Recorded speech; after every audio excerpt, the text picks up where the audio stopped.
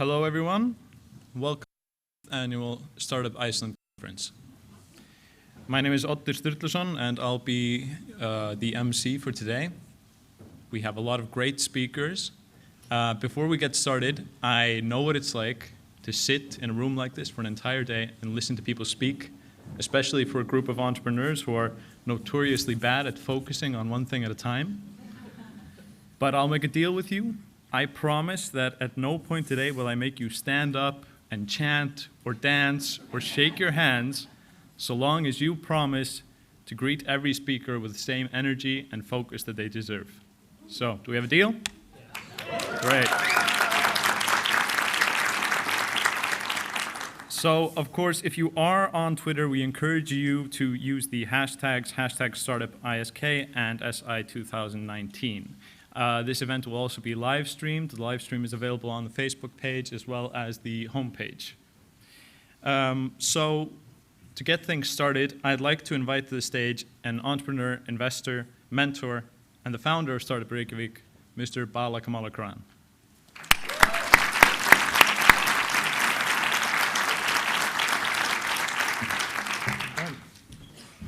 All right, how's everybody feeling? Excellent. Good. Couple of, logistics. I won't speak much, but I'm very excited, although it doesn't show because I've just been too calm about this, and it'll all probably come out. If I freak out during the day, that's normal. It gives me great pleasure and honor to say that this year, every speaker is a founder, starting with the First Lady of Iceland, Eliza Reid. So she's going to talk a little bit about her founding journey and welcome the guests. I'm really happy that this event once again came together, 8th year. And if somebody had told me that we'd be doing it for 8 years, I would have said no way, but 2 more years. And then I'm gonna challenge somebody to come and take it from me. So I'm going to start with that notion. With my utmost pleasure, welcome Eliza Reid. Thank you.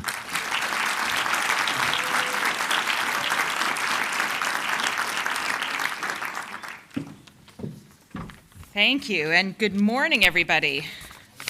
Morning.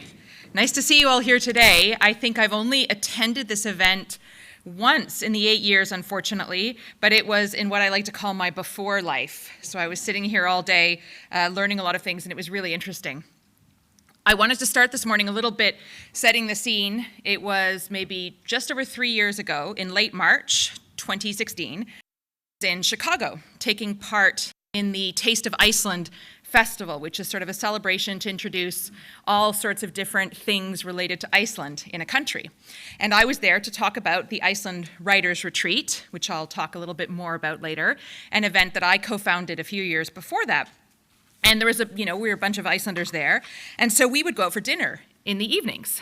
And on that dinner, in probably the last week of March 2016 or something, of course, what were we talking about, all of us Icelanders, was the upcoming presidential election. And I was saying, yeah, who's going to run? I don't know, who's put their name in? And we were all brainstorming, and oh yeah, I know that person, they're really interesting, and I know this. And that was, I guess it was maybe 10 days later or 2 weeks later when my husband's name started being thrown into the pot for that, and things completely changed for me within a 2-month period of time.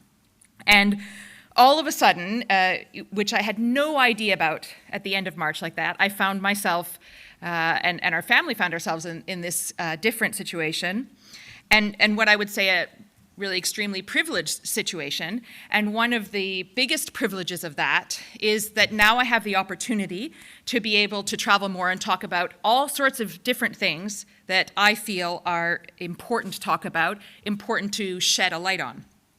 And one of those things that I really like to talk about is what an innovative country I think we have here in Iceland.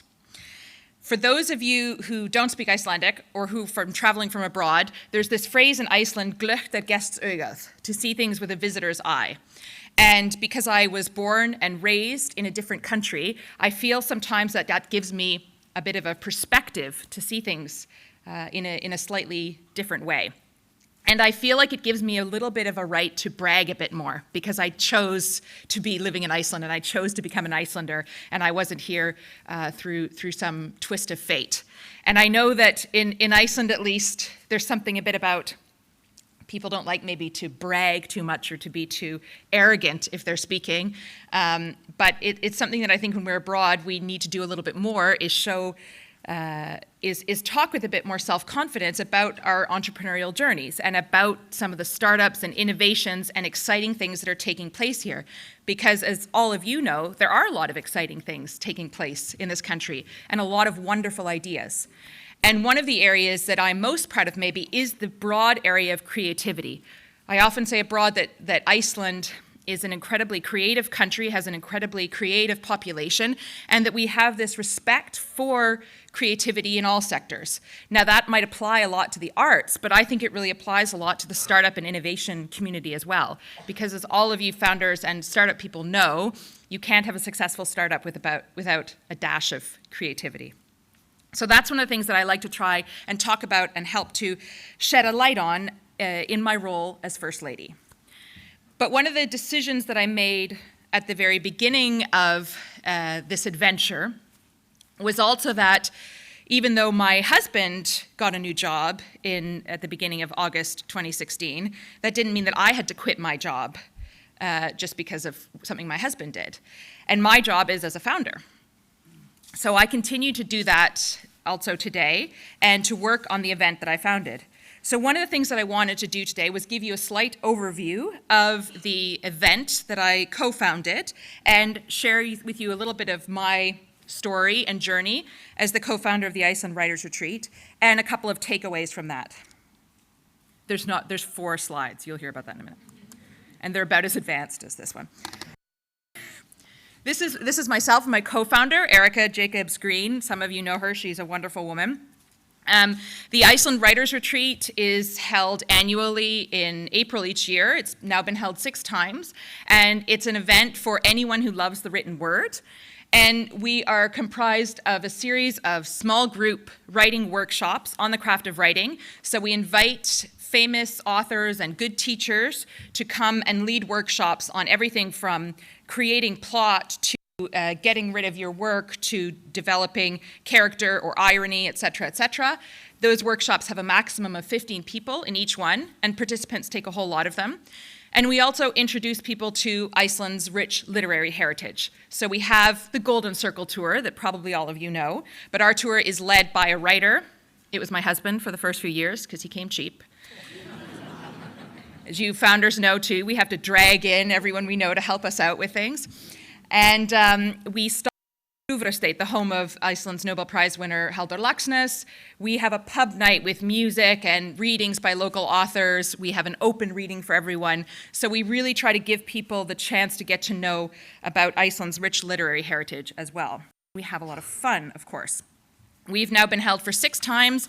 Next year, we are expanding a little bit, and we're going to hold at the same time as the Iceland Writers Retreat a new event called the Iceland Readers Retreat, which is going to be for people who don't necessarily want to write, but are very avid readers, maybe people in book clubs, and we'll have a writer come over and do lectures about their work and their oeuvre and combine that with the cultural tours.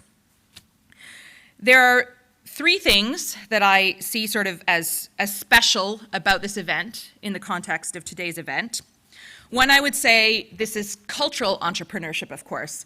Maybe this is my own thinking, but I tend to think of startup communities. They are often very tech-focused, very product-focused, and we have no products here. This is an event and an experience that we are doing. We're also a small team, although we've grown. Eric and I are the 2 co-founders and the 2 people most actively involved, but we do have some other people on staff, and we have a number of volunteers now. And we're never going to be huge, and we don't want to be huge, but we want to have a really top quality experience for our participants and for our staff and people who we work with. And thirdly, as you know, I'm an immigrant to Iceland myself, and most of the people that we're working with, through coincidence maybe, have ended up being immigrants, and that's maybe provided a different perspective on the experience for us. So the theme of today is founders and foundations. The foundations, I would say, that we built on, I don't want to say that we were trying to think of a need or problem to solve. Eric and I were drinking wine one evening and thought it would be a brilliant idea to start a writer's retreat. And we thought it would be fun, and we both like to organize events. But what we did do is try to brainstorm something that we both would want to attend and that we both wanted to be. I think companies can't be all things to all people. Events like writers' conferences can be all sorts of things where you have to pitch your work to an agent or apply to get in, or they're very big or they're very small. And you can't be all of those things, but what you can do is try to be as clear as possible about what you want to be, and then participants and customers can choose themselves what they would like to participate in. We also tried to set a very welcoming and friendly and informal tone early on and keep that through so that people, the experience is more than just the sum of its parts, which I hope we have. And then, of course, every year we get some feedback and we make changes, like we are next year introducing this new program. And now we have lots of little pictures here. This is a little collage of images from our event this year, our 6th event. Now we have friends and networks all over, which is terrific when you're traveling and you want to visit people. We've also brought a lot of, not to do the arrogance that I know can be so dangerous here, but we've tried to bring a lot of publicity to Iceland as a destination for literary tourism, which is, of course, a very sustainable form of tourism. And we've been mentioned in a lot of international media and had many international journalists visiting us. And I continue, of course, to take part and do talks on Iceland's literary heritage in general as part of that Taste of Iceland event that I mentioned at the beginning of my talk. We also try to be very active and do a lot of social responsibility and outreach. So every year we have at least one free event or free reading that is open to the public with all of this faculty who are attending. And we also have a number of locally based volunteers, often students, who then get to take part in the events and work with some of the visiting faculty. And we fundraise through the Carolina Fund every year to be able to offer scholarships to people in other countries to take part in the event. And we usually have around 700 to 750 applications for those full scholarships. And we've been able to bring over people from India and the US and South Africa and Nigeria and Kenya and lots of places, people who otherwise wouldn't have had an opportunity to take part in the Iceland Writers Retreat. And that's a very rewarding and interesting experience, and a way for our past participants to support us as well, because they help in the reviewing the application process. We also still, I guess a takeaway for me, we still have that healthy stress, I would say, that many of you are familiar with. It came as a bit of a shock to me, I think, our first year, at how I felt when, we thought we'd be fully, we had such a great idea that we'd be full within 3 weeks of opening our registration the very first year, and we had one person sign up.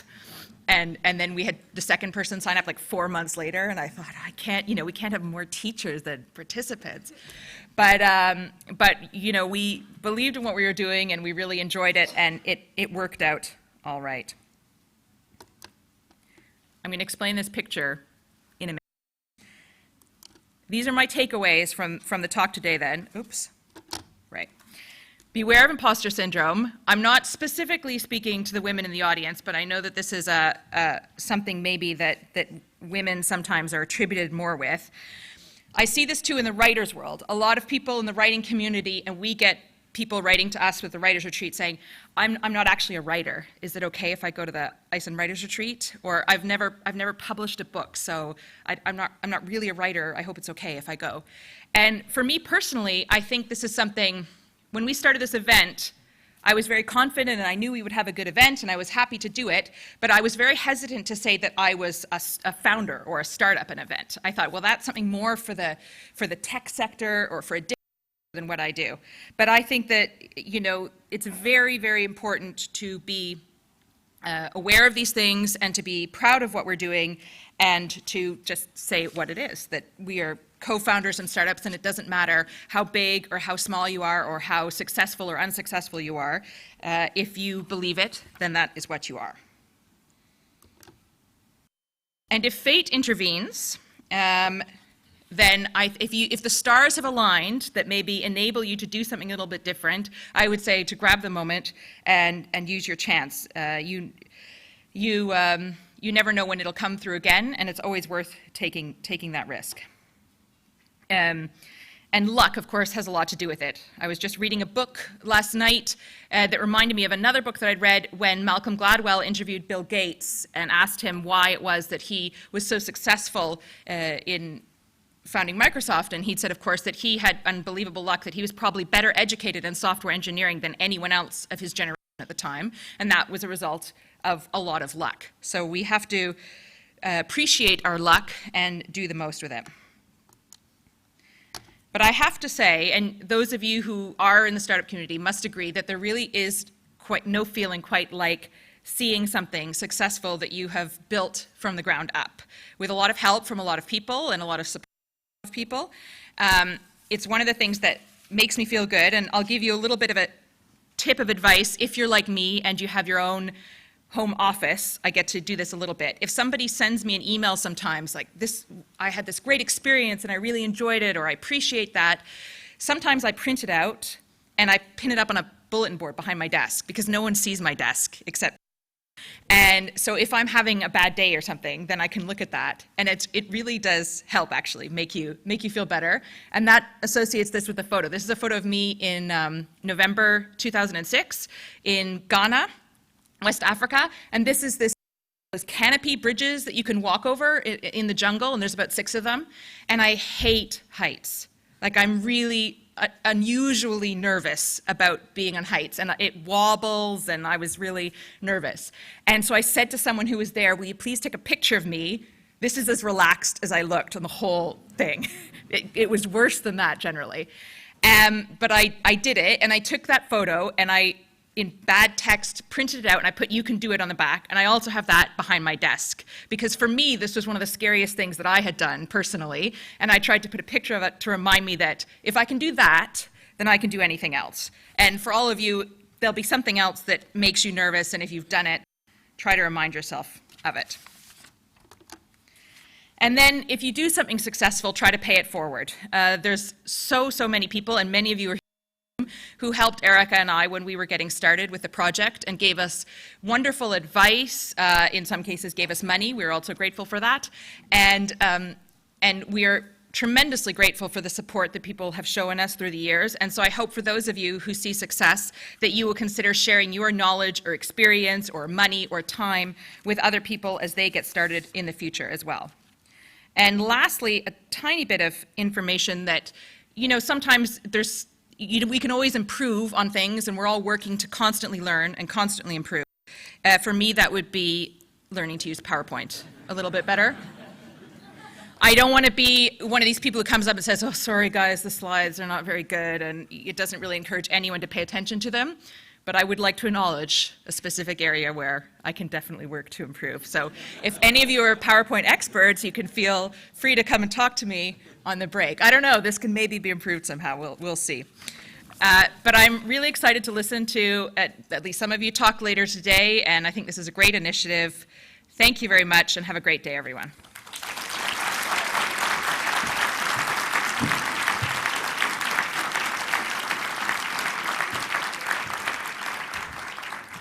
Thank you very much, Ms. Reed.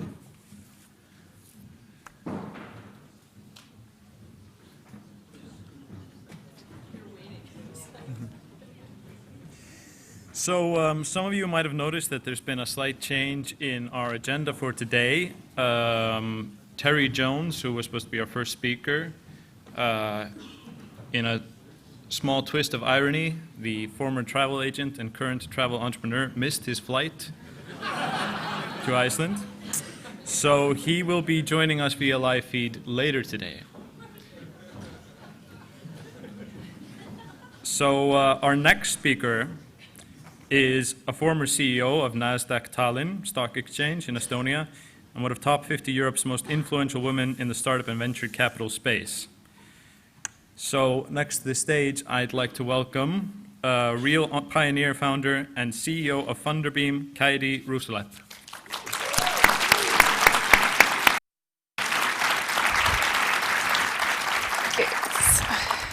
Click over here. Oh, we start from the back. That's an opportunity as well. someone helps me. Yes, hi. It's very privileged here and open the Startup Iceland events after such a great speakers in a line.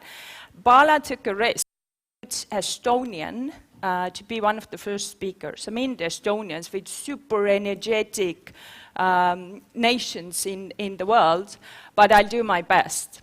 And understand everything related to the flights with Iceland, because I've been in Iceland 4 times, and 3 of those I had massive troubles with the flights. One time when I came here from Boston, I had to fly home, and it was overnight from Boston to here, and then the flight from Reykjavik to Copenhagen took off. I just blacked out, slept, and then the voice came, Baba, fasten your seatbelt while landing. Very good, I was fastening the seatbelt, looking out of the window, snowy mountains. I said, this can't be Copenhagen. So I asked the stewardess coming, I said, where are we? And she said, we're landing in Iceland. I said, we just took off from Iceland. No, it's just some problems with the plane, so we're landing in Iceland. And obviously I missed that the flight didn't go to Copenhagen, so I spent quite many hours, like really like 8 hours in Iceland airport, and the next 2 ones were like that. So I know what it means to fly to Iceland. But yesterday, actually, I had a super different experience from Iceland. Flow VR team took me out on the site. They are here in the audience as well to be the guinea pig of one of their new products. So I love to be the guinea pig because Funderbeam also has been the guinea pig of our own product. And it was very, very different Iceland, what I saw yesterday. I've always loved Iceland, but I love Iceland more. And Flow VR is here, so you can ask about, what is this I've been the guinea pig for? But now I go to the Funderbeam. Everything, you know, starts with the dream. And Iceland has been, for me, one of the dream destinations, always. I don't know why, but because of being a child, and you know, when you're born in the Soviet Union, and everything is closed. Your mindset is closed, your views to the world are closed, and your borders are closed, and everything is closed, and you have some kind of a dream. And one of my dreams was to go to Iceland, to visit this wonderful country, and here I am. So dreams tend to come true. And there are actually 2 types of dreams. One are those dreams which are just dreams. You dream about the dreams, and the dreams will always be there. And the other type of the dreams are the dreams you go after. And those who go after the dreams very often become entrepreneurs. So don't leave the dreams there, lying there.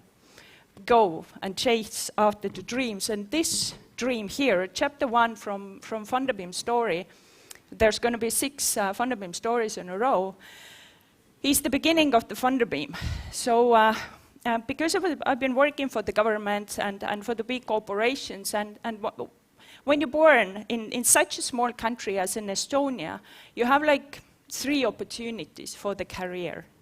It's either you work in some international big company in Estonia, or I mean like an international career. Second, you move out of the country. Or third, you do something yourself.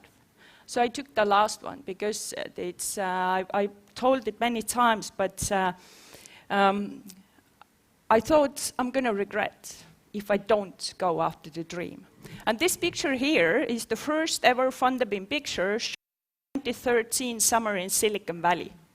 It was a crazy thing to go to the Silicon Valley to present the business idea that is 3 weeks old. We had nothing but slides, nothing. And I went there and I pitched in front of the most prominent VCs. Those were the 15 most horrible minutes of my entrepreneur's life. 3 minutes pitching and 20 minutes troubleshooting. They just killed me on the stage. And I thought I've seen everything, because when you're the CEO of the NASDAQ, you've been presenting many, many times in the stages, but no. And somebody taped it. It should be somewhere in the YouTube. So it's like horrible. But what happens is, because of this, we took the courage and established Funderbeam. I went there, and if the first time you don't give up, then you don't give up the next time. There's going to be moments like that every single day when you're an entrepreneur. If you give up, it's the end of the dream. So don't give up. Go and chase after the dreams, and maybe at one day it's, I don't know, Twitter or Facebook, or maybe something even bigger coming out, TransferWise, Bolt from Estonia. So going after the dream. The second is a bit side story, but pirates. Pirates are actually the reasons why stock exchanges were established, because Funderbeam is chasing after the stock exchanges. And when the ships from Europe went to Asia to go after the goods, and investors invested into those ships, then at one point they understood that they were too high. I've invested in one ship, and maybe the ship never will come back. So they set up an East India company because of the pirates. And the investors started to invest in East India companies. And even if the East India company owned 4 ships, and 3 of those didn't come back, 1 ship was enough to return all the investments. And even before, and then they issued the shares of the East India company and started to trade with the shares. So the first stock exchanges actually were coffee shops. The first 2-3 centuries, all the shares were traded in the coffee shops. And those trading floors, traders shouting, hey, I want to buy your shares, I want to sell this, it's coming from the coffee shops, because the noise was very loud. And the first ever stock exchange was established 1825. It was London Stock Exchange. But because of the regulatory issues, which we later a bit tackle, the first stock exchange that went into trading was New York Stock Exchange. But the pirates, and why I talk about the pirates, is that the blockchain, which is our next story about Funderbeam, is like bringing us back to those coffee shops ages where you actually could trade. I have shares, I want to buy, and you trade it. If you look at nowadays what is happening in the stock exchanges, there's millions of intermediaries, all want to provide you some kind of a service, saying that my shares now belong to you and your money belongs to me. Many, many, many intermediaries. And blockchain, and the beauty of this technology is to provide the trust, saying the same thing, that my shares now belong to you and your funds belong to me. So Funderbeam went after the blockchain and built our funding and trading platform on the blockchain technology. We were the pioneers in 2015 launching it and testing the first ever blockchain, which was the Bitcoin blockchain. Obviously, 2017, nobody was talking about the Bitcoin blockchain anymore. Then it was Ethereum, and 2018, Ethereum was already yesterday. So that's how fast the technology is developing. But still, the essence of the blockchain remains, which is provide the trust. And because Funderbeam has been the pioneer in this industry, you kind of go and try to change the way the startup investments are done. You go and change the way the stock exchange are managed. It's been a hell of a difficult journey to first change the habits. You go to the VCs or angels and say, hey, this is the new way how you can invest, and you get the liquidity. We've done always like that, maybe, I don't know, yeah, who wants to invest across the border? Then you go to the regulators and they look at this, at our business model, and they say, you have like 5 licenses in one business. How come? But we've done it. We've done it. We found the way how the legal structures work, the technology. We found the relevant licenses, and we can now operate almost globally. And there are a couple of companies also from Iceland who've been using Funderbeam platform, Flow VR. I can't say that lava cheese is from Iceland, but it has very strong Icelandic touch. So super happy. So when you're a pioneer in any kind of industry, it's the most difficult journey.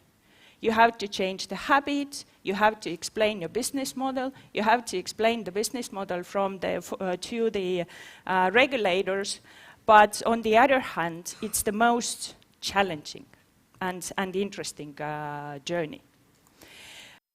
The power of media, chapter number 3 in Funderbeam. This is Daisason, and Daisason is one of our investors, Mistletoe. Daisason is one of the most successful entrepreneurs and game developers in Japan. His game was the first ever online game downloaded 1 billion times. His company is traded in Tokyo Stock Exchange, and besides that, he's like very influential person.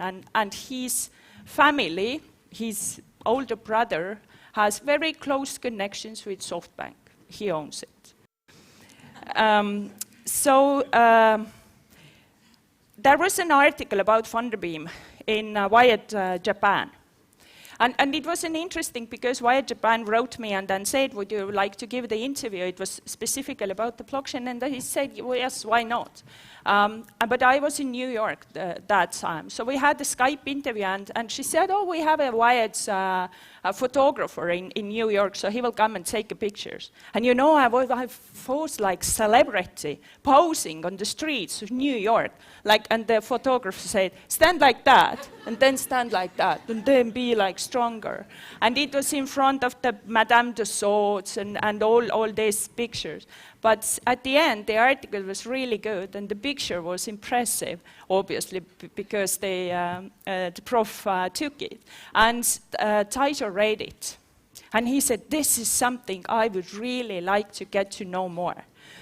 And I think it was 2 months later, we saw a tweet. And Björn here, sitting in the audience, Björn saw a tweet. Someone, random guy from Japan, was talking about Funderbeam. And someone was tweeting it from the audience. So Björn got in touch with the guy who was tweeting about it, asking, who is talking about Funderbeam? Oh, it's our local god. His name is Daisason, and he's talking about the Funderbeam as social influencer 2020. So we got in touch with Daiso through Twitter, and then it was like 5 days later, I got an email into my inbox. There's a Japanese investor who is interested in you. So chapter 3 and the outcome of it, and I have a t-shirt. It's a Japanese t-shirt. Because of that article, also the other guy from Japan read about the Funderbeam. And when I went to Japan, he printed this t-shirt. It says Funderbeam in Japan. So I put it because of this presentation here. But it's the power of the global community that is changing the world. And that we as an entrepreneurs should go after.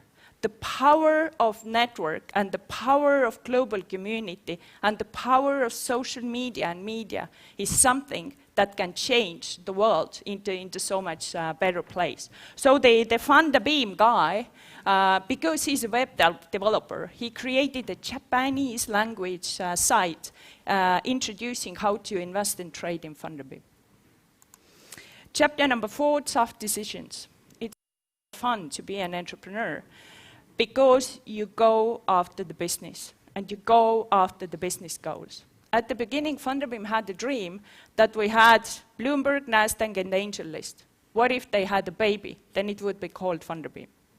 So we thought we're going to have a data analytics, which is like the Bloomberg arm, so that you could understand what is happening in the startup industry.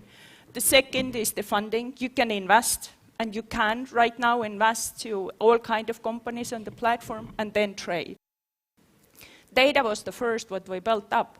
But because last year was a tough year of Funderbeam, it was in many ways a tough year.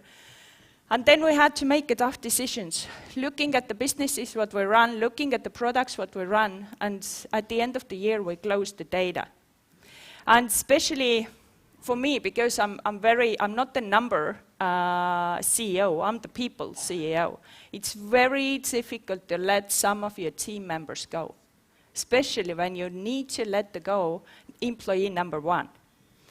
But you have to be strong because the business is business. And actually, the business, at the end of the day, it's about numbers.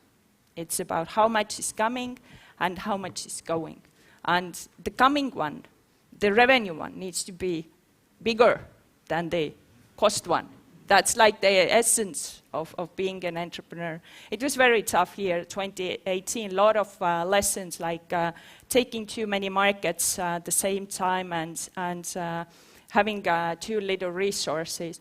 But you do the decision and you have to live with it. But the best you can do, you can keep in touch with those people.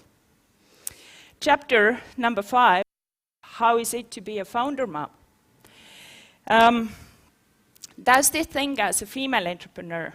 And there's the other thing of being a mom in the entrepreneur. And it's sort of unfair because when you go to the business meetings and when you go to the meetings with the VCs and you only have half an hour, then they start asking about, do you have children? I say yes. Who takes care of the children when you're away? And one of the VCs asked, when did you last see your kids? And I think it's unfair because kids have parents and all the parents have social network around them. And as a male founders, I don't know how many times male founders get the question, do you have kids and who takes care of your kids when you are away? And when I go to the receptions after the business meetings, and then people start talking about, and then all of a sudden they start talking about me, with me, do you have children? Just a bunch of guys talking about the business, and people around me ask, do you have children? So what's wrong with me?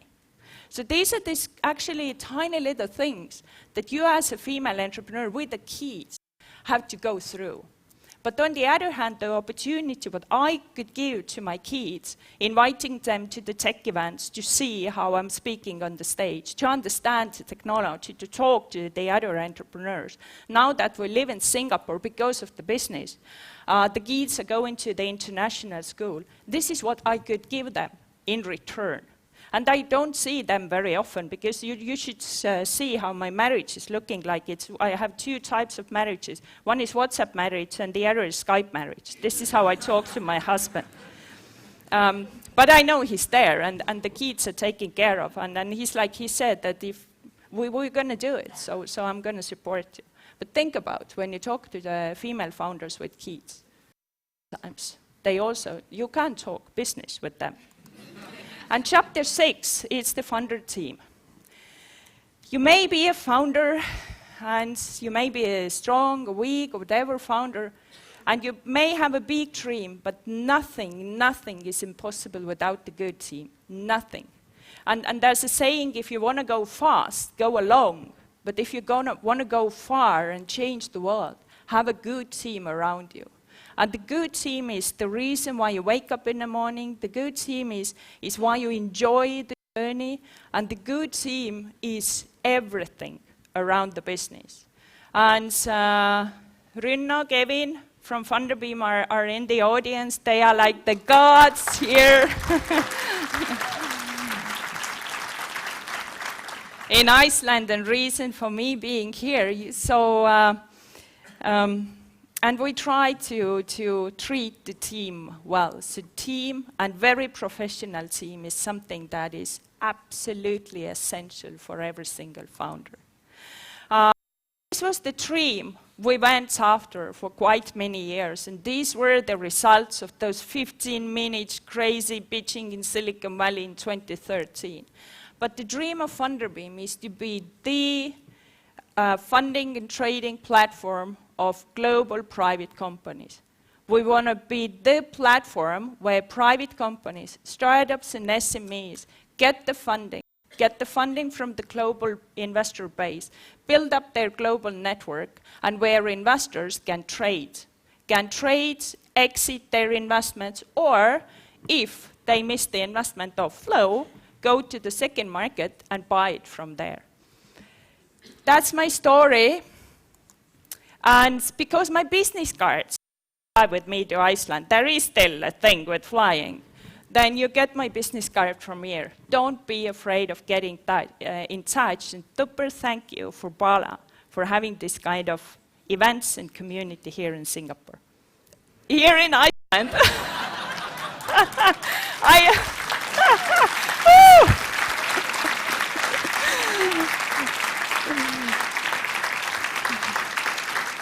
Thanks. The funny thing about the Singapore, because I was yesterday in the nature, and you know it was sun. I got sunburned in Iceland, coming from Singapore. So thanks and have a nice day.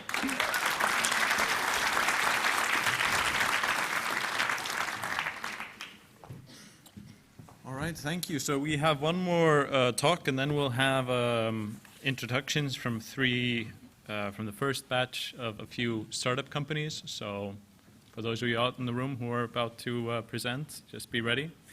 Our next speaker really hardly needs an introduction. Skúli Mogensen is an award-winning Icelandic entrepreneur with decades of experience.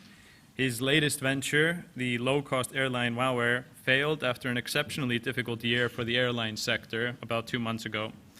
And probably no other Icelandic entrepreneur has been under such intense public and media scrutiny while trying to save his company. So I expect that this presentation will be very interesting. So let's all give a warm round of applause to Skúli Mogensen.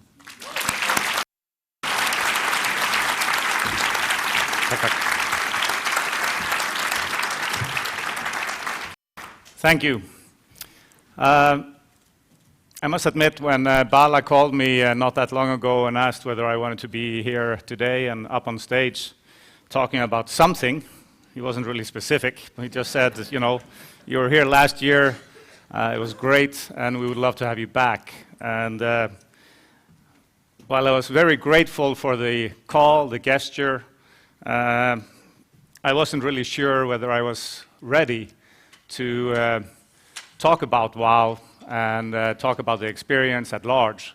But after a relatively short pause and time to think it through, I think it is extremely important to also be able to face your failures and recognize what went wrong and hopefully learn something from the experience.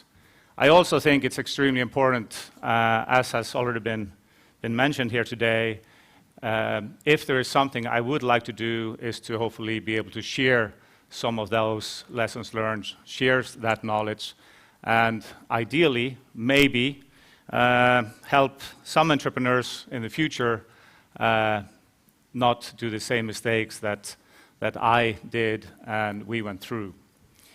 So that's why I'm here. I'm very happy to be here. And as always, this is my favorite slogan. It's stolen from, or taken from Paulo Coelho, the author. And this was essentially my guiding line for WOW and everything else. Because as an entrepreneur, as with any startup, you will face so many no's. There will be so many people telling you this can't be done, this is impossible, when in reality, you respectfully say, yes, that is your opinion, and, but ultimately, it is precisely that. It is just an opinion. And it's also very interesting to see now, after WOW, of course, everybody and their brother here in Iceland are now an expert in the airline industry. It is quite complex. And of course, the easy way would be to say, you know, why on earth did you do it in the first place? You know, this was ridiculous from day one. I will say absolutely not. I would do everything again in a second, given the opportunity. Because it has been the ride of my life. It's been an incredible adventure, and it's been an incredible privilege to go through this experience with the team that we had. And if anything, as we just heard, I think what I miss the most is the energy from my team. We had an incredible team that worked day and night and we saw some incredible successes, but obviously the end is as it is. Now, like always, I'm ahead of myself, so let me start here. But maybe in the airline industry, okay, you have all heard, or many of you, the joke, how do you become a millionaire? Well, you start out as a billionaire, and then you start an airline. That's me. It's not a joke, it's reality.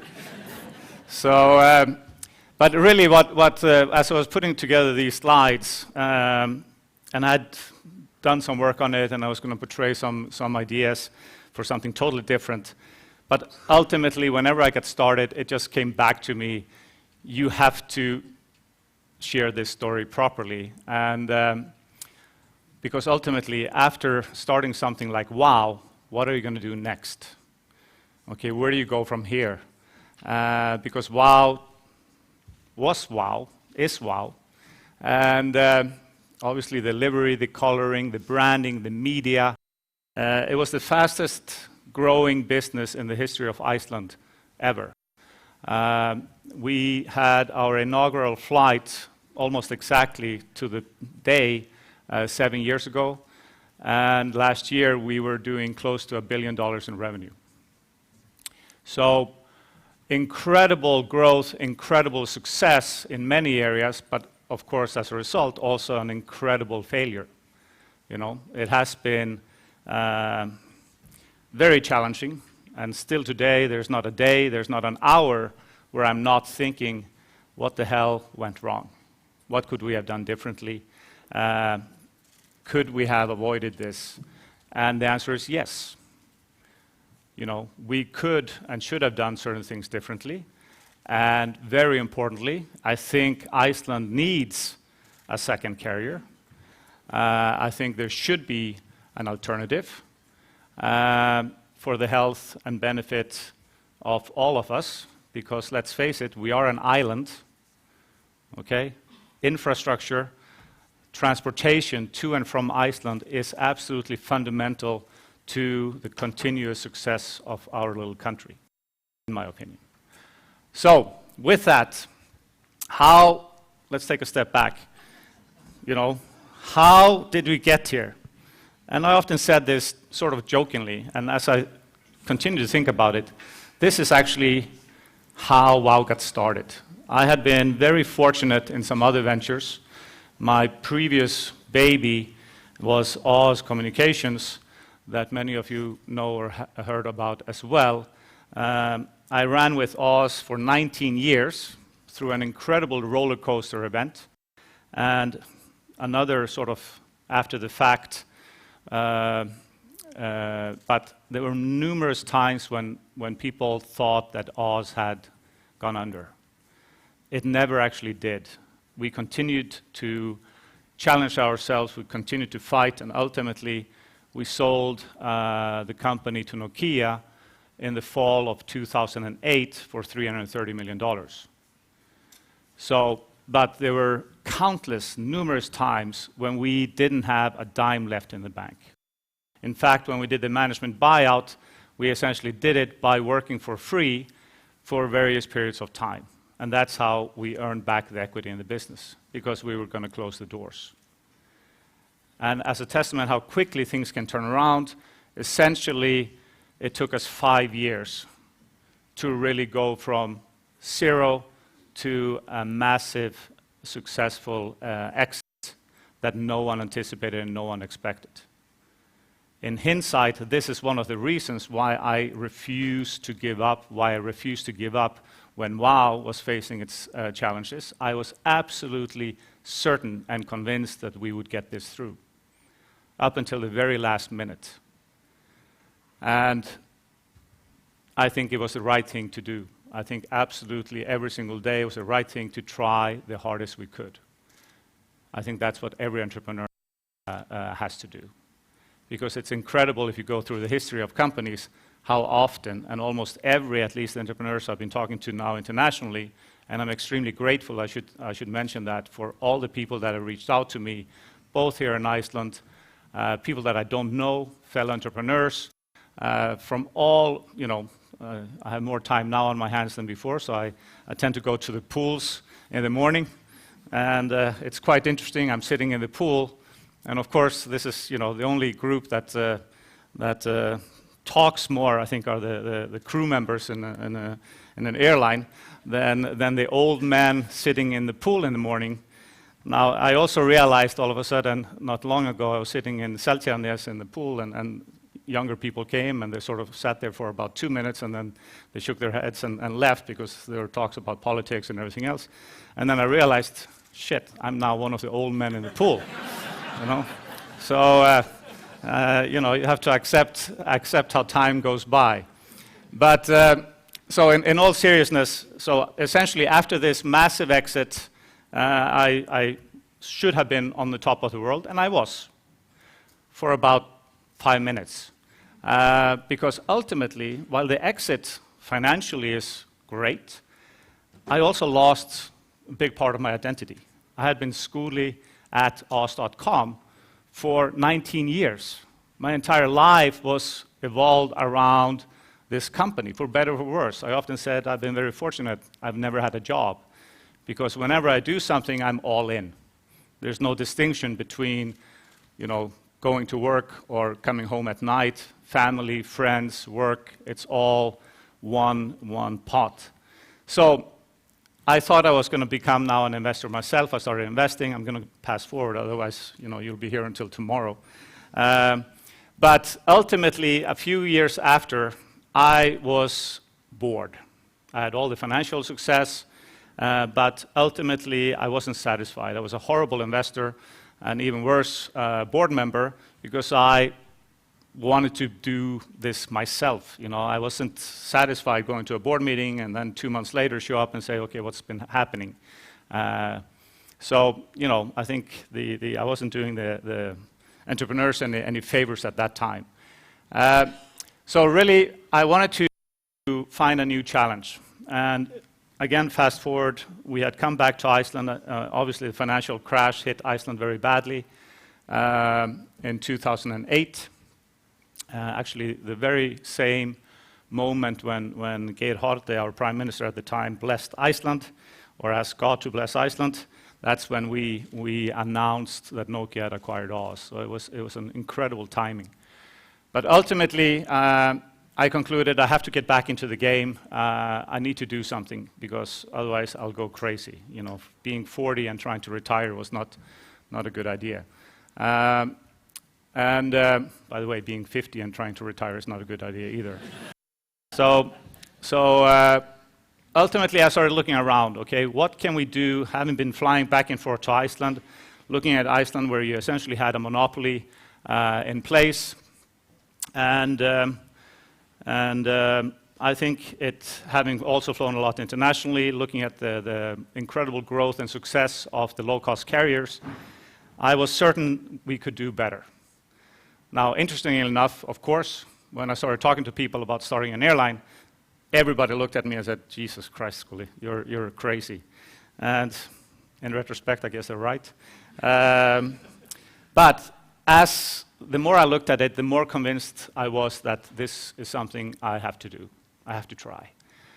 For a number of reasons. And still today, the airline industry is very much a legacy industry. From an IT point of view, it's just mud. They are running on 20, 30-year-old systems. It's slow, it's complicated to change. The whole channel strategy is still very much outdated.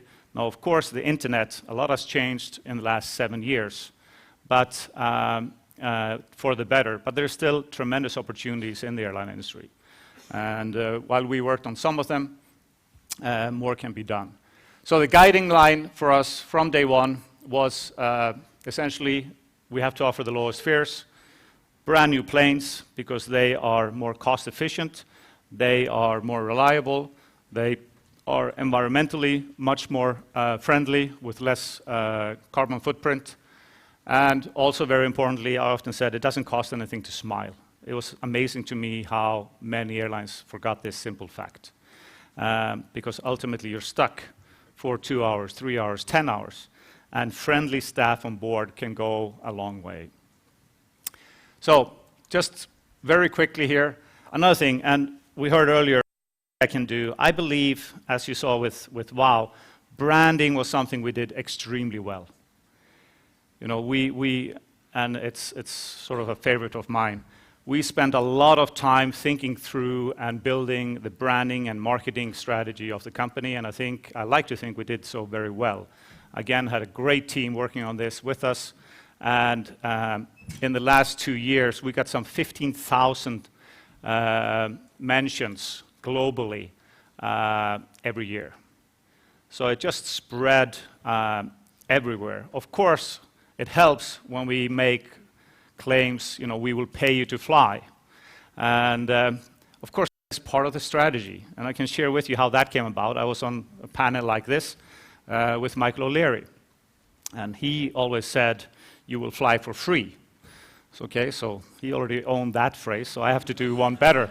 So I stood up after him and said, well, we will actually pay you to fly. And of course, the media loved it, so that became the headline. And the reality is, I actually think we can do that. How can we do that? Well, many businesses already do. If Kim Kardashian wants to come to Iceland, okay, everybody here would fall over themselves to offer her free flights, free hotels, free meals, free clothing, etc., etc. Why? Because she would sell more products for you. So the internet, the social media networks today allow anybody to become a star, even just for 15 minutes, but 15 minutes of fame, as Andy Warhol said, is enough to sell 20 tickets, 200 tickets, 2,000 tickets. So of course you should reward your existing passengers if they successfully promote you. That's just a simple notion on how we can empower you to fly for free. But another thing that was very important to me is you have to have a meaningful, I want to have an impact, okay? So our mission was to enable everybody to fly, because still today, in many areas of the world, flying is still a luxury. Unfortunately, after WOW's disappearance, flying here in Iceland is again becoming a luxury, because prices have gone up, you know, 200, 300%. I think it's a huge, huge misunderstanding that low-cost travel is a worse traveler. And one of the things that happened as we were stumbling and as we were trying to resurrect WOW, there was a lot of talks about WOW passengers being worse passengers. This is nonsense, total nonsense. On the contrary, we like to say we are having smart travelers. Okay, if you're flying for 3 hours, it's not justifiable to spend $1,000 when you can actually spend $200. And we see this globally. I mean, Ryanair, 1/3 of Ryanair's passengers today are business travelers, because they're efficient, they're on time, and they bring value for money. It's as simple as that. So anyway, how do you do that? You do it by offering great prices, allowing more people to fly. There's another very important notion in the travel industry, and it's dangerous, especially now here in Iceland, because I think there's a lot of misunderstanding about it. The airline industry has to be careful not ending in the same spot as some of the train companies. Okay, we are essentially a service business. We are in the entertainment business, not only in the airline business. And travelers today, it's very interesting to see how behavior has changed. The young people today, they actually choose a destination based on how much money is in their pocket. And they choose 2 days in advance. So then they go online and say, take me somewhere for $500, all inclusive. And that's where they will go. So if Iceland is too expensive, they will say, well, we'll do Iceland next year or in 5 years. You know, it's not 12-month planning anymore. Hence, you have a lot of price sensitivity. It's not because they're a worse passenger, it's just they're much more practical. And the internet has allowed people to be a lot more selective, a lot more demanding, a lot more knowledgeable, again, being smart travelers, smart customers. So this is something that we have to be aware of. Anyway, so how did we do?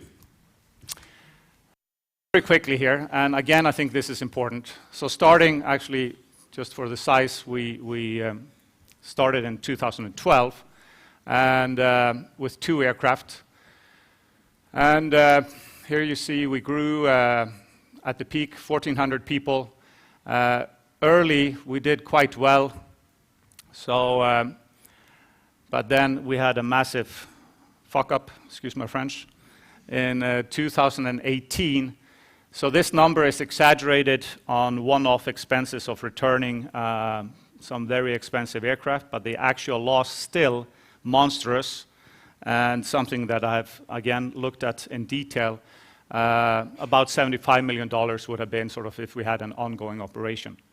So how do you go from a relatively stable, growing performance to all of a sudden such a massive loss? There's a number of reasons. There's a number of steps leading up to it, and I don't want to be oversimplistic, but in a nutshell, we lost sight of our founding principle. We started out as a low-cost airline. We became firmer as a low-cost airline in 2015, 2016, and then I think we got overconfident. Things were going too well. I thought this was easy. There's no such thing as easy in the airline industry.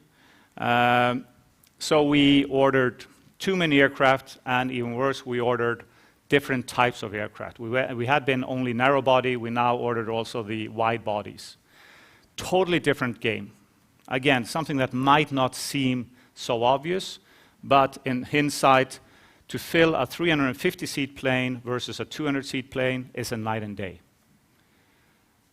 You know, it makes a huge difference, especially in the winter months, to have an operation of 350 seats taking off, you know, twice a day versus 200.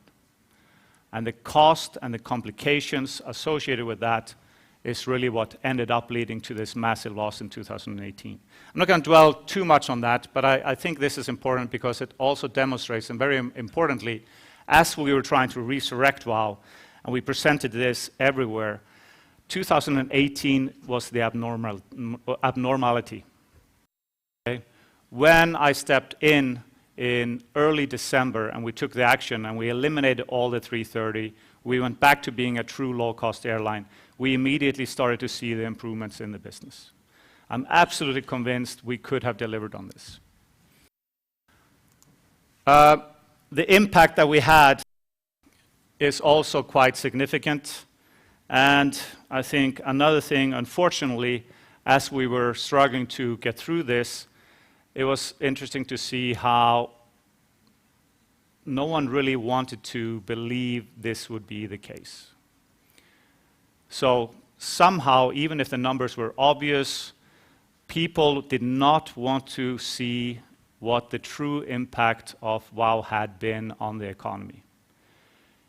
As we see it today, unless there is capacity to get people to Iceland, they will not come. No matter how much you want to come, you're not going to take a boat.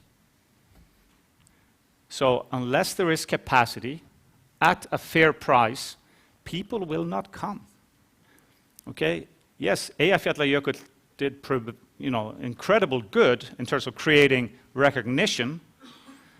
And believe me, the best PR ever was when Beyond Sea and JC came here. We had just started promoting in Iceland, winter destination. Then they show up. She is laying in the snow, middle of winter, doing an angel, tweeting and posting this on social media.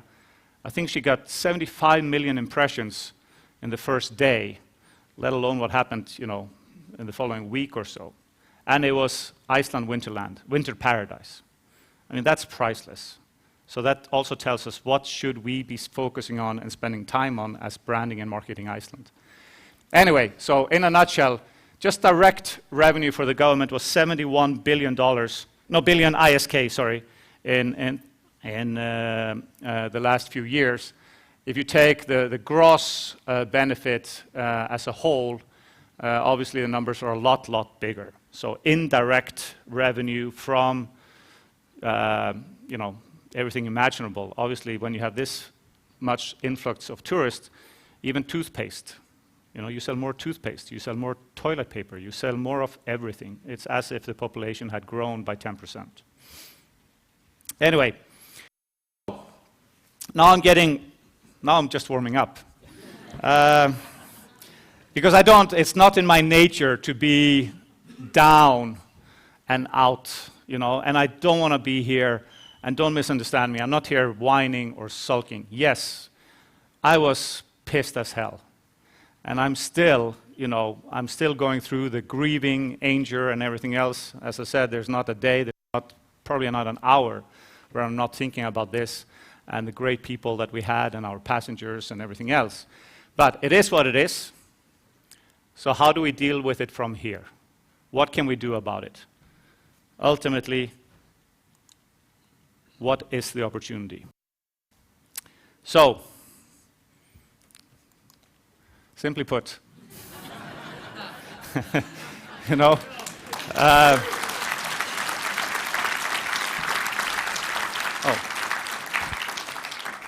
well, maybe I can learn something in PowerPoint as well. This is this was a bit odd. No, so again, in all seriousness, I think it would be a shame not to take advantage of the knowledge that we now have spent a fortune on creating here in Iceland. Okay? Because some of you might be thinking, well, this was the most spectacular failure of all time. Yes, but it's also probably the most expensive PhD. I'm not even going to say a degree. It's a PhD in airline operation that has occurred here among probably 50 individuals, you know, in deep operations. And to throw that away, I think would be a shame, and something that will not so easily be found again. And one of my biggest fears is precisely that unless we grab this opportunity now, we will have effectively a monopoly in Iceland again for the next 20 years. And there's a huge, again, I'm sorry to say, again, misunderstanding when Icelandair talks about WOW having unsustainable low fares. It's, again, not true. They have unsustainable too high costs. That is the problem.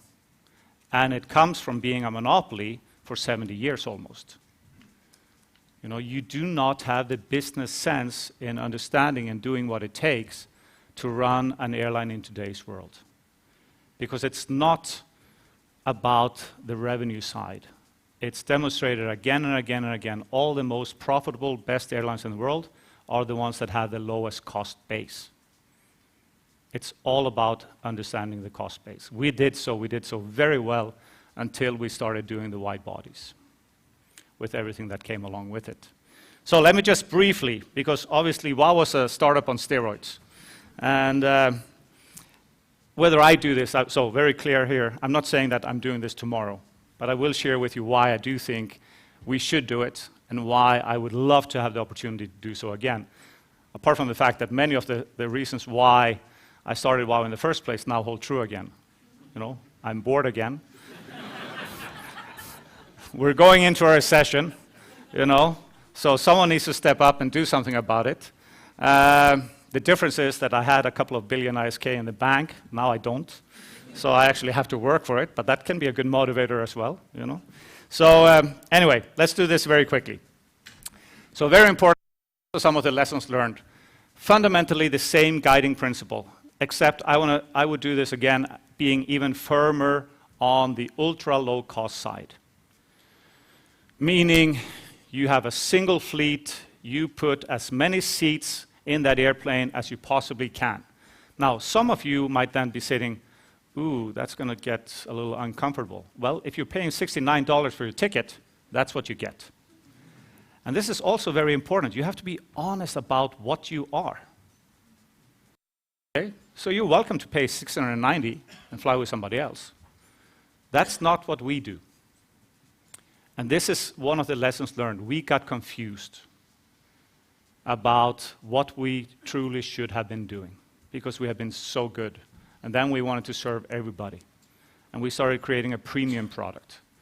And it just sort of went off the track from there. When we, in 2017, things started to go south, I thought, okay, we have to add more services, we have to get more higher paying customers, blah, blah, bullshit. We should have done the opposite. We should have gone from 220 seats to 230 seats. That extra 4% of seats is massive to your bottom line because the cost is the same. It's pure revenue value added. So very quickly, always offer the lowest price, laser focused on cost. Sell direct via Vowair.com. This is a no-brainer. We did it greatly in the beginning. We lost sight of that as well. Why is that so important? Because that's where you have full control over the experience. You get all the information. One of the big nightmares, if something goes wrong and you have booked through other channels, we don't even have the passenger information. So this creates a massive headache. So then passengers start calling us, they are pissed at us, they didn't buy the ticket from us, but of course we are responsible. But if you don't have any means of communicating, it's very hard. Also very importantly, so what we did, we were the world champions in upselling. This in simple terms, if this was a cinema, the cinema doesn't make a dime from selling tickets to the cinema. They make all their money from selling popcorn and Coca-Cola. So the airline industry is the same, at least the airline industry as it will look and should look. So we were doing almost $60 per passenger in ancillary revenue. The margin on the ancillary revenue side is huge versus selling that airline seat itself. So this is where we should spend much more time, and we were on that track, and we have been doing some great progress on that track. Treat everybody the same. This is also so important. It sounds easy, but it's very hard to do. Okay? And again, our mission was to enable everybody to fly, treat everybody the same. This is also important to the company culture.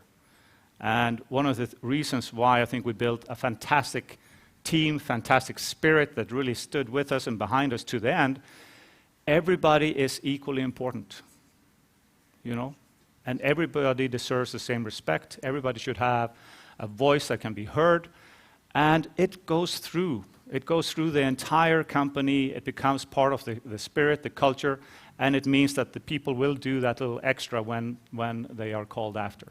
Not because they have to, but because they want to. So, single fleet strategy, I covered that one. Max seat configuration. This bullet here, international cost structure. This is sensitive, probably headlines tomorrow. Schooley says no unions. It's not about that. We here, whether you come from Iceland, Estonia, Russia, Sweden, Finland, I don't care. We're just looking for good employees with the right values, the right drive, the right mindset to build a great business at the right cost, okay? Iceland is now too expensive. And it's something that we need to recognize. We have to be able to say it. You have to be able to call it what it is. Okay? We cannot be competitive with the current cost structure compared to Wizz Air, Ryanair, etc. It's a fact. It's not because I want it to be that way. It is how it is. As a result, the only way to make this work is to have the right mixture. We have to be able to have a mixture of crew, pilots, IT, some of it in Iceland, some of it abroad, of all nations. Again, in a low-margin business where cost is everything, this is part of the reality. Proper, diversified funding. One of the big problems of WOW was that ultimately it was funded from my left pocket. I was the sole shareholder, and when my left pocket ran out, I went into my right pocket. And it was not enough. As we grew and we were adding aircraft, very expensive assets, unfortunately my pockets were not deep enough. They were never deep enough. one of my big mistakes in retrospect, for sure, was not to raise money when I could. There were periods when it started out this way because nobody wanted to touch it with a stick, to be clear. You know, I wanted to get some investors in the beginning. Everybody told me, "School, you're on your own." Come 2014, 15, and 16, that all changed. We had a lot of investors, local investors, foreign investors, big groups that wanted to participate. I should have taken the money. In hindsight, absolutely, there's no doubt. So I would always encourage you, as is well known, and I knew, take the money when you can. But also very importantly, take the right money if you have the opportunity. I would almost say don't take the money if it's the wrong money, because it will only delay the problems. But to take in good strategic investors, even at a lower valuation, you will get that back all day long. So that's something that I certainly learned. Just very quickly here, what I was saying earlier, this is not rocket science. This is a study from EasyJet, okay?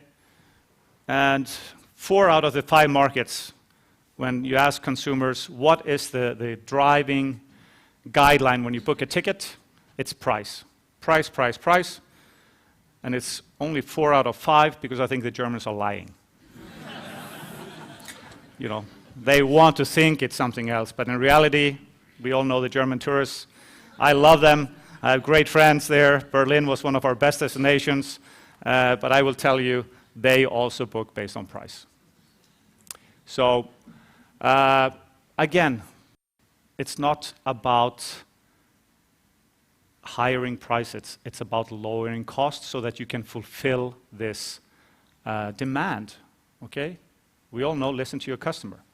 If this is what the customer says, well, fulfill that objective, and you'll be doing great. But the only way you can fulfill this objective is obviously by having a lower cost base than your competitors. So,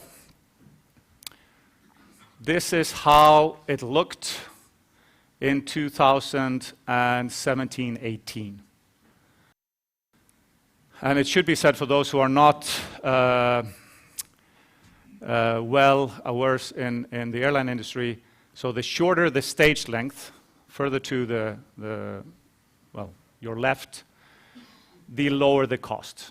So cost will, the higher the cost. So that's why Ryanair is actually even more impressive than, for example, because we have longer stage length, if we would move towards the left, our cost would go up. Just so we are clear on that. But what is important here, compared to our competitors in the transatlantic market, again, compared to Icelandair, we could sell our tickets 20, 30, 40% lower than them every single day and still be making money. This was when we still had the inefficiencies. So, going at this again, I know, and doing it with the principles that I just mentioned, we could move towards Wizz Air territory. Actually, Wizz Air now claims to be below Ryanair. And it is extremely important. And again, I want to emphasize, know your market. Yes, Icelanders are, so I would maybe not be the best example, although I've been flying a lot of low-cost airlines lately. And it's fine. It's perfectly fine. I'm not saying the 28B in the middle seat with 28-inch seat pitch is ideal, but you get a window seat. You can buy a slightly better seat for another $20. Again, that's where the ancillary revenue kick in. But let's face it, most people are not 6 foot plus. And for them, time value, comfort value, if they can save a couple $100, if there's a family traveling and they're saving a couple of $1,000 maybe, it's a no-brainer. But this is hugely important. And I think, unfortunately, I don't think Icelandair can get much lower. They've been talking about lowering costs for ages. They are having a very hard time doing it. And they will continue to have a hard time doing it. So their alternative is to try to increase prices. What happens then? They lose the customers. It's, again, not rocket science. just briefly, again, because it's something that I'm proud of and something we did extremely well. Here you just see, compared to some of the best airlines in the world, how we were doing in 2018 at $53. We were actually, and another reason why it's important to sell online, when we were selling directly to our passengers, we were close to $70. So almost half of our revenues for a lot of our passengers was coming through alternative sales. Running out of time? Yes. So, very quickly, opportunity and risk. I'll highlight this because it is super important, and it's also super important to understand what arguably was one of our biggest mistakes. Take the wide body. Why? No one has asked, why did we take the wide body? This is the key. What is missing in the discussion and the media and some book or whatever is you have to ask the right questions, okay? No one has said why. The reason why is you now have narrow-body aircraft flying directly from Europe to North America, bypassing Iceland altogether. So if we would do a test here and ask you, okay, if you have a choice to fly for the same price a direct flight or stopover, how many of you would pick the stopover? Nobody. We all choose the direct flight. So the market is being flooded with direct flights bypassing Iceland altogether. So I've been seeing this coming for quite some time. This is a serious threat to the tourism industry in Iceland and to the Icelandic economy. So how do you deal with that threat? You have to go beyond where those direct flights can reach. You have to go further east and further west. Now, unfortunately, I was so convinced and I was so eager to get this going, the only way I could go further east and west was by taking larger planes. So even if I think strategically this is correct, the plane doesn't justify the cost. Good news is, there are longer range, narrow body aircrafts in the making.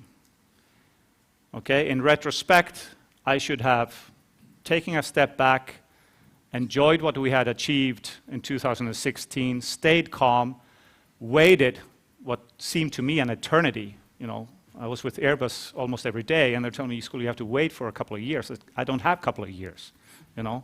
I don't have a couple of days, you know. I'm so anxious. So, but this is very important, and this will continue to grow. So you have to have the right fleet strategy. This is the lesson learned. And then with that, you can continue to expand. So, should this be called WOW again? I say absolutely yes. I think, again, with the team, the spirit, the branding that we had, and we built it globally, we did, I will say so, an amazing job when it came to building the brand. I think it's a fantastic brand still today, you know, even more so maybe wherever I'm abroad, how often people say wow, you know, everywhere in the world.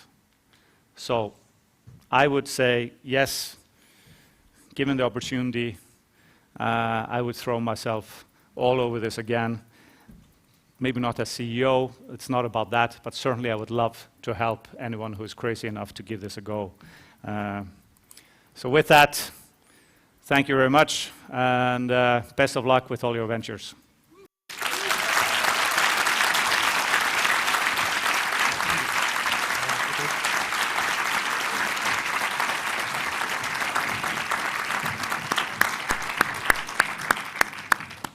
Thank you very much, Skuli.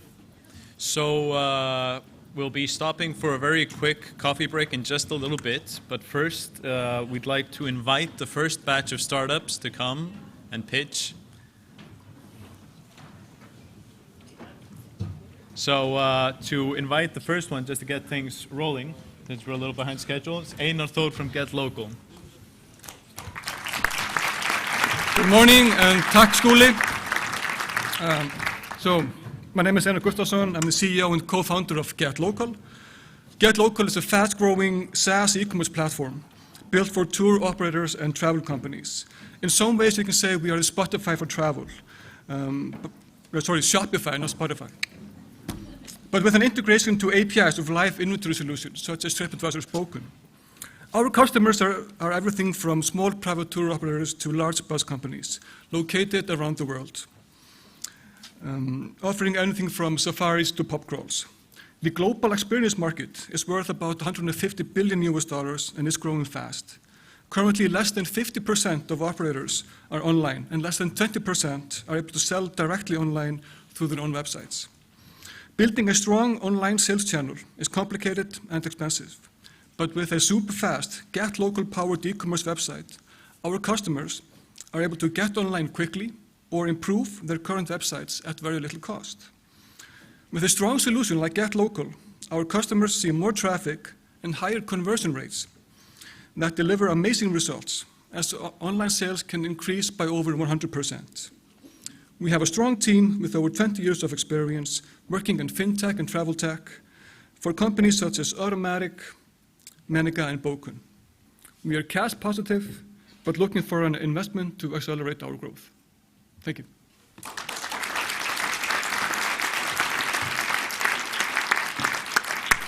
Thank you very much, Einar. Next to the stage, Margaret from Mozilla.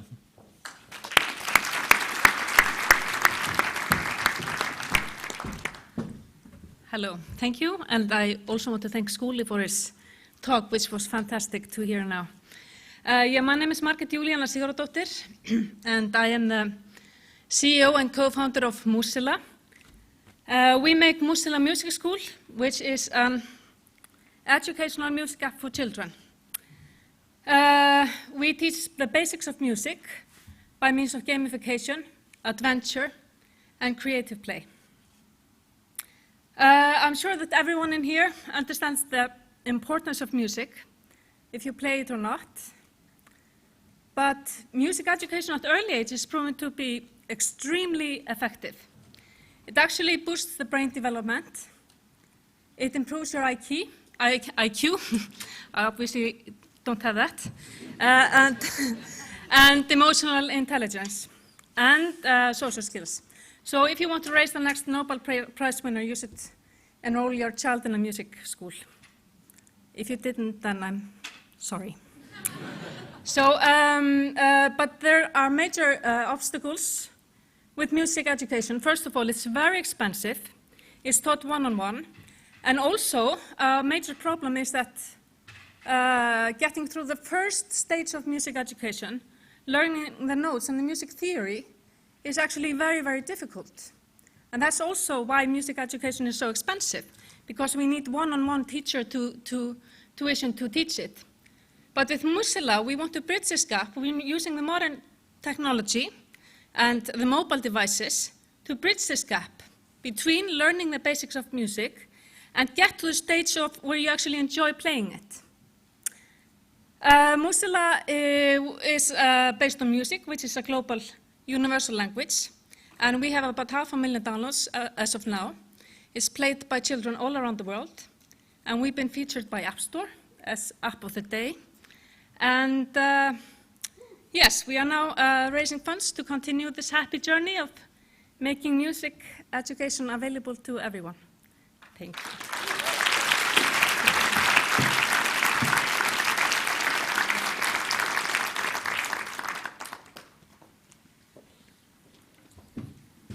Okay, and our final startup to present before we break for a quick coffee is from Feed the Viking. Thank you. Hi, guys. My name is Fredrik. I'm the founder and CEO of Feed the Viking, and we make jerky. Icelandic jerky. I'm also a volunteer in a search and rescue group here in Iceland, and I always had American beef jerky with me in every tour, every mission.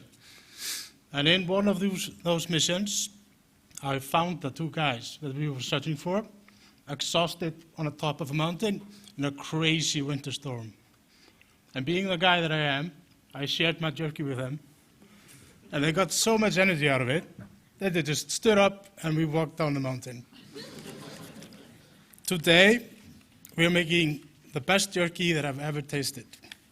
We've sold over 60,000 units in the last 12 months, and we have one of the biggest and best starts of a new product in the history of duty-free store in Keflavík. I encourage you guys to come and try it during the jerky break. Thank you.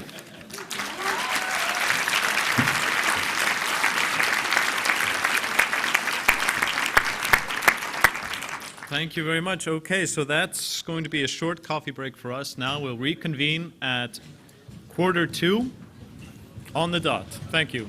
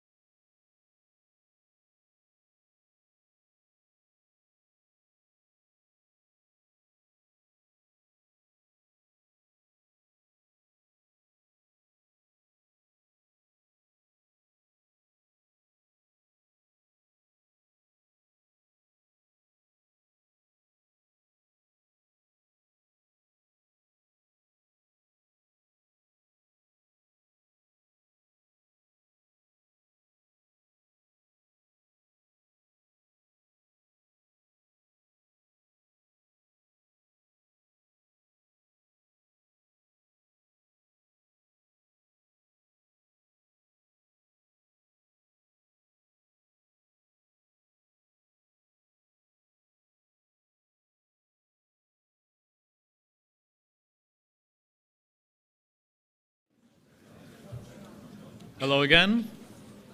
Helga Valfels.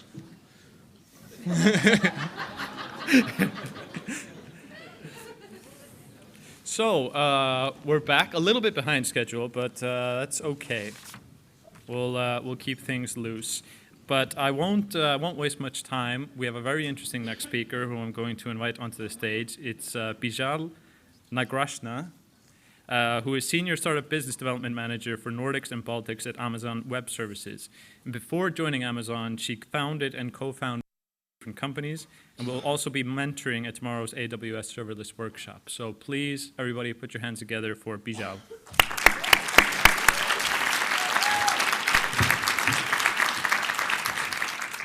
Hi, happy to be here. Thank you for having me. I was here about 2 years ago as an attendee and a mentor, so I'm very honored that Bala asked me to speak this year at the conference.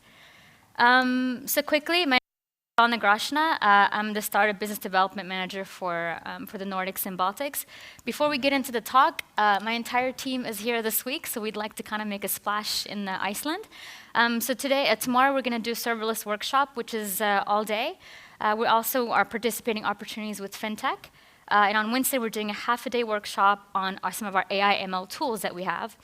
In addition to that, we're flying over a technical evangelist on Wednesday for the AWS user group. If you have any questions about these events or AWS, my team is here as well if you want to raise your hands.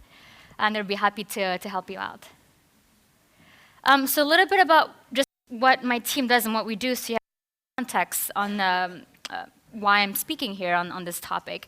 So we work with startups anywhere from a 2-person team to big companies such as a Klarna, iZettle, or Lyft, or what have you. And we work through VCs, incubators, and accelerators. And we basically help startups grow and scale, both on the technology side and on the business side for the first 2 years or so. My team is a global team. We're all ex-VCs and ex-founders with industry experience.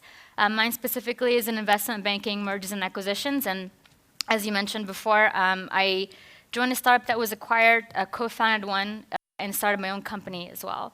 So our team is really personally invested in helping you grow, both on the technology and on the business side as well, because we've been there.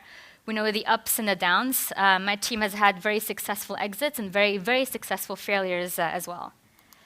So just quickly, a show of hands. How many of you are in a team of about 5 or less? About 20 or more. Sorry, 20 or less. 50? Okay, 200 or less? Over 1,000? Okay, great. And how many of you have heard of the Dunbar number or the rule of 150? Oh, a couple of you. So the Dunbar number is a theory where an individual can have meaningful relationships with about 150 people. And beyond that, you need to create rules and mechanisms. So what is it that you need to do when you start scaling your companies 10, 15, 200, or 1,000? How do you place these rules and mechanisms in order for you to keep achieving innovation? So I'm here to talk to you about how to keep your startup DNA, that drive that you had at the very beginning, as you're scaling out your company. So many of you have heard of Steve Blank, the father of Lean Startup. He talks about the customer development process. And he says a lot of us spend our time in the beginning phase, which is the search phase, and where we do customer discovery and customer validation. And sometimes we'll iterate, and maybe we'll pivot or whatnot. That's where you'll be creating your MVP. And a lot less focus is spent on the actual execution phase of the company, specifically the company building part of it. And company building is quite important, and it gets very little attention. So when he talks about company building, about the Shakespearean tragedy, meaning after blood, sweat, and tears, when you're creating your company, things may completely fall apart. Your investors may push you out, your co-founders may not be agreeing on the strategy, your engineering team may not be working cohesively. There could be many things. What made the company very successful at the beginning may not necessarily help you get you to that next stage. But we've seen great examples in our community of startups that have done that. For example, Brian Chesky at Airbnb grew a very small team at Airbnb and scaling that out. We've had Box that went IPO as well. And a lot of other companies, such as Amazon, going from a very small team to now 600,000 employees globally? How is it that these founders were able to take and transition their company into the next stage and were able to keep the company going at constant and rapid innovation? So I'll talk about case studies and give you some examples of how other companies have done this. So Airbnb, one of our AWS customers, is very vocal and very open about how they treat culture in the company and how they've created culture and value in their company as well. So when Airbnb closed their Series C funding with Peter Thiel, the co-founder of PayPal, Brian Chesky, the CEO of Airbnb, invited Peter to the Berlin office. And they talked about metrics, went really deep into the data and the strategy. Brian asked Peter, "What is the most important piece of advice that you can give us?" To which Peter said, "Accept the culture." Peter told Brian that one of the reasons he put in $150 million is because of Airbnb's culture. And he has said, and he has seen time and time again, when companies reach a certain size, they mess things up because they don't think about company building. So that got Brian thinking about the culture, and he penned a very famous blog post on Medium entitled "Don't F Up the Culture," which I encourage you to read. In it, he says, "The culture is what creates the foundation for all future innovation. If you break the culture, you break the machine that creates your products." Now, how is Airbnb structured? They have really tight teams, tight groups of about 10 people or less. They have cross-functional responsibilities, so they work with engineers, with data scientists, product owners, designers, and etc. And each of the teams know a non-overlapping piece of the project. So the host team and the guest team are kept separate because they have separate needs, but because of the symbiotic relationships, they also contribute to each other's goals, product roadmap, and partner up on projects as well. So they essentially call it structured teams with fluid responsibilities. So what is your DNA? And how do you build and keep your culture, hire and scale your companies? A lot of companies start off very agile. They can move very quickly and deliver innovation at a very fast rate. And then you grow, and you get bogged down into the details and are a bit slow. When is the role of culture important? Well, it's important the second that you start your company. At Amazon, we have a saying that every day is day one. You get started when you're in the startup phase. The first few hires are the most important hires that you will make. They're going to create the environment, make decisions for all future hires, and even the product roadmap. If you hire a few mediocre, unmotivated employees, that could spell doom for your company before you even write a single line of code. Airbnb decided to create their values at the very beginning of the company before they even made a single hire. In fact, Brian Chesky said it on the first 300 hires because he wanted to make sure that he instilled the DNA of the company into each one of these employees, because he knew that they would decide who was going to be hired next and what the product roadmap was going to be like when these future employees would come on board. So part of my role is I do leadership as well, and I'll be doing that tomorrow. And some of the things that we talk about is getting ready for the VCs, the employee pitch deck. How do you present your company? We also talk about how can we illustrate the value proposition of your product or service. I have noticed very little time is being spent on employer branding. How do you show someone why they should work for you? What is your startup DNA? And Jeff Bezos has something to say about that. When you attract people who have the DNA of pioneers and the DNA of explorers, you build a company of like-minded people who want to invent.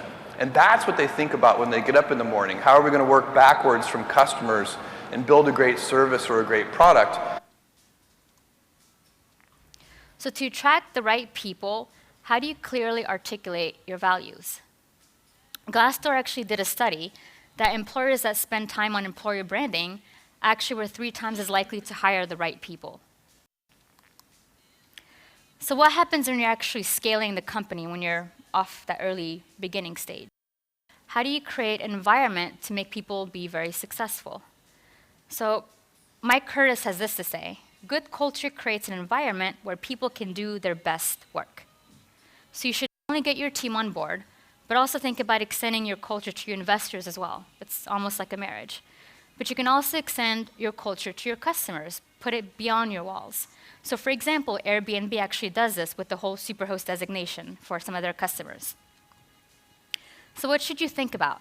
As an early stage, find your identity, who you are, and then when you start scaling, think about the structure that you want to put in line and create mechanisms for your organization. Evernote has this to say: product is a product, the culture is the next 100 products. One of our other customers, Supercell, maker of Clash of Clans, this is data from 2017. There were about 200 people, 4 games, and $2 billion in revenue. How were they able to do this? So they classify the structure as a bottom-up structure, where the management team acts as resources and services to the games team. And the games team have a lot of autonomy on taking the course of the direction of how the game is developed. And in fact, when they have failures, they actually celebrate in a big way. They have champagne parties. They also name their conference rooms after failed games as well. And they take all these learnings into the development of their games. One of our other startups based in Malmo, you may have heard of them, called Mapillary. They do street-level imagery platform. I met them a few years ago. We started mentoring them, doing some technical reviews with them as well. And a couple of months ago, I hosted a CTO lunch in Malmo. Invited one of our solution architects, because sometimes when CTOs talk, I don't know what's going on. So it's always nice to have. And we went around talking about pain points. And every single CTO talked about a pain point that wasn't technical. It was about, how do we get the teams to work together? How do we take the company to the next phase?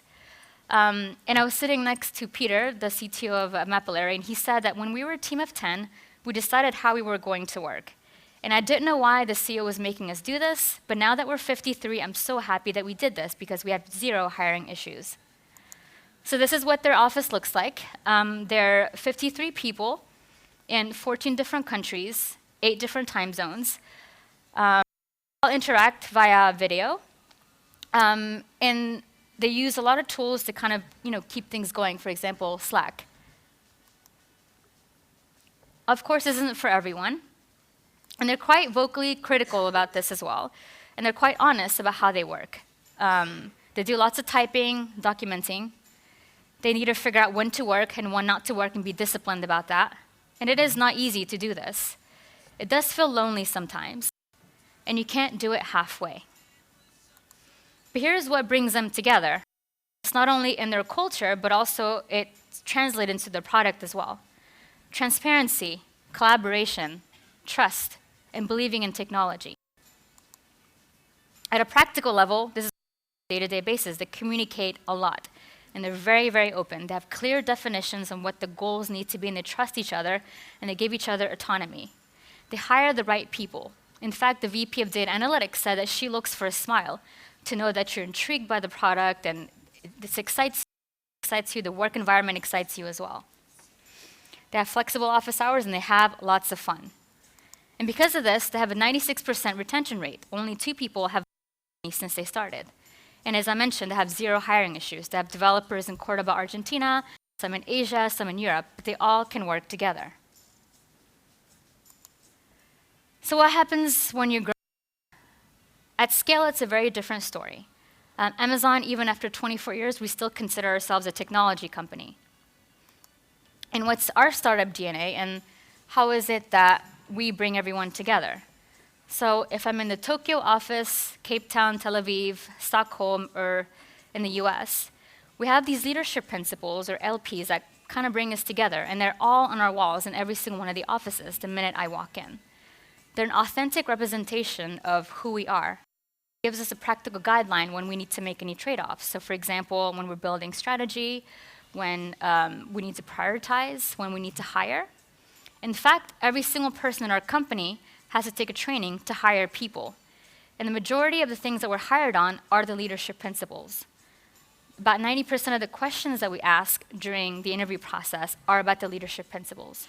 We want to make sure that you can operate the same way as anybody else in another company, in another city. In fact, if I were to miss some of my goals, but I exemplified most of these leadership principles, I would still be considered a valued employee at the company. So I first thought when I moved, started working at Amazon, that we would, talk about this like the first few weeks, and I would forget about it. But then I noticed that I was actively encouraged to disagree and commit with senior leaders.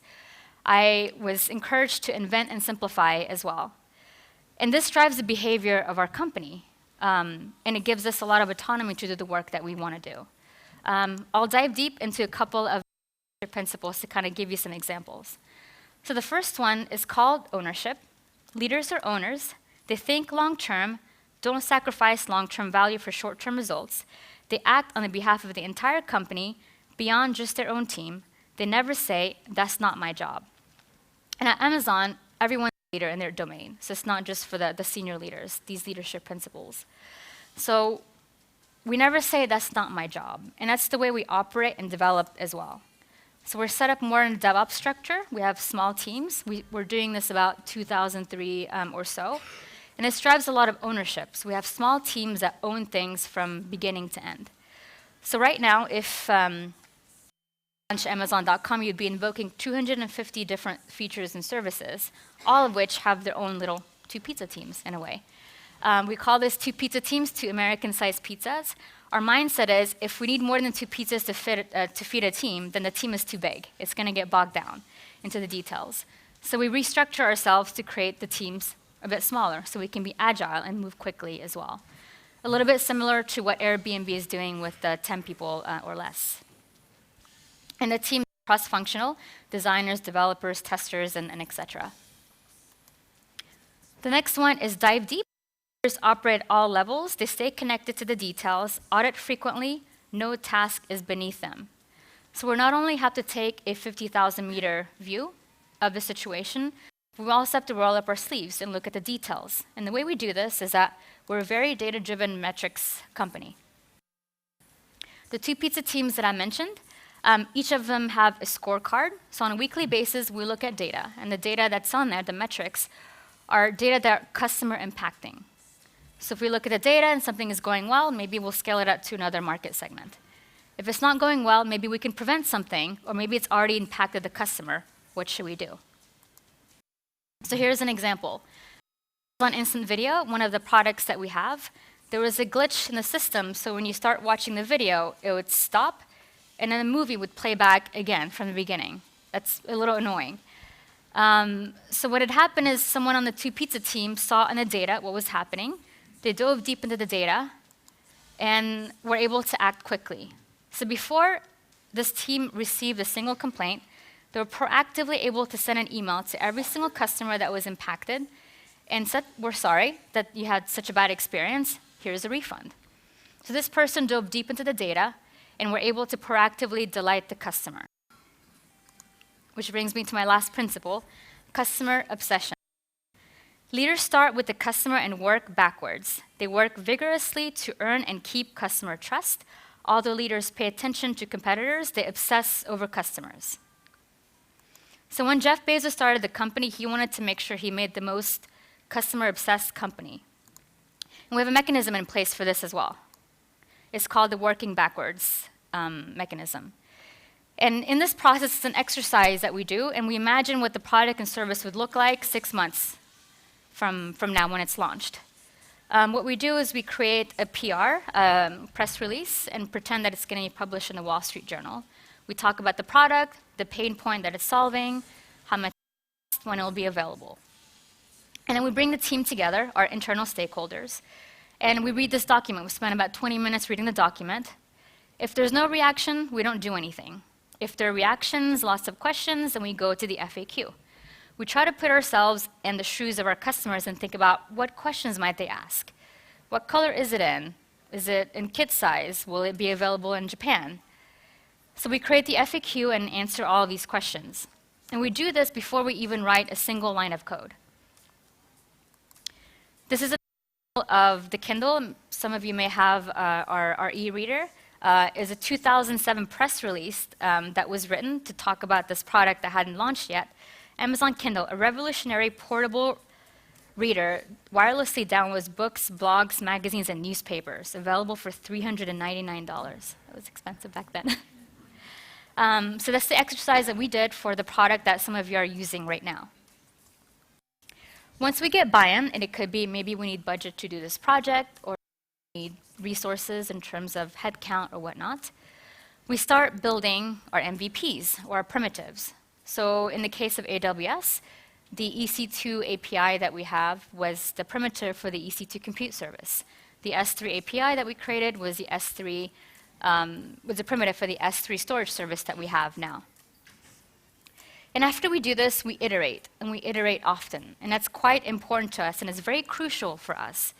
And the rate of experimentation of how we iterate is also important. And Jeff has something else to say about that. But successful invention, if you want to do a lot of that, you basically have to increase your rate of experimentation.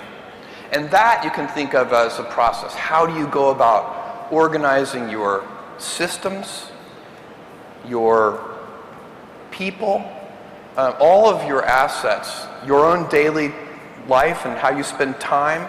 How do you organize those things to increase your rate of experimentation? So architecture is set up this way as well. We started off as a monolithic architecture. Many of you may have just started your company off on a web app.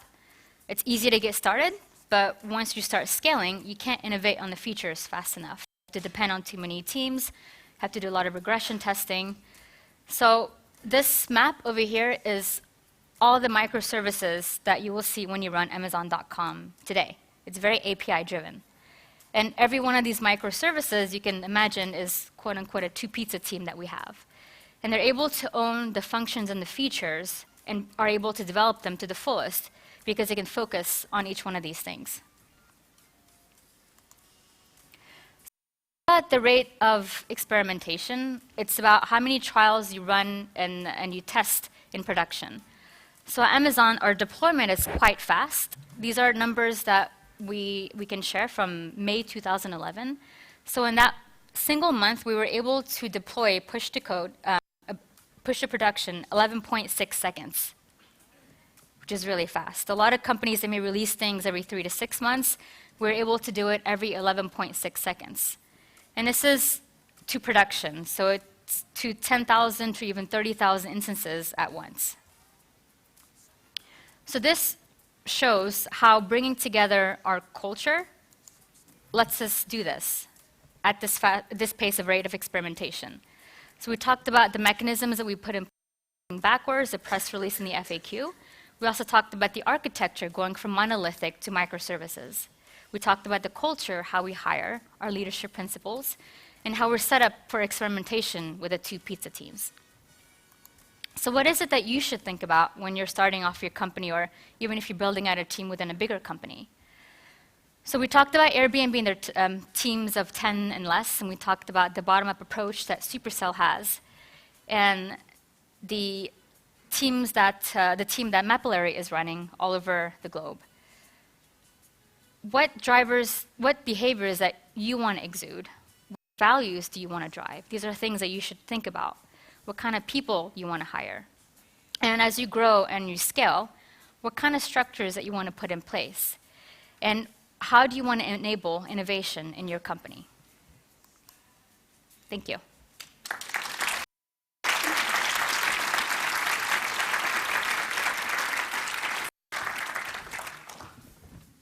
Thank you very much, Björn. So the next speaker is an Icelandic entrepreneur whose last company, Click, was acquired by Datamarket in 2014. He has now founded and is CEO of Grid, a startup dedicated to freeing the spreadsheet, which closed the seed funding round approximately 2 months ago. And he's going to talk to us a little bit about what he's learned about building a team.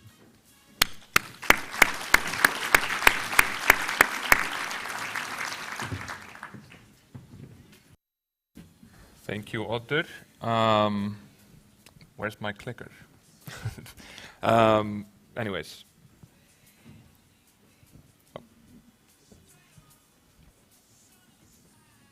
I'll keep going, though. So, my name is Hjálmar, or, oh, there we go. My name is Hjálmar Gíslason. That's the Icelandic pronunciation. I've gone, and that's usually the most difficult part of any presentation I give. When I lived in the States from 2012 to 2018, I went by Hallmar because, you know, I said it's like Hallmark without the K. But then my company, Data Market, was acquired by a company of Swedish origin, and they say Hjalmar. So again, name is complicated. That said, my background, I've been starting companies more or less my whole life, since I was about 20. Grid, that I'm currently working on, is my 5th startup as a founder. So the story that's relevant here starts maybe about 10 years ago when I started a company called Data Market. Skule was actually one of the investors of Data Market, so I won't kind of take him up on the fact that he is a bad investor. He was actually a good investor there, and he did well off of that investment. Data Market was in 2014 acquired by Qlik. So Qlik was an American company, but with Swedish origin, as I already mentioned. I spent a few years there working as Vice President of Product Management. And then last year, beginning of last year, I left to pursue another idea I had, which is Grid. So Grid is essentially, we're taking the spreadsheet into the 21st century. There are a lot of things in companies, as you may have noticed already, that are run off of spreadsheets, and we're going to of some of the pain points there. But I'm not here to talk about that. I'm here to talk about some of the lessons that I feel I've learned through this and focus on the most important one. The job of a CEO is very simple, of a startup CEO is very simple. There are only 3 things that you have to do. So you are, first of all, the driver of the vision. That doesn't necessarily mean that you own the vision, and ideally you want to talk about the vision to everybody working in the company, founders and so on, and you want to continuously be kind of re-evaluating your vision. And the most important part there is that you cannot work on a vision unless everybody that is working on it is bought into it with you and feels an ownership of that. So therefore it's important to involve everybody in that in some way. Number 2, you have to nurture the team. And number 3, you have to make sure you run out of money, because then it's game over. And what we're going to focus on here is the nurturing the team part, which I actually believe, and it kind of comes back to what Bichal was talking about and other people have talked about this morning, that the team is really the number one thing. So whenever you listen to a panel of VC investors, they will always say the team is the most important thing. So if there's one takeaway from kind of some of the early startup founders here, take a look at your pitch deck and move that team slide that you have kind of politely put at the end, put it to the front. Start by talking about yourself, why you have a relevant experience for what you're building, who you are, and make them believe that you can build what you are about to build. That is the most important thing, and that's the thing that investors want to know before they learn anything else, even in any detail what it is that you're trying to do. So team, team, team. In fact, it's just a byproduct of the team you build. So it's all about building the team. Without a good team, we're talking about foundations and founders here, and it's all about kind of that is the most critical foundation. That's the team that you put together, and everything else you do is a byproduct of that team. If you get a bad team, you're definitely going to get a bad outcome from that team. There's no way. So it's actually so a good team can turn a mediocre idea into a business. A bad team can't turn the best idea in the world into a business. So that's how important that is. So 3 things that I'm going to talk about with the team. I believe, this is not everybody's belief, but I believe smaller is better. So Steve Jobs was he had a way with words. This was not one of those times.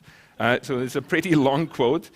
But I've taken this to heart. So the amount of work that you can get done in a small, well-oiled team of people that are, agree on a goal and they are all motivated to go there, is a bigger team that has bad organization or somehow the motivation isn't there or something like that, is probably the most astounding thing when you as you're growing up, it's probably one of the most astounding lessons that you learn, is how productivity is not linearly correlated with number of people. In fact, there are points where it actually starts going backwards.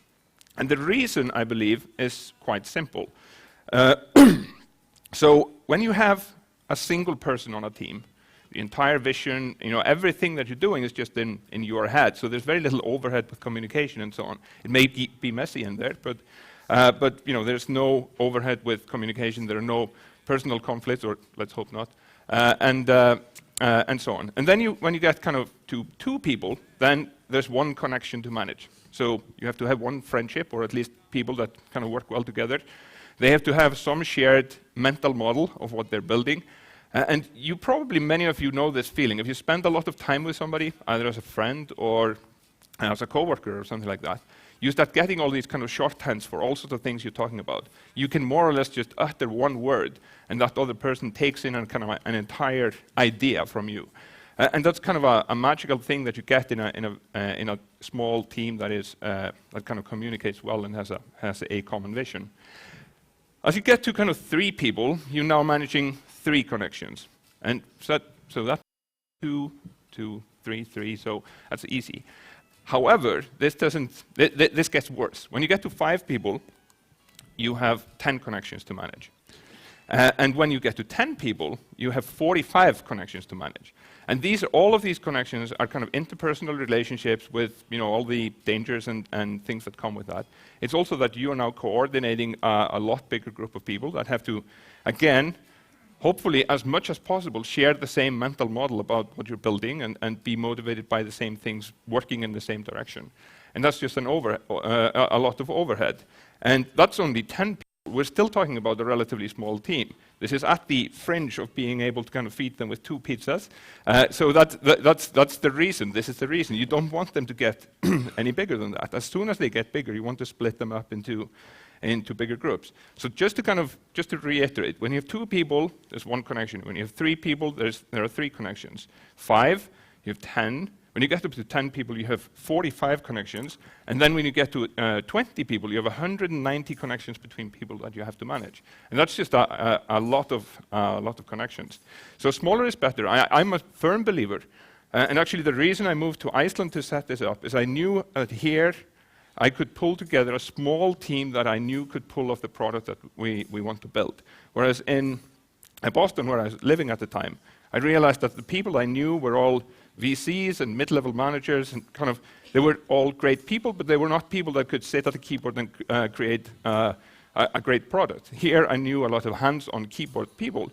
So I sometimes have to repeat myself when I say I moved to Iceland for the talent pool, but that's really why I moved here. So so I really believe in small, well-oiled, kind of coordinated teams of people. And then, as you grow out, you have to find out how you kind of break that into different teams, how you coordinate, and how you can do some things maybe more cost-effectively by outsourcing or finding other ways of multiplying people's work. So that brings me to point number 2, which is coordination.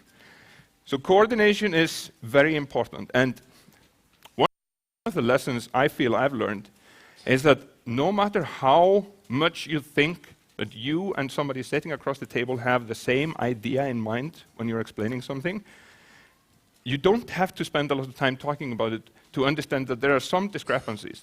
When you describe something to someone, they get an image in their head, and that image is inevitably not going to be exactly the same image as you have.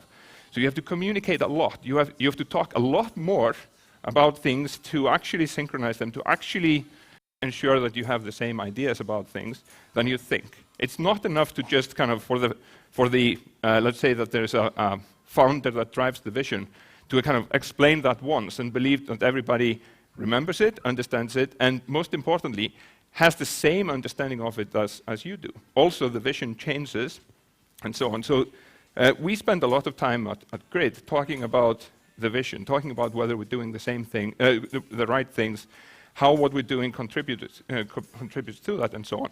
And actually, whether the vision is still the right vision, whether we should change that. We only do that we think about things in 3 different time horizons.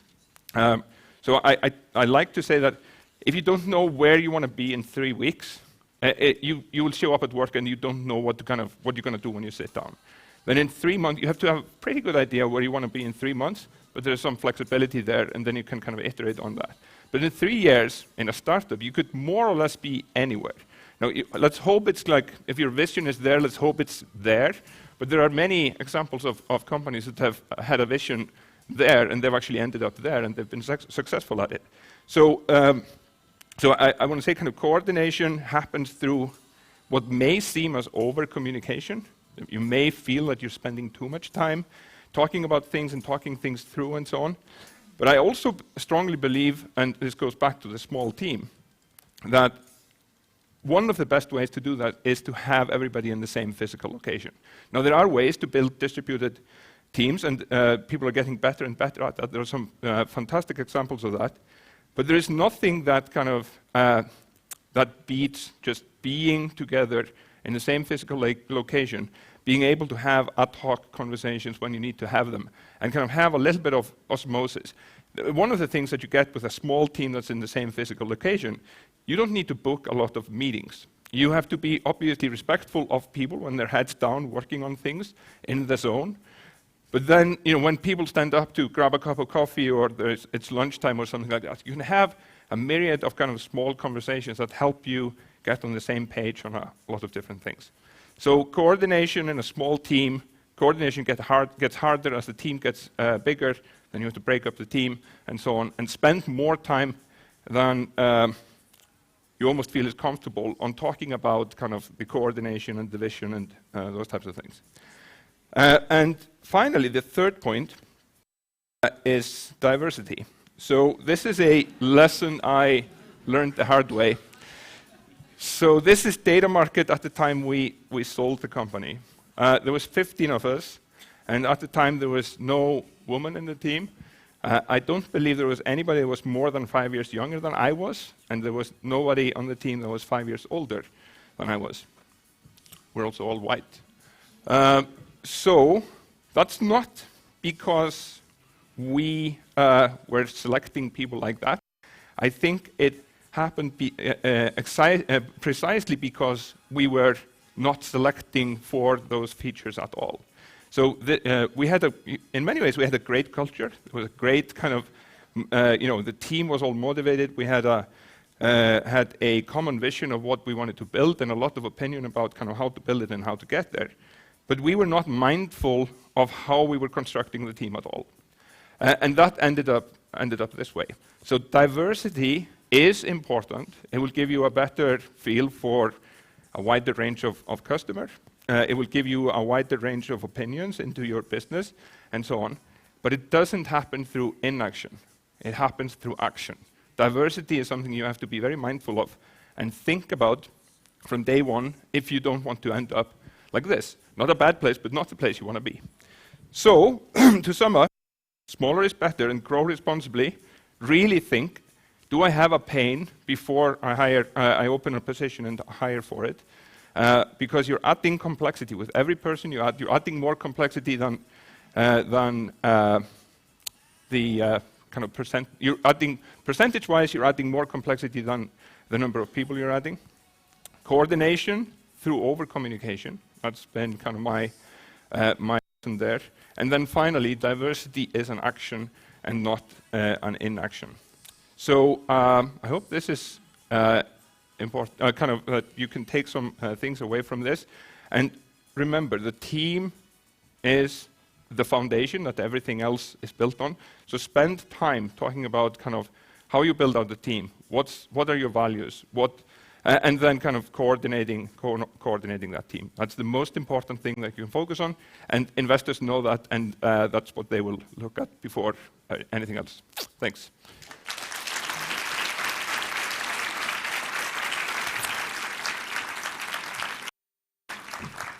All right, thank you very much. So our final speaker before the second batch of pitching startups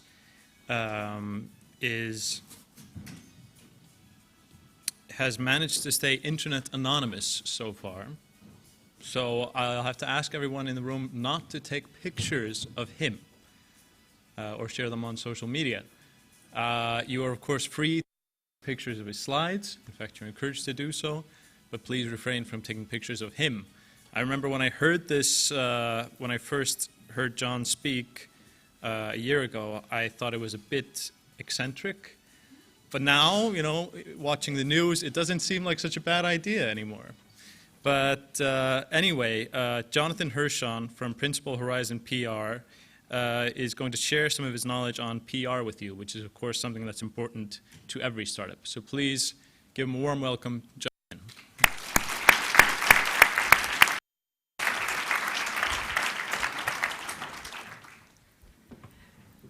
So thank you very much for everybody. First of all, I don't like standing on stage, so I'm just going to come down here. I believe on being on the level with everybody. You know, this makes me seem like I know everything. I don't. I know a lot. And my hope is that by the time this is all done, you're going to have a much finer grasp and nuance of public relations than perhaps you ever did before. So, without moving too fast, I've been doing public relations in tech for over 30 years. I used to be in charge of PR for Sony, for Apple. I've worked with Microsoft, Silicon Graphics, over 150 startups over my career. I'm fairly good at it.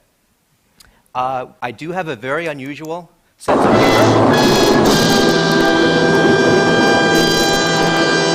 And you're going to see that throughout this presentation. So, before I even go into public relations, one of the most important things that you need to understand about PR is its understanding. It's understanding your audience, it's understanding who you're communicating with. So, before I even go into my thing, let me give you my understanding of Iceland, good, bad, and totally wrong. True, right? This is one of my favorite pieces of music.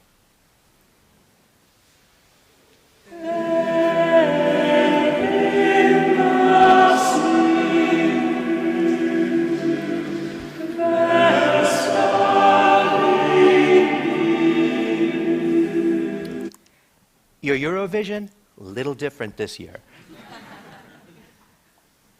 I don't even have to say anything, you all know what that is. Your food, combination of the sublime and the ridiculous. I'm going to give you an anecdotal story that my wife will assuredly kill me for. So 10 years ago, I came to your country on my honeymoon. It's been a long-standing dream. I just got married to the woman of my dreams. It was wonderful. We rented an apartment on the main thoroughfare of Reykjavik, and we decided to cook. So we went to a grocery store, lots of new foods, hakkarl, all of that. And there was this one thing that really drew my eye. And, you know, I'm a huge bread fan. And I decided that I wanted to try Icelandic bread. And what I did not realize was I had bought an entire loaf of rugbrauð. For those of you who do not know that particular food item, eating an entire loaf of that is ill-advised. Not to put too fine a point on it, but I spent my entire honeymoon farting my brains out. Not the way you want to start a relationship. But the reason I share this is, A, it's funny, but more importantly, it's understanding before you leap. If I had known what that was, if I hadn't been so greedy and eating the entire delicious loaf, I would have had a much better time of my time here. So being greedy, especially with PR, is not a good idea. It will give you indigestion. Seriously? Really? Your literary history, second to none. Olaf Olafsson is actually somebody I used to work with back at Sony in the day. And I have tremendous respect for him both as a businessman and an author. And before I forget, everybody here should be giving a round of applause, not only to Bala, but to all the speakers who preceded me, because you truly have, I hope you have an idea of how valuable this information they're sharing actually is. There is nothing more difficult than to talk about failure. There isn't. We in Silicon Valley have a cult of failure. We embrace it. Hell, we make love to it in some cases. The truth is, that's Kool-Aid. That's cult thinking. Don't fuck up. Don't fail. Don't think that you're going to fail and then fail and fail and fail again and learn and break things. Try to get it right the first time. That's actually good business. So, a land of magic and mystery, Hallgrímsson, we're not worthy. The mountain, we're not worthy. Necropants, well, we may skip that one. So my goal on this presentation is to basically give you an understanding of how Silicon Valley PR should be done, in the style in which it should be done. And it'll help to keep your conscience clean and sleep well at night. So, do you know the PR basics? This will definitely blow your mind.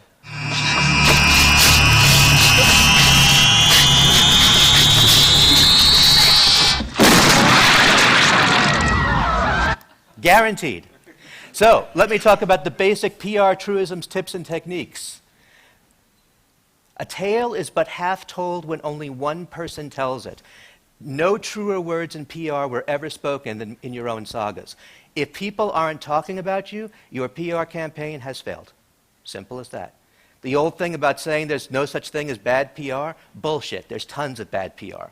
The way that you want to work this is you want people to talk about you in the way that you desire, not in the way they want to.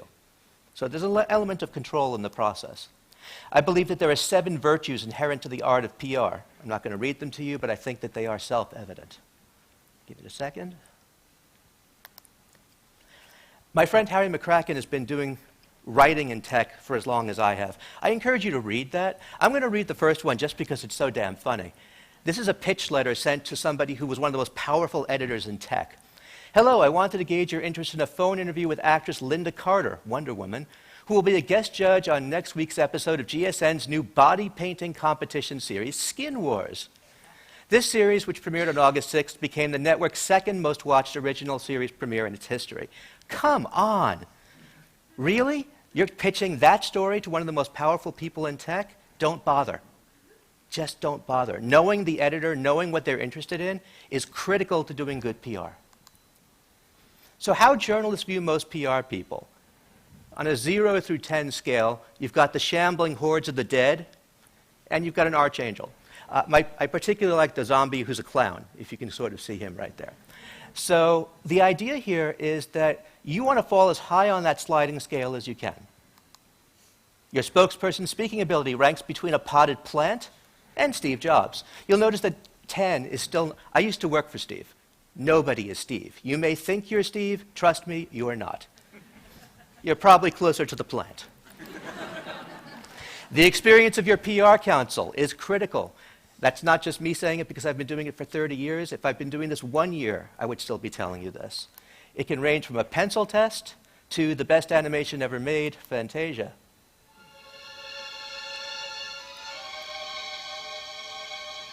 I'd like to think I was the wizard, but, maybe. Your press release is a steaming pile of shit or Shakespeare. But since we're in Iceland, let's just do a saga. Either way, your press release at its best is still not going to be equal to Shakespeare or a saga. It is a communications medium. It is not designed to hype, it is designed to communicate. If you are hyping in a press release, congratulations, you've screwed up. Guaranteed no one will pay attention to it. The more factual the press release, the more valuable it is. Your helpfulness to a journalist. For those of you who are in PR and marketing, if you're not helping a journalist, you're hurting them. It's an if-or equation. So the most basic science of PR. Here's the basics of what you have to have. This is a good slide to take a picture of if you're interested. Backgrounders, FAQs, images and logos, PDF press decks.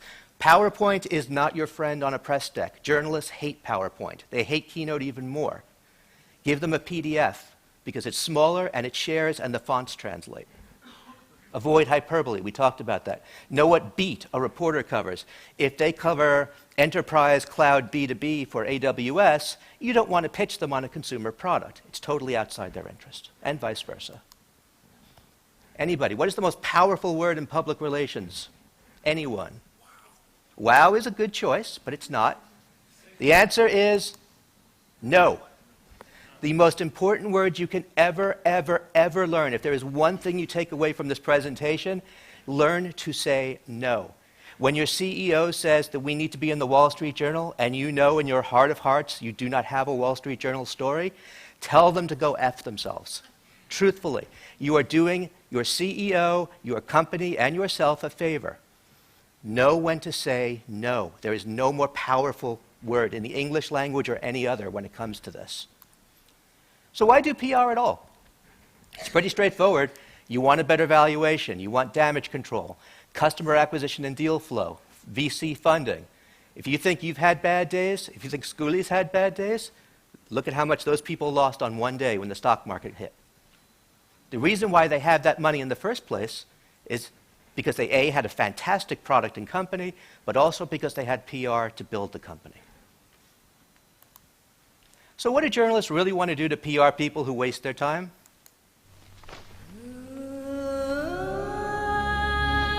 You're the PR person. You are jujitsu. You know what you're doing. You're powerful. You know exactly what message you want to communicate. You prepare yourself. You ground yourself. Then the journalist walks out once you're done with all of your preparations. Journalist comes around, takes a look at your pitch. Interesting. Let me show you my chops. So now that I've looked at your pitch, here's what I think about it.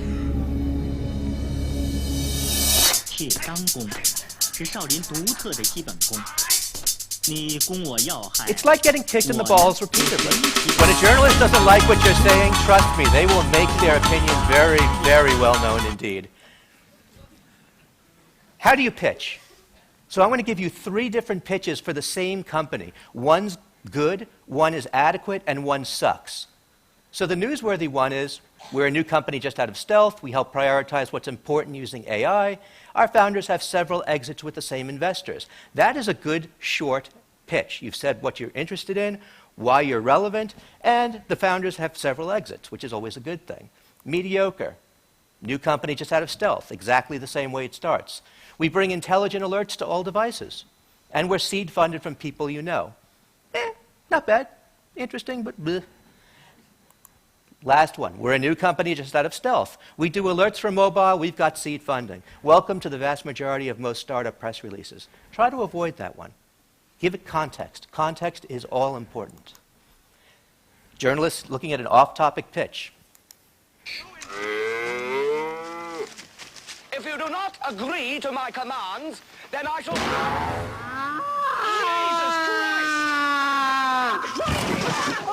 Christ! They just don't take well to it. How you perceive your messaging. It's lyrical, it's magical. You've worked with your team for weeks, if not months, in refining it down to the most exquisite level of detail. It's Ave Maria made flesh and manifest. Just bathe in that for a moment.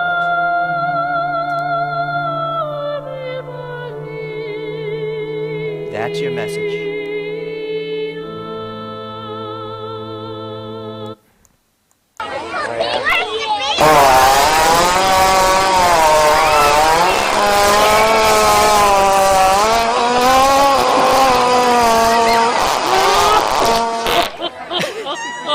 It's that last little bit at the end that makes it. How does it make me feel whenever this idiocy happens? Now, this really pisses me off to no end. It does. It really pisses me off to no end. So journalists get approximately 300 pitches per day. No exaggeration. That is actually a number I've vetted with any number of journalists. Of those 300 plus, maybe 5% are relevant. And this is how most journalists feel opening their inbox on a Monday. And there's your inbox.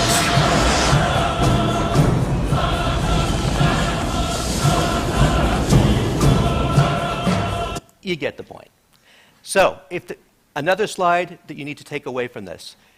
If there are 3 things that you should never, ever, ever do in public relations, do not exaggerate, do not bullshit, do not lie. Why? Because you get this. What's going on? We have a right to know the truth. All right, I'm going to level with you all. Most important thing now is that you remain calm. There's no reason to panic. Now, it is true that one of the crew members is ill. Slightly ill. But the other 2 pilots are just fine. They're at the controls flying the plane, free to pursue a life of religious fulfillment. The wisdom to have clarity in your messaging is essential. It is very important to realize that just because you happen to know what a particular acronym means, we know what AWS means, Amazon Web Services. A consumer reporter may not. So if you're going to use an acronym, always explain it the first usage. Otherwise, you get this. The Tenka Ichibudokai is finally complete. What the f*** are you talking about? Was that even English? The answer is no, it was not. Persistence is admirable, but no when enough is enough. If a journalist does not reply to an email that you send to them, you have the God-given right to ask again within 48 to 72 hours. If they don't reply after that, it's dead. Don't ask them, did you get my press release? That's the one thing guaranteed to set a journalist off. If they don't reply, they're not interested. But know when to stop, otherwise you get this. We thank thee, Lord, that in thy mercy... Come on, then. What? Have at you! You are indeed brave tonight, but the fight is mine. Oh, and enough, eh? That's the PR Look, you person. stupid bastard, you've got no arms left. Yes, I have. Look! It's just a flesh wound. Indeed. So what I talked about with bad PR, the old thing, there's no such thing as bad PR, that's not true. There's tons of bad PR. Anybody here know about a company called Theranos? That's proof. If you don't know, Google it. There is such a thing as bad PR. It's the legendary Black Beast of... Oh! That's it, that's it! Run away!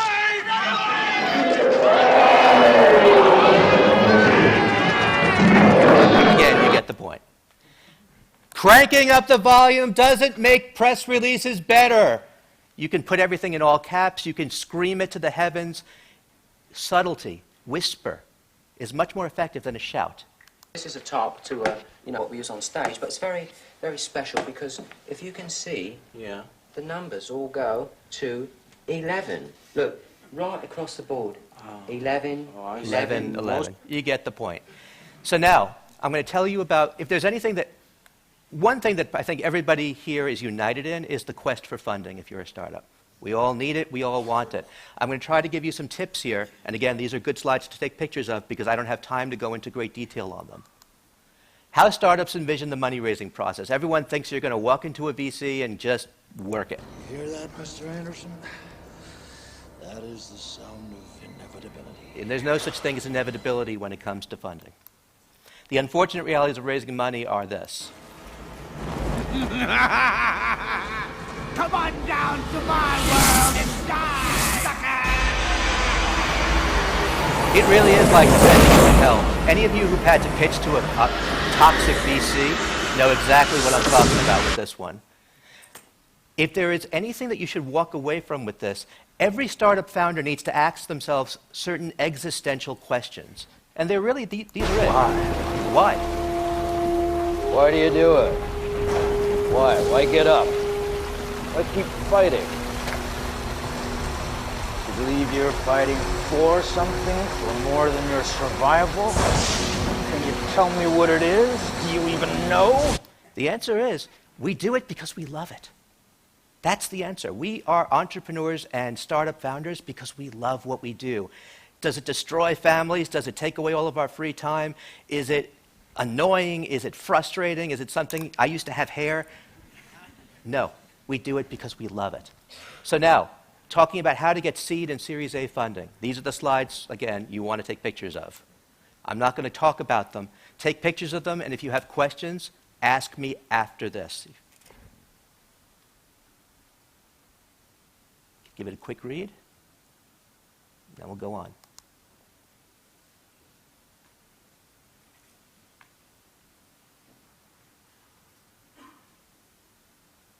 Next one. I will talk about that first point because it is so important. For those of you that are EHFs, if you try to raise money in the United States, don't bother. Truthfully, just don't bother. No VC in the United States will ever invest in an EHF unless they're Icelandic themselves or have a soft spot in their hearts for this country. If you're not a Delaware Series C corporation, forget it. Try to raise money in Europe, try to raise money here, or more importantly, incorporate in the United States as a Delaware Series C, and then you will have a much better time finding funding. Don't forget these as well.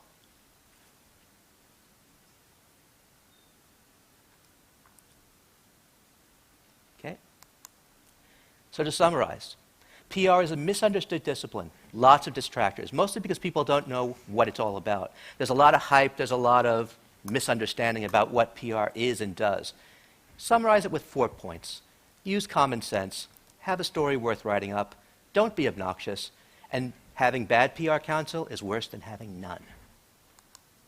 So have I had a great time with this? Indeed! Indeed I have. Thank you all very much.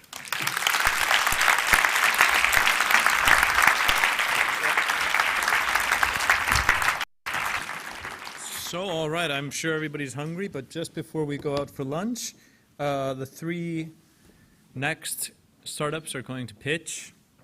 So please be ready. Each team will be pitching for 90 seconds, so we should be able to get out for lunch at about 12. The first one, which I would like to invite to the stage, is Indo.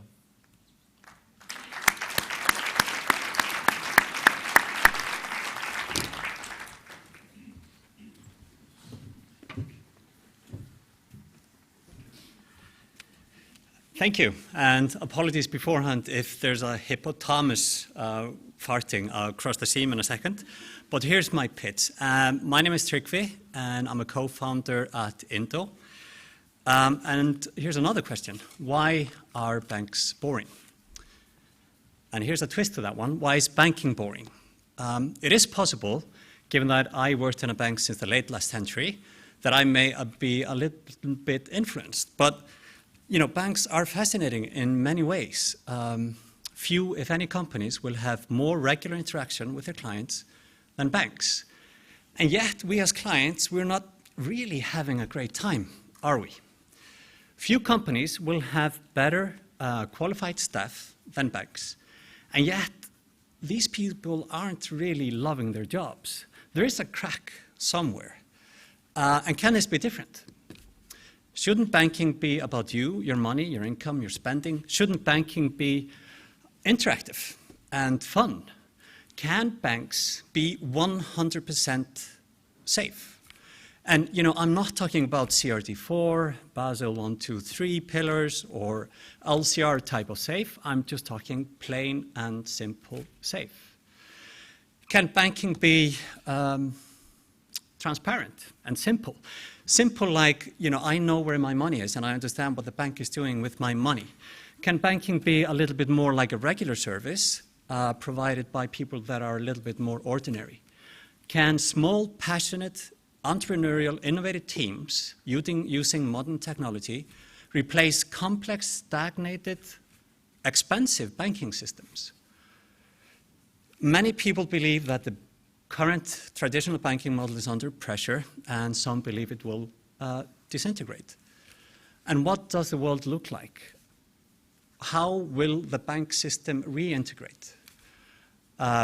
We are a team of highly talented and motivated and successful software engineers and not so successful bankers. And these questions are the questions that we are dealing with. Indo is creating a new banking model, and we will be the first challenger bank from Iceland. And our promise to you is that we will never be boring.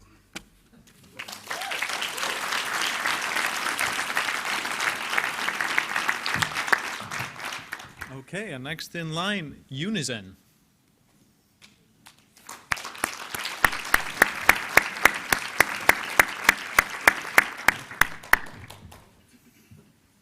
We can keep it going for a little bit. Oh. Hi, sorry about that. I thought it was after lunch, so my apologies. My name's Peter Miles. I'm from a business called Unisest. We're a fintech company based in London, and we have a product which is focused on the international global student market. So what we want to do is provide them with products and services that make their lives easy and provides us with a platform for building the bigger vision of the business as we move forwards. So about a year or so ago, we launched in the UK an online bank account which those students could open before they leave home and before they know their UK address, which means they avoid all the problems once they arrive of being able to open an account and all the hassles that involves. Sorry. But around that, we're then able to offer them other products and services that match their position as they go through life, and it's a kind of a vertical that allows us to develop a whole business and banking relationship with that customer. And then as we move forward, we want to stay with that customer after they graduate and move into the world of work. And we want to make our product viable not just for those students coming to study in the UK, but those students coming to study in various other territories like America, Canada, Europe, and Australia. And that is made possible these days with the growth of fintech and the innovations that are going on, which are making the interoperability of accounts across borders more and more a thing of the future. So companies like Modular, Railsbank and people like that, they're enabling businesses like ourselves to build on top of those rails and offer a product that then will be suitable for that customer, whether they start in the UK and return to America or wherever they come from, they're still able to use that account. So that's our journey, and that's the one we're on. And we're currently raising sufficient funds to be able to complete the build of the upgraded account that we've designed after getting all of that market feedback, that intelligence, and that customer information that we've gained from operating our account in the UK market. Thanks very much. Come and see me afterwards.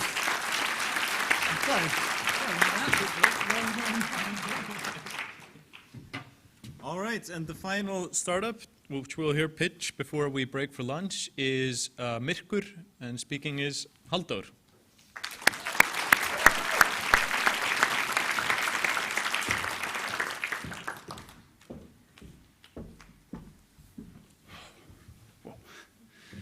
Hello everyone, my name is Halldór.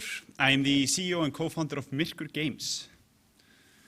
Story-driven games are wildly popular across the world, and as a testament of that, the latest installment in the God of War franchise sold 3.1 million copies in just 3 days.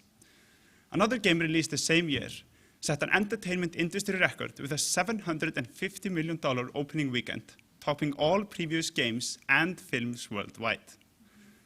However, making these games is notoriously difficult and complex. But by seizing the latest advances in technology, Myrkur Games is doing just that with a smaller team and budget. Our game, called The Darken, is a story-driven fantasy game set in a unique fantasy world where players take the role of Rin, portrayed by the Icelandic actress Aldís Ama Hamilton. For our production, we built a photo scanning rig where we scan real-world actors and turn them into full digital doubles inside our game. We've also built a state-of-the-art 100 square meter motion capture studio where we record the entire story of the game at our own office location. For our environments, we also use photo scanning to scan real-world locations, including locations in Iceland, to create a stunning visual experience. But as it goes with games, seeing really is believing. So after this, please come to me and see the game for yourself. Thank you.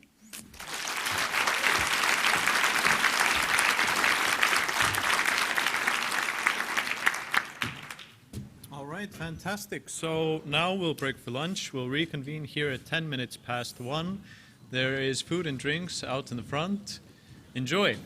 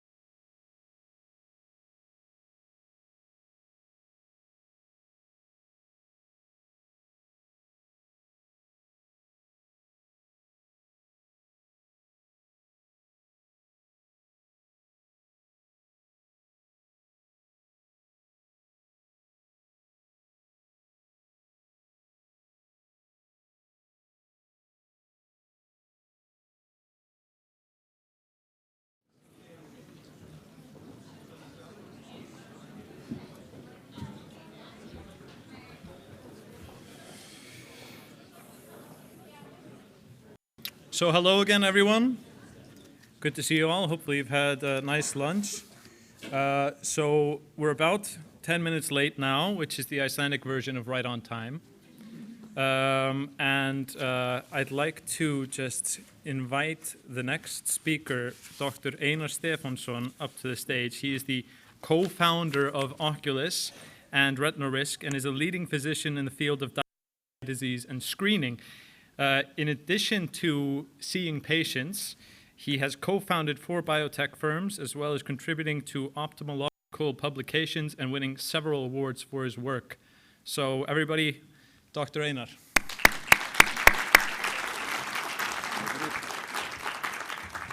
So good afternoon, everyone. I'm a relative latecomer to the field of innovation. I started life as a surgeon, as an academic researcher, and I only came into innovation in my mid-40s, even 50s, and I'm still learning.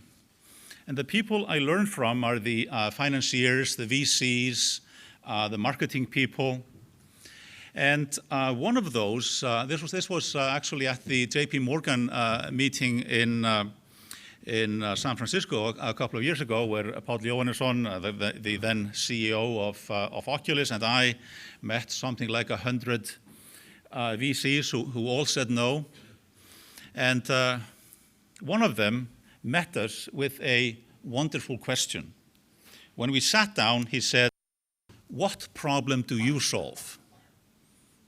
And this stuck in my mind. This is the best question I have ever been faced with as an innovator. What problem do you solve? And I will say to you that your problem is more important than your solution. And when you start out in innovation, you need to pick a problem that is worthwhile, preferably a big problem, an important problem. A problem that you can solve and it has consequence, because you also need to meet the so what question. So you have your technical solution. So what? So you're going to solve this problem. So what? Can you convince me? Can you convince each other that the problem that you are going to solve is worthwhile solving, that there is some consequence, some benefit, some commercial benefit from solving that problem? So think in terms of problems. Be a problem-solving person rather than being a technology-based person looking for a problem that you may or may not find. So the ABCs of innovation, I see it, is quite simple. You need to define a problem that is worth your while. Basically an important problem, a problem that at least someone, and hopefully many, will have benefit in being solved. You then obviously need to find a technical solution that works. And you need to convene the team that can complete that task. This is all you need.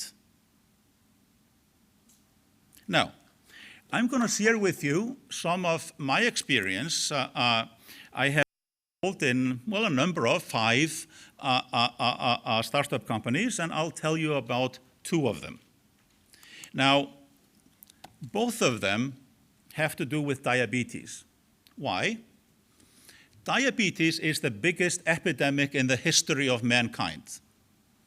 We now have almost 500 million, with a B, people with diabetes around the world. It has tripled. It's 3 times what it was at the turn of the century, just some 20 years ago. And it's expanding rapidly, mostly because we're overeating and getting fat. So it's a huge problem, huge public health problem, not only in terms of lives, but also in terms of money.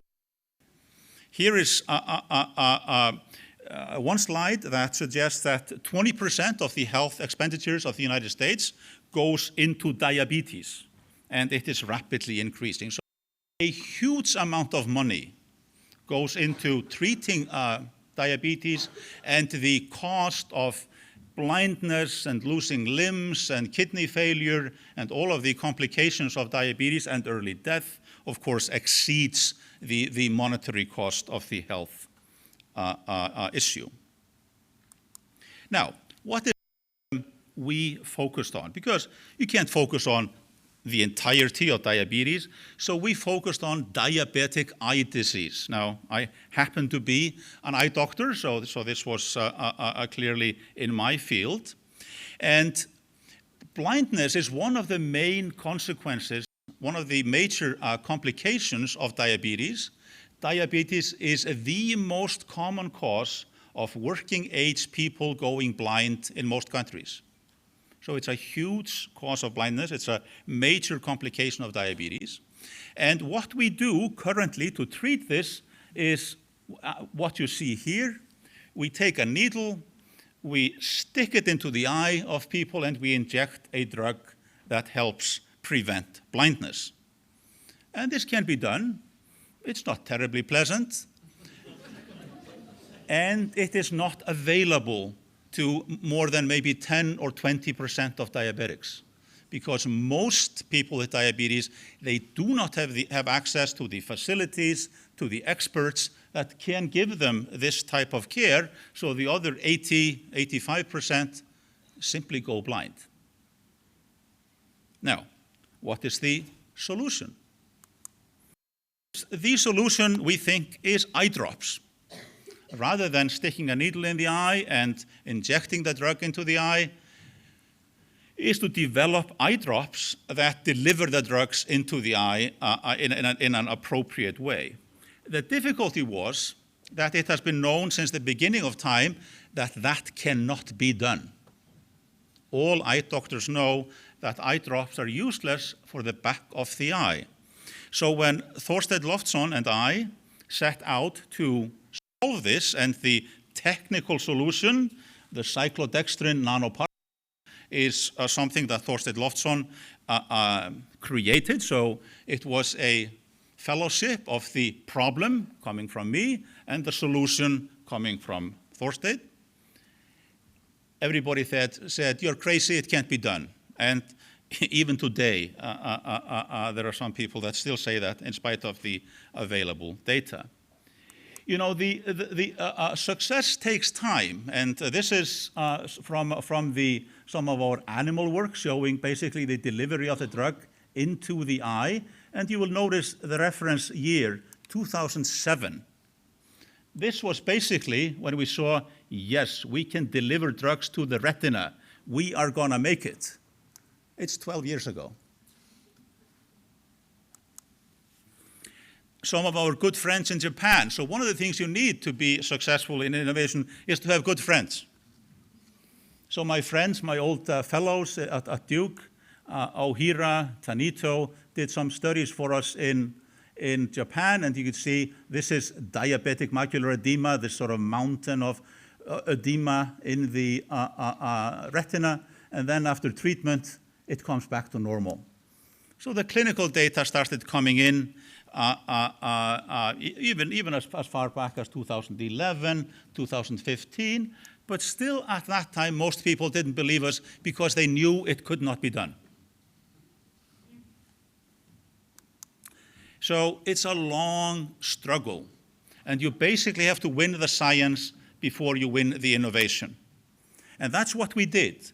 So this is an issue of scientific presentations and publications, of public money grants from RANIs, from the European Union to support the development at the time when nobody believes this can be done, getting the academic success, the gold medals and the recognition for the good scientific work.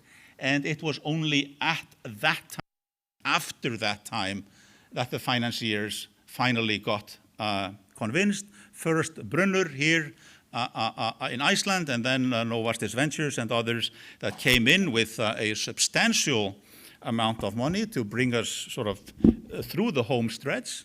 And so now we are in a state where we are, our plan is to bring a drug to market in 2 or 3 years that will treat or be an available treatment for the 25 to 30 million people around the world with diabetic macular edema to basically prevent them from going blind and make our investors rich at the same time.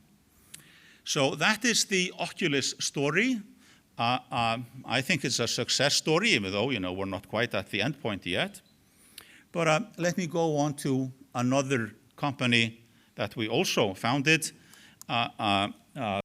pretty much 10 years ago. This is called Risk, or the brand name Retina Risk. And this is also in diabetes, also the big diabetes problem, but now this is an information technology company. So you can say we're dealing with the same overall problem, different part of that problem, but a very, very different technical solution.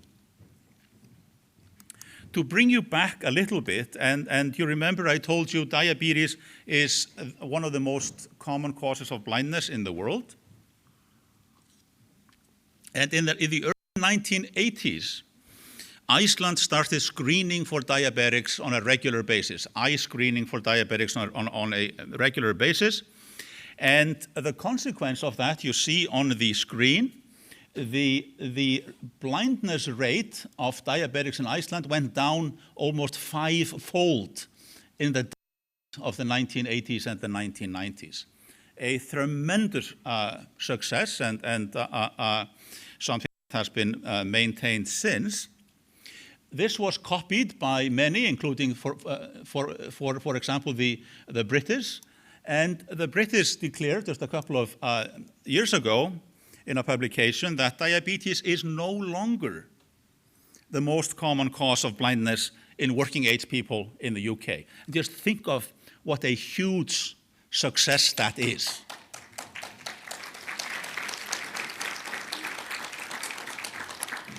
Now, while the annual screening works, and it prevents people from going blind, and it is cost-effective in that it reduces the enormous societal cost of blindness, it's still pretty expensive. And when we screen all diabetics every year, only 3 out of 100 are referred for treatment each year. The other 97, they simply get a slap on the back and come back in a year. So the effectiveness of it is rather low. So we asked the question, can we do this in a more cost-effective way? Basically what we're doing is we're using the scientific method to get health economics improved. Science for economics, that's a new one, isn't it? And what we propose to do is to go away from the annual screening where all diabetics, the high risk, the medium risk, the low risk ones, are just screened once a year.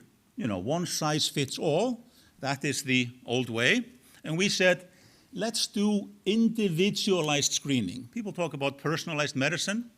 So we said we will build an algorithm that can predict the risk. So we can identify high-risk individuals, medium risk, and we will have the screening frequency appropriate to the risk. So that those who are high risk, well, they'll be screened very frequently. Those who are low risk, they don't need to come every year. They can come every 4 years or 5 years, depending on the actual risk level. So it's basically a personalized approach to allocate the healthcare resources according to the individual risk, not some average or some traditions, but to the individual risk. And we built an algorithm. This is together with Thor Aspelund, Arna Guðmundsdóttir, and you can see this on retinarisk.com on the internet, and also if you go for Retina Risk in the App Store, you can download our app, and please do, and give that to your diabetic friends or family members. Now, if you put in the appropriate risk factor levels, your blood glucose, your blood pressure, duration of diabetes, etc., you will get your personal risk assessment. So this particular person has a 2% risk, 2.1% risk of developing sight-threatening retinopathy in the next year. This has been validated extensively in the UK, in the Netherlands, Denmark, etc., in more than 20,000 diabetics. And you can see sort of the breakdown. This is from the data from the UK, from about 10,000 diabetics. And you will see that the majority of the population, more than 60%, is in a very low risk group. 0 to 5% risk of developing sight-threatening retinopathy in 2 years, whereas about 8% is at a huge risk. There's more than a third, more than 30%, that will develop sight-threatening retinopathy and risk going blind in 2 years. So it makes a lot of sense that you should allocate your healthcare resources to this group in particular, and basically not on this group here. Reduce the intensity of healthcare for this group and increase it for this group here, of course, again, on an individualized basis. And what we have seen with the experience in the UK, in Norway, in other places, is that if you do this, if you run your healthcare system in this particular field based on individualized risk assessment and thereby increase the service for the high risk, but decrease it for the much bigger low risk group, you can save on healthcare costs by between 40 and 70%. Just an incredible number to think that in an established field of healthcare, you can cut the cost in half and make it better at the same time. But this is what science can do for you. And the important thing to keep in mind is that if we can do it for diabetic eye disease, we can also do it for diabetes. We can also do it for cardiovascular disease. We can also do it for most of the chronic diseases of the human body. And the chronic diseases are responsible for 2/3 of our healthcare costs. So just think, if we can save, I'm not going to say 40%, but let's just say double digits in percentages from 2/3 of the healthcare costs. This would be 1 or 2% of the GNP of the United States. So these are serious monies. That's a big problem. What problem do you solve? Come back to that. It's a big problem, and we have solved it in this, narrow field. We've done the science. The science is robust, and it can be expanded to healthcare in general, to most of healthcare, perhaps not all of it, but the majority of it. So the opportunity to use the scientific approach to have meaningful improvement in the health economics field in delivering healthcare in a personalized way, in a focused way, delivering it to those who need it, and pull back on those who don't need as much. This is before us. We can do this together. Now, I basically pretty much told you this slide, so I'll just leave it for a second and then move on to our app. This app has been released. It's been on the market for a couple of months now.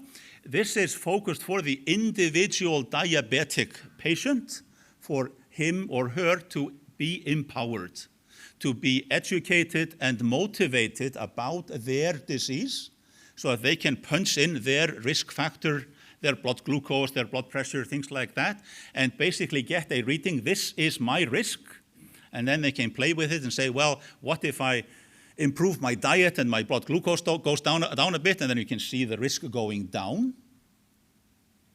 So this is empowerment, and motivation for the individual diabetic patient to help him or her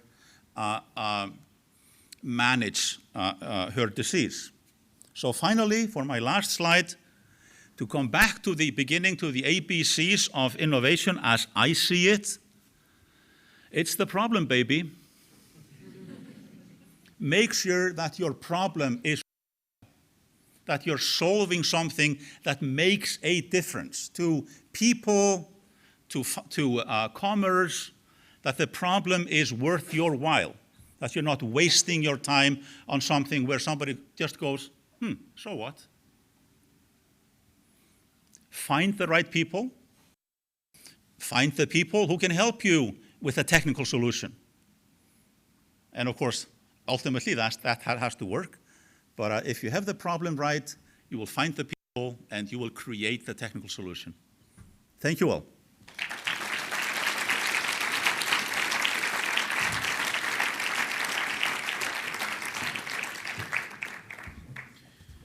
Great, thank you very much, Dr. Einar. Einar will also be mentoring at the event tomorrow, correct? Yes. So if anybody's interested, please don't miss this opportunity to speak to him. Very impressive, very inspiring stuff. I've actually, I've literally seen thousands of pitch decks, but I don't think I've ever seen a problem slide as convincing as an image of somebody being poked in the eye with a syringe. Like, that is a universally understandable bad thing. We don't want that. But thank you again, Dr. Einar. Thank you.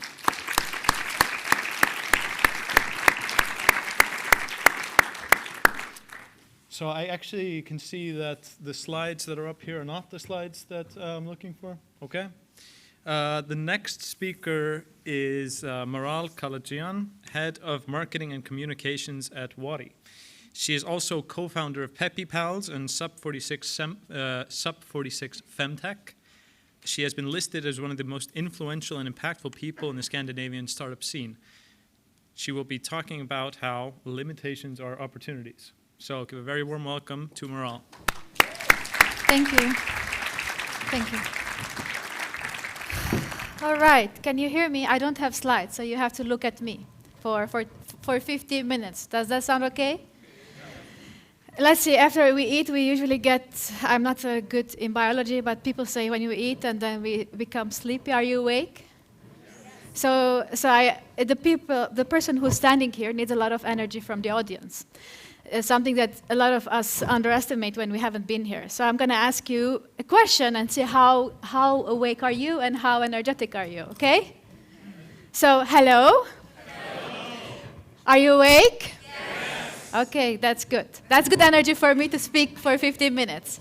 So, as a very wonderful MC said about me, I have a lot of things under my title. But it's not really the title that makes a person, it's a lot about the personality. And why Bala and the Icelandic team invited me over, it's because I do one thing for the past 6 years of my life, and I can stay here for a week without going to eat and talk about it 24 hours a day. And that's something that you guys haven't been doing a lot today. Some people have been. It's called Twitter. Do you know what Twitter is? So I tweet. For the past 6 years of my life, I have been tweeting. I love to tweet. I can talk about Twitter. I tweet about what's happening in Stockholm. So let me go back, take you with me 6 years ago. 6 years ago, I didn't have a job. I wasn't sure what I was doing with my life, and I was lost. You know, this typical romantic story where I didn't know what I was doing, I was lost, I am still lost, I'm lost all the time. But back then, I didn't really have a job that paid me to buy food. So I had to do something. And then the startup scene in Stockholm had just started. So we had the Stockholm Tech Meetups, which is like monthly meetups where the people from Stockholm come together. And then we have VCs and startup pitches and so on. And then we had the co-working space, Sub46, Startup People of Sweden. Do you know that place? Yeah, maybe. So you guys have very cool co-working spaces here. We had a dinner last night. And then we had a hashtag, STHLMTECH,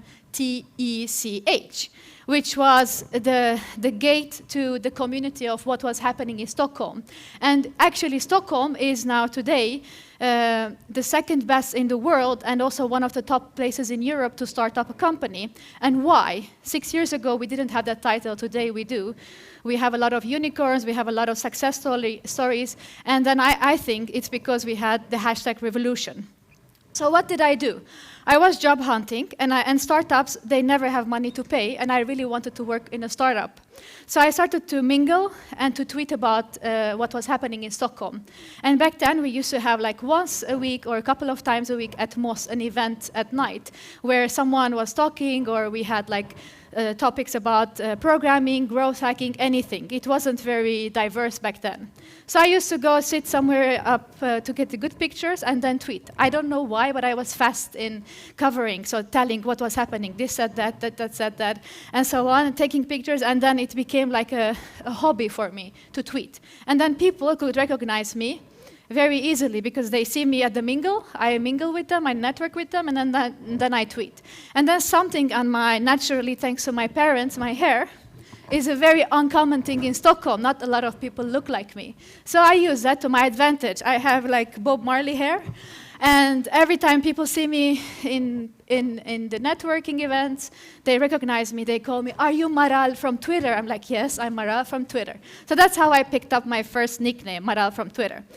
So I was tweeting at nights and then still looking for a job, mingling around, meeting founders, trying to see if someone would eventually pay me to do something, but they didn't always have budget. And then founders, entrepreneurs are typical people who, if you give them something, they will take it endlessly because that's what they're good at it. So basically, I found a corporate job at Philips. So I started to work, and I could put food on my table. I started to work full-time in the morning. I'm not going to talk about that part of my life. It was fun time. I learned a lot. I traveled the world. It was a great time, but that's not why I am here. So at night, I was still covering events. And then at one event, I met the founder of PeppyPals, which was still a concept on paper, an emotional intelligence platform to teach kids on empathy and to train their empathy and emotional intelligence. A woman founder named Rosie Linder. We hit it off very, very well. And then she invited me for lunch the week after, and then I started to help her out because I really liked the project, and I really liked that they were going to launch a game in a couple of months, and I wanted to support her in marketing. I love marketing. I haven't studied it, but I loved it, and it fit my personality pretty well. So I started to help her build the brand. So I started to help her out like once a week. Sometimes in Sweden we have something. Is this live broadcasted? Okay. Work from home. So sometimes I used to go sit. Sometimes I used to go sit and work from home at Sub 46 to help Rosie out, or at night. And long story short, Rosie wanted me to be part of her founding team. So she couldn't pay me a salary. So instead, I took in shares, and I also got the title a co-founder. That's my PeppyPals story. Just last summer, PeppyPals just closed a new round of funding from Lego Ventures. So it's going pretty well, but I'm not involved operational. I tried to do it for a year and a half on the side, but then I wanted to do different things because I wasn't the right person to do it on a full-time basis. And so I'm still working in a corporate, doing startups and Twitter at night. I started to pick up also other community events, community roles. Let's say Sub 46, we started together with a friend something called Sub 46 Femtech. And unfortunately, in a lot of tech events, gender diversity is not something that you would see. So if I go to the toilet, the only good thing, I think, for women is that we don't have to queue when we go to the toilet at tech events. Other than that, it's not a lot of advantage. But again, it's something that we are like underdogs or a minority, and I use that I saw an opportunity there. So we started together with my friend Tatiana, we started at Sub 46 something called Sub 46 Femtech.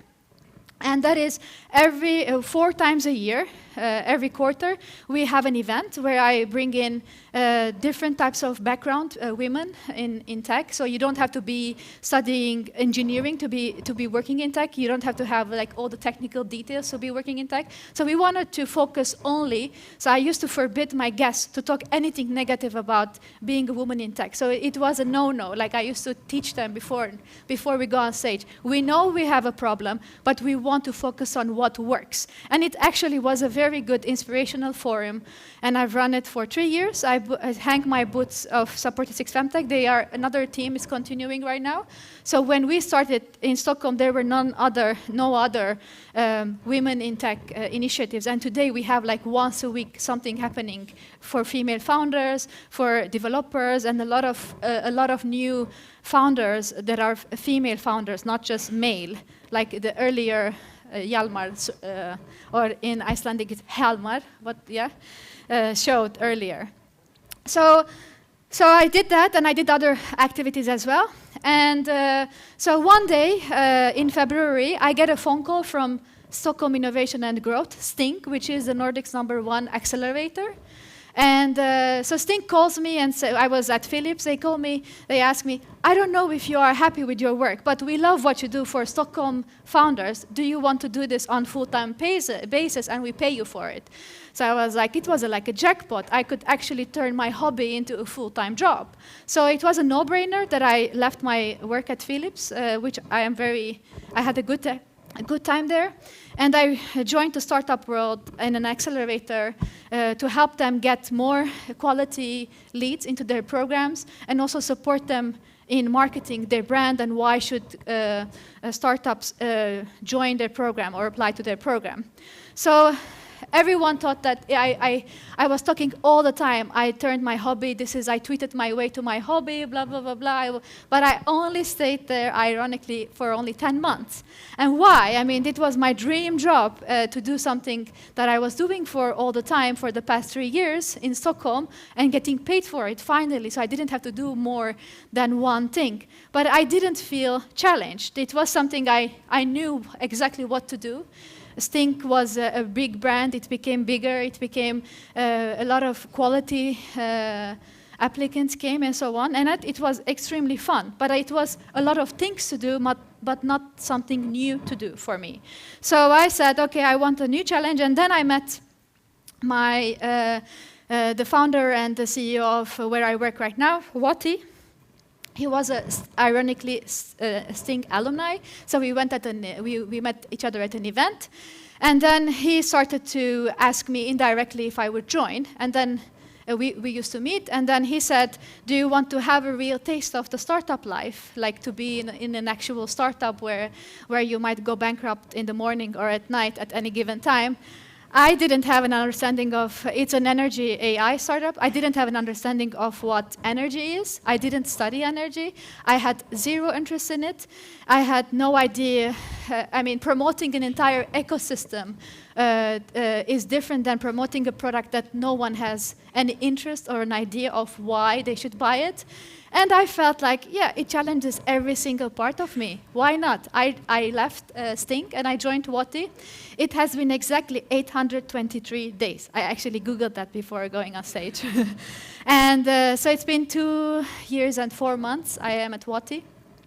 It has been the most challenging thing I have done in my life. And I mean, compared to Silicon Valley, probably a lot of people here know more than me, is that in Silicon Valley, if you fail at something, you don't get access to hospital, you don't get access to education, you lose your house, and so on. We in the Nordics, this is the best place to fail. So in Stockholm, you can always do anything, and then you're not going to die in front of a hospital. You're not going to be denied a lot of things. The government is always going to take care of you. I think it's the same here, right? Yeah, so we are very lucky. So we can be bold and test things. So I joined Wati, and I come in my first day at work. It's a 3.5, 4-year-old startup that had recently, just a few months before they've hired me, they had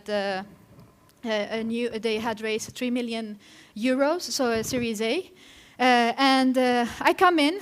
I'm the first marketing person in a big technical team. What am I supposed to market? I don't know really the product. I didn't really understand. I like the founder, I like the team, and I like the concept that they're global. It's not only for Sweden. So what am I supposed to, and I don't have a budget. So, and when I say I don't have a budget, I meet some like other CMOs or marketing people who have been in the same situation. They have always at least some sort of budget. I literally had 0 kroner budget. So what am I supposed to do? Yeah, I'm like, okay, I'm good at tweeting, I'm good with social media, and digital marketing is my what am I known for? So I start to get to see what can I do. The founder, so I lay down everything that we have. First of all, no one is interested in energy. We think we care. I mean, I had a fun conversation with some people here yesterday that in Iceland, people don't give a flying F about climate change. Is it true? Yes, they do? We do. But do you use energy abundantly? Yeah, so at least you don't lie. So it's something that everyone talks about climate change, and honestly, we don't know if actually we are supporting, but we are supporting in improving that. But that's why we exist. The founder started WATI because he wanted to be able to fix climate change. The typical founder pitch. If we be able to fix 1% of this, imagine how much we're gonna do. We don't know if we have a direct impact, but that's why we exist, and that's why we try to do what we do every single day when we go to work. So I say, okay, we have a great cause. That is always good to communicate. And then we have a founder. He's perfect. He's extremely charismatic and very charming on stage. So it was easy for me as a PR person to be able to put him in different in different stages, and journalists loved him. So he was able to talk with journalists. It made my life easier. So okay, we have a founder. He can go to a lot of different events and talk there. And then we also have like a fun. We were back then a little bit more team than now. So it's a fun team that I can use so that they also become like a little bit more digital ambassadors, tell the WATI story to the world. So that's what happened. So in my first year, we participated into, I also go talk a lot, and we had also other people who could also talk in the tech team. So we participated in from March 2017 until end of the year, we participated in a lot of events. So we were at meetups. It costed nothing. So it was just our time, which is the most valuable thing, but still it gave us a lot in return, we built a community around our name, about the brand. People started to know who we are and what we're doing. So basically WATI, what is WATI? It's a small piece of gadget, like a piece of hardware, a box. We call it the WATI box. So it's a box that has all the buzzwords in it. The startup people, we love buzzwords. I mean, if I'm pitching to a journalist or an investor, I say AI. If I want to recruit an engineer, we say machine learning. But they are both the same. It depends on who you're talking to. And then if we talk to telecom people, potential partners, we say IoT. So I say I work with a box with all the buzzwords in it. That was what it really is. It was a very complicated technology, but it was so simply done that you just take it, install it in your house next to your fuse box. If you don't know what a fuse box is, don't feel bad. I didn't even know how it looked like. But it's basically, this control panel where your electricity things are. So you install WATI there, and then using our app, you connect that to the internet, and voila, anything that is plugged on electricity, you can actually measure and see. So every time you put on the kettle or the microwave, we will know when they're on, when they're off, and how much energy they're consuming. Does it sound wow, right? Yes, thank you. It's like almost like magic how it works. But do you think people really want to buy that? No. People don't want to buy that because it's expensive, and then they don't know what to make out of it. So what if I know how my appliances? So it makes my life much harder. And so my role as a marketer or communication was not to actually do great campaigns on buy, buy, buy. And I don't like to do those campaigns anyway from previous experiences either. But what I like to say is to say the story of who we are, why are we doing, because people relate to people. And then we had a good story about the people behind the product. So I optimized and exhausted that. So the digital storytelling using social media as a free channel, I have exhausted my free channels, basically. And by that I mean, like, we use LinkedIn to keep our partners excited, very simple. And we use Twitter to keep investors excited about us, and also all the media was there. And then the third one, Facebook. I'm not a big Facebook fan, but they have a great groups for community. I'm just telling you what worked for us. So on Facebook, there's a lot of communities on Facebook groups, not the pages, because you have to pay to get visibility on people's news feeds today on Facebook, unless you have a very big engagement that you have built, but it takes a lot of time. And startups, every day we want something now and now. So it's not like I'm not gonna spend a lot of time building that, but we have access to a small communities that are our potential or our customers. And then we have, what did I forget? Instagram. Surprisingly, even to me as a digital person, that Instagram was one of the best places to recruit engineers.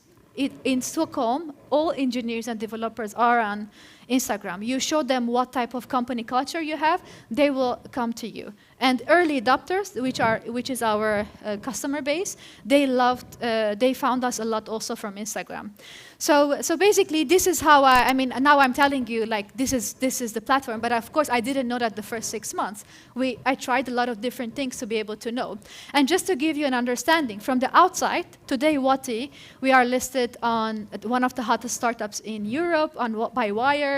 Fast Company named us as one of the top innovators. So if you Google, we are on every single list that exists. But that doesn't sell the product, unfortunately. So my job was to find a different way. So what did I do next then? Okay, we have a good brand on the outside. I had to put some effort on the inside, on the product side, product marketing. So our product team needed to understand how people were using the product. Most of us, I don't know, the previous speaker as well, we innovate things or we invent things thinking that this is how people are going to use it. But it's never the case. I mean, even like Twitter, my favorite platform, they started as an SMS platform. Today, everything that exists on Twitter is mostly done because of the community asked for it. It was community-driven product fit. So for us, okay, so and then you have Apple, which is like one of my favorite, absolute favorite brands. They have never really listened to, according to them, I mean, what I know about them is that they have never really listened to the market. They just pushed product, and then we automatically know how to use it and suddenly want everything they launch. So where do you draw the line as a startup? We are not Apple and we are not Twitter, but it's a new category of product. It's a new habit that people want to use. So we need to be a little bit closer to the people, our users and our community. So what I have done is that, okay, I still don't have a budget, and then we wanted to get feedback from our users, potential users, and people who have never heard about us and never seen our product. So I wanted to get the perspective from all these three different audiences. So number one, our users, it was easy. They were early adopters. I love them. They are so willing to share and engage just because they love you. They root for you. They want you to be create like great products. So we invited them over some finger foods and alcohol, and they gave us a lot of feedback. So we learned that alcohol works in the Nordic. The potential one, we did a little bit on like online surveys that we had from people who potentially wanted to potentially wanted to buy the product. It also worked, we got feedback. And then the third one was a little bit, we wanted to have an idea about what people who have never seen or heard about us would actually react when they see Wati or interact with Wati. So what I did is that, okay, we needed food and beers on a bigger scale because we were going to invite around 150 people for this one. So we sit in a co-working space called Workaround. I went to the community manager. I said, listen, they needed some marketing about their office spaces themselves. I can get you 150 people from designers, product people, tech people to test to bring in your office to see the office space. But would you sponsor the pizzas or the food and the drinks? So she said yes. So there's this Silicon Valley-based concept that has just started in Stockholm called drunk user test. So basically people drink and test your app because then they're more relaxed and then you get better feedback. So that's what we did, drunk user test, Wati style. So we brought in 150 people and we got great feedback that people who have never interacted with our product before. And it was a lot of things that were like a no-brainer when not 150 people tested the product, but let's say 70 people of them did.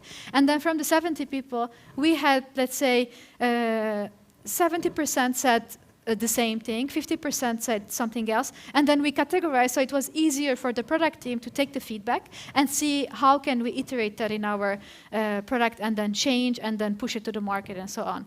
So this is what you can do when you don't have resources. Okay, I'm out of time. Okay, so why am I here today? Basically to tell you not that everything is like unicorns and rainbows. It's not. It's a lot of failures. It's a lot of problems. But always, one thing maybe you can learn from me, and that was the title of my. We didn't have it there. The title of my talk is that. Opportunities are found in limitations because limitations are in your own illusion. I mean, try to see what you have and focus on that and do that. Because if you just want to focus on what you don't have, there's always things we don't have. Just focus on what you have and keep on doing that, and then you will have great results. Thank you so much.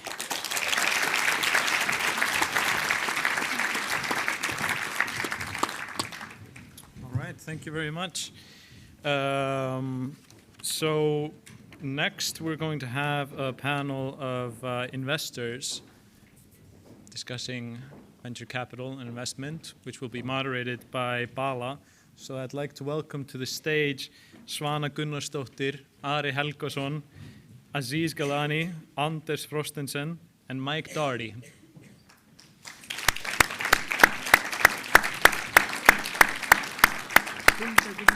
Svana and Runo. It's only 3.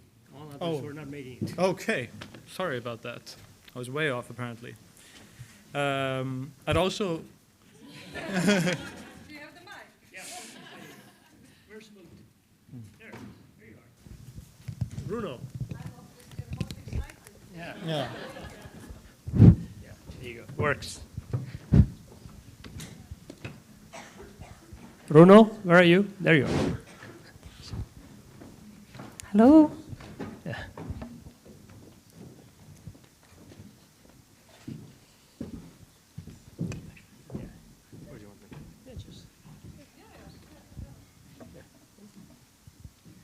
All right. I know we're getting to the boring part. No, actually, these people have money. Okay, don't ignore them. Are we the devils in Jonathan's presentation? He left. Yes. Oh. No, we were not the devils. Okay, Yeah. thanks. Only the ones in Silicon Valley. Oh, this is streaming live. Sorry, guys. I know you're all watching me. It's all good. All right. I'm just going to quickly give a round of introductions, and then we'll jump right into it. And maybe we'll start with you, Runo. Oh, hello. My name is Runo Alikivi, and I'm with Funderbeam. So you saw Kaidi already on the stage this morning. So one thing, just to clear the air, is if you were wondering if Lavacheese really is Icelandic or not Icelandic company, it's not Singaporean. However, the idea of lava cheese was actually developed in international air, meaning that Gudmundur, one of the founders, was actually working at WOW Airlines at the time and tested the product while serving the early test version of the product to the passengers. But yes, so I'm with Funderbeam, and I'm head of the Nordics. So about a year ago, actually, was the first time I was here in this room as one of the people attending, and I barely knew anyone, actually a few, but now so many friendly faces. So honored to be here. Thank you. Hi, my name is Huld Magnúsdóttir, and I'm the CEO of Nýsköpunarsjóður, New Business Venture Fund, which is an evergreen fund owned by the Icelandic state. And we've been around for over 20 years and have a considerable portfolio. We've invested in 155 companies in those 20 years. And currently we have 25 companies in our portfolio and a lot of exciting things going on. Yes. Okay, give it back. So me and Runo will share this one. Okay, You guys share I will just keep this one for myself. Okay, my name is Svana. I'm the managing director of Frumtak Ventures. Our first fund was funded in 2008. Yes, just in the crisis. And we have 70 million euros under management. We have invested in 15 companies, mainly tech companies that are growing outside of Iceland. Our LPs are the pension funds mainly. And I just want to put emphasis that on the picture that Hjalmar put up here, I was actually on the board. I have actually said there is one woman that should be on this picture, and I'm starting to take it personally that he has not added me to this picture, just to be, so you all know now. Lucky for you, he's not here. That would be an awkward moment. But anyway, maybe I should just start. One thing I want to ask is, what do you look for in a founder? What do you look for in a founding team? And maybe we'll start from you, Svana. Okay, so I think there are specific attributes a founder needs to have to actually survive and thrive in this startup world. Actually, to take it from an idea to a valuable business, to build it into a valuable business. And what we focus mainly on is, and what has been emphasized on the presentations today, is an entrepreneur that can build a stellar team around him. Somebody who knows where he is not strong, and he gets the best talent with him. Is it co-founders, management team, and other employees? And also somebody who is able to execute if he needs to let somebody go as well, because it's really a challenge. Secondly, it's about execution. It's not enough to know and say what you're going to do and know what you're going to do, but you actually have to do it. So basically, it's so much about execution. So we really focus on that as well. And it's also a founder that is really in dialogue with the market while he is actually developing the product or the services he's doing, coming back to the big problem, you know, realizing and defining if there is a real problem and if it's big enough. So it's actually developing with the market, because the biggest failure is basically a miss of product and market fit. So that's even more failure than no funding. Yep. So I think that's really important. Yeah, Huld? All right. Well, I agree with everything that Svana has said, and I think that feeling that there is a commitment and resilience, no matter what, because it's going to be a tough road, and you have to be able to stick it out, and the investor has to feel that you'll be able to stick it out. Right. And also that we are able to see that you can build a good team. You know, you can only do so much by yourself, and you have to have good people around you, and being able to pick the right people for the right projects, that's crucial. Yeah, brilliant. Runo? First, I completely agree with the ladies, absolutely, and not to say the exact same things. So I think it's also the personal relationships, like especially in our industry when it comes to investing, it's really all personal relationships.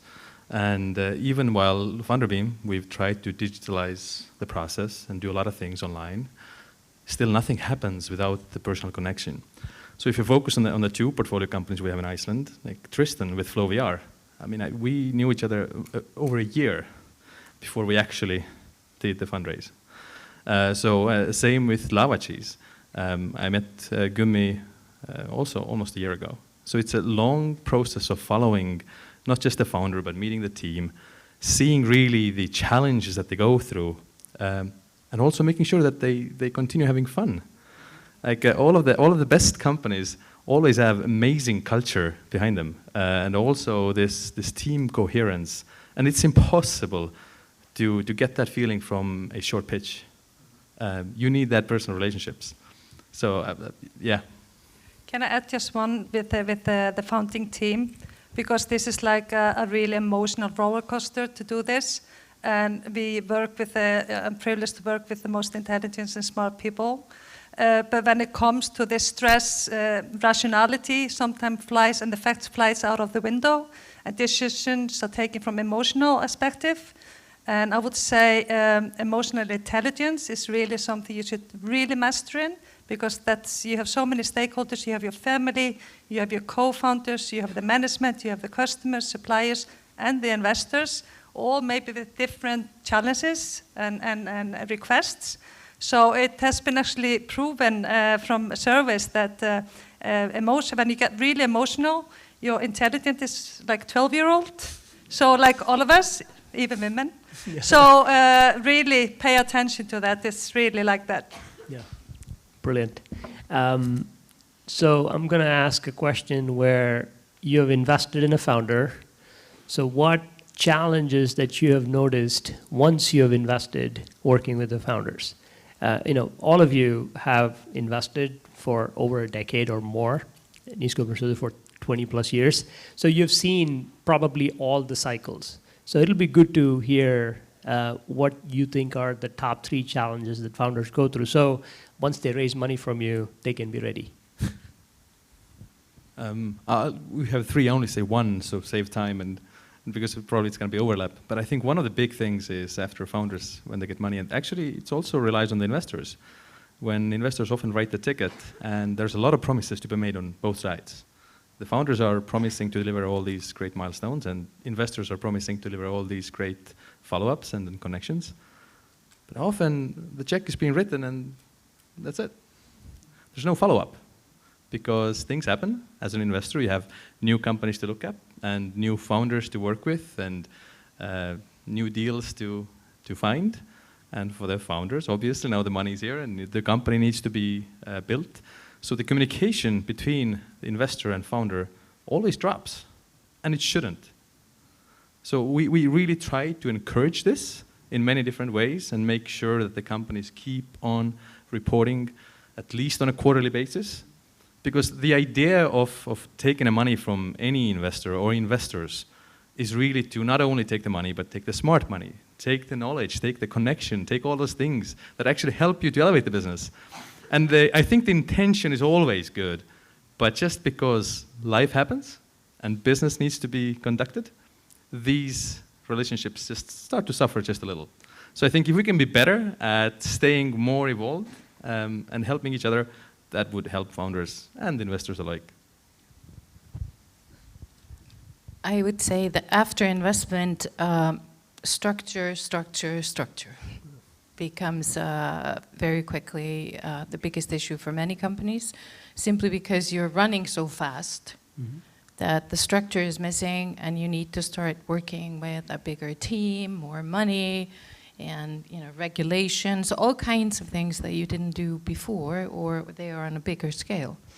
So I would say, coming back to your point, that if you can utilize your investors or people on their behalf to help you with the structure, because they are there to do that. They are there to assist, not just for the money. Yeah, I think there are a lot of challenges that co-founder faces after they get capital into the company. And I think, like you said, with the right investors, you actually take this discussion during the investment time. You actually discuss with them how they're going to split their own equity, how the salary structure is going to be, bonuses, and and also the deployment of the capital, of the investment, because often it comes also inside the team, they want to spend it differently. So it's very important that everybody is aligned when the investment comes. But that doesn't change the problem when you have maybe 3 co-founders and they split the equity equally before the investment, but then they contribute differently. So that's something you really have to think about, and also just agree beforehand how you're going to handle it. I think that's really important. Yeah. I was just going to add one thing. Learning how to hire your first employee after you've raised money is probably one of the most sought after skills in my view, because hiring people is not a trivial task. You gotta, just like Runo said, you don't learn about a person by just one interview. You gotta do, you need to use help to hire the right people for your team. So I would say that that's one thing that I've noticed as a big challenge, because once you have the money, you basically say, oh, okay, I'm just gonna hire this person, the first one who walks into the door. But you never know if he's the right person or not. So having that skill set is also an important aspect. That's where I think you can really leverage the investors, because, by the way, they've invested in other companies, they know a lot of people, bring them into the interviews, get them involved in the hiring process so you can actually mitigate that risk. So good, excellent. I think you covered most points. Now I'm going to turn back to you all. So what are the main challenges in doing your job? Because we only hear about, hey, founder, you should do this, you should do that. What's the challenge for what you do on a day-to-day basis? Hult? For us, at least, it's probably twofold. One is running a fund as a business, and the other are the investments that we make. And I would say, from our perspective, the challenges are obviously, and this applies probably to most funds, is that we run with very little overhead. And, small team, a lot of projects, a lot of things going on. Thank you for sponsoring Startup Iceland. Thank you. Yeah. And, but then on the other hand, the reason why we're there, the investments, it's always about finding the right investment, finding the right fit, and finding the right time to exit, which is just as important. Yep. Absolutely. Svana? Yeah, that's the same. It's like twofold. It's to the fund and to the portfolio company. We are not an evergreen fund like NSA, but you have to exit to be able to continue. And for us, we basically have to go fundraising like any other portfolio company. And we have now 2 funds. So basically, if we want to do the 3rd fund, which should be next year, we actually have to realize some value from the first fund. So that's a big challenge for us, because the first fund was in 2008, when Iceland did not have a great credibility. So it was a challenge for our portfolio company to get co-investors to take them further. So they were actually growing slower than they should at that time. Mm-hmm. So that's a challenge from the fund side. But for the portfolio, on the portfolio side, it's very easy to invest. But the challenge is actually growing the investment and creating real value to make them investable and interested for other investors, and then to exit, like you say. Yeah. So, Runo, I see you so often, and I don't think you have any challenge in your job, because you seem to be having so much fun. So please tell me, what's the challenge in what you do? Yeah. You're so serious. Well, I think, like you said, for an investor, it's really also the same as for the founder. It's structure, focus. Yeah, like you said so beautifully. Startup founders often don't realize that investors need to fundraise the exact same way all the time, every event. So in our case, the same. Kaidi has been fantastic in getting the funding for Fundrabeam to do what we do. But realistically, you're right. I mean, it's just my personal motto is you should never stop having fun, no matter what you do. And I've been trying to carry this throughout my life, always. But at the same time, being a global investment firm, that brings a whole another set of challenges, because now you really need focus and you really need structure, because it's so easy to get excited about these new opportunities, these amazing new founders from a region where you really shouldn't focus. So being able to kind of be laser focused on what's really immediate, but at the same time always have in back of the head understanding of where is the vision, where is the direction, and being able to build your own pipeline the same way as you do with the investments, it's a great challenge. And very often it's just so easy to get carried away and only focus on the fun part, while the structure and focus is critical. It's as critical for the founders of startups as it is for investors. The reason why I didn't ask you that question was because we are too serious in Iceland. We need to have more fun in the startup thing. I don't know. I've been doing this for long enough. Maybe I'm too like serious. smiling I don't all know. the time. No. Or you just can hang out with me a bit more often, Bala. There you go. That works. That works. No, I think it's important that we should probably relax a little bit about this, because I think, it is hard. We heard from the founders. It's not an easy job. It's a pretty, harrowing experience. Anyway, moving on to more interesting things about the ecosystem. What do you think we should work on as Iceland, as investors? What do you think that we should be working on? Sana, maybe I'll start from you. I just want to start to thank Einar Gunnar for his report on the ecosystem in Iceland. I think we should all give him applause. Yeah, it's really helpful to see it taken together like that, and it's really good to see also how it has been building, basically since 2012. But we have some challenges, and I think despite what Hjálmar said, my friend Hjálmar, that he came to Iceland for the talent pool, I think we have a big, challenges with recruiting talent to the team and get the best teams. I think that's also in the Nordics in general.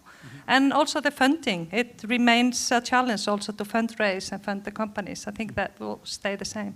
Okay.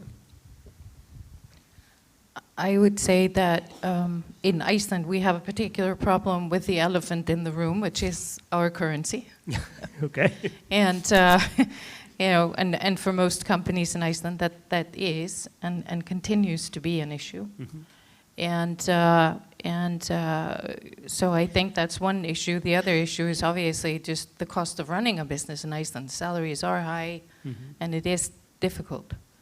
There are many other things that are great that counter that, but I would say that these are two very challenging things in the environment.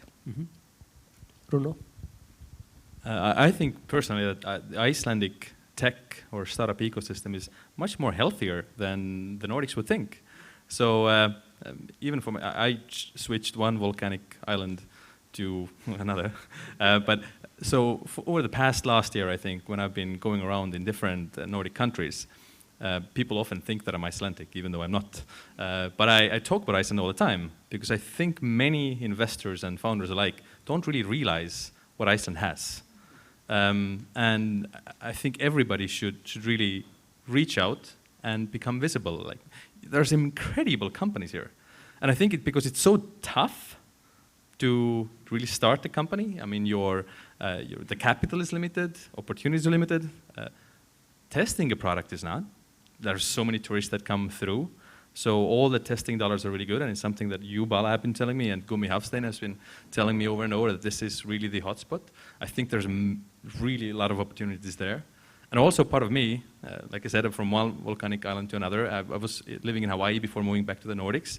And why, I mean, it sounds really crazy, like why, but the tech ecosystem there was just about to grow. And it's so exciting to be part of something that's at so early stage and you can shape it. And everybody in this room, I think, Icelandic startup ecosystem, it's not really at the infant stage anymore. It's growing, the baby's nice and healthy. But all of you can be a very critical part in shaping how it will develop and where it will go. And I think this is the most exciting thing ever. Now I understand why you like him. We took the challenges, the negative. You took the opportunity answer. I did not want to say that. But anyway, so 2 questions, and then we'll round up and then ask the audience for questions. One is, what are you working on right now? And the second question, follow-up, is what do you think are the main challenges of the future from an investor's perspective? Because as an investor, you're always thinking about what's going to come down the road. So maybe start with what are you working on right now, and then go to the challenges of the future.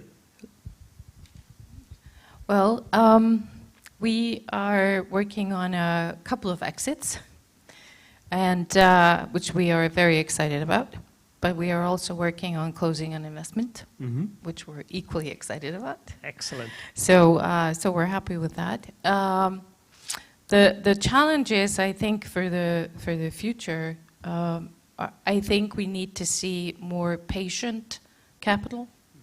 I think we have, and I think Einar's presentation was a good example of the time and effort it takes to do certain things, and we are looking at major societal changes in the next 20 years, and we need to be prepared, and that takes time and patience.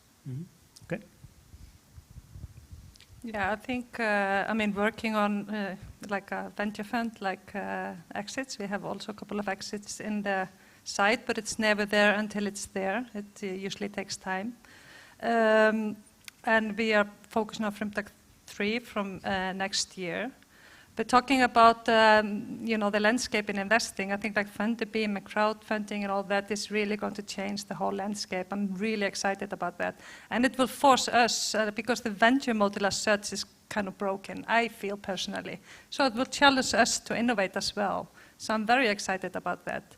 So I think it's more access to capital. Consumers will have more direct access to investors in that sense.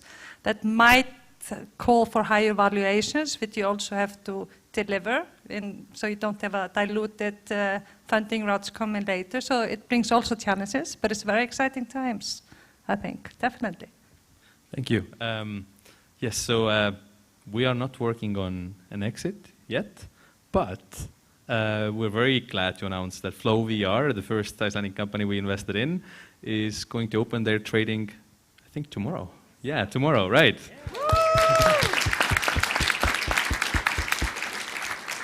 And what that means, it means that all of you that missed the opportunity to invest into FlowVR can now buy shares in FlowVR on our secondary startup stock exchange.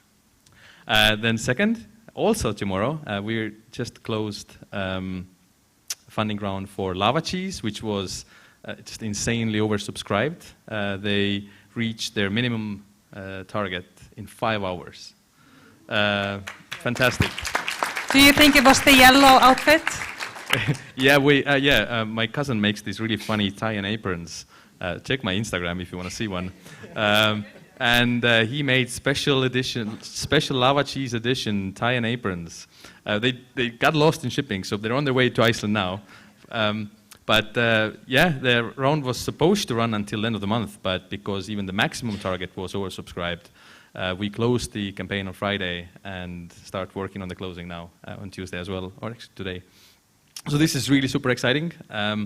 As for the challenges, I think the main challenge is really everybody in this room and in Iceland continue to support and maybe for us to work together on future deals and everybody to create more really exciting companies, and for Bala and Einar Gunnar and Brandur and others to support what we try to achieve here and really build a strong, healthy ecosystem together.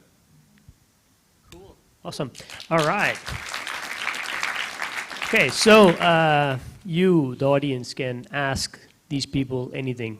Okay, ask for money when you meet them in person, but here, maybe ask something that'll help the next founder. One question.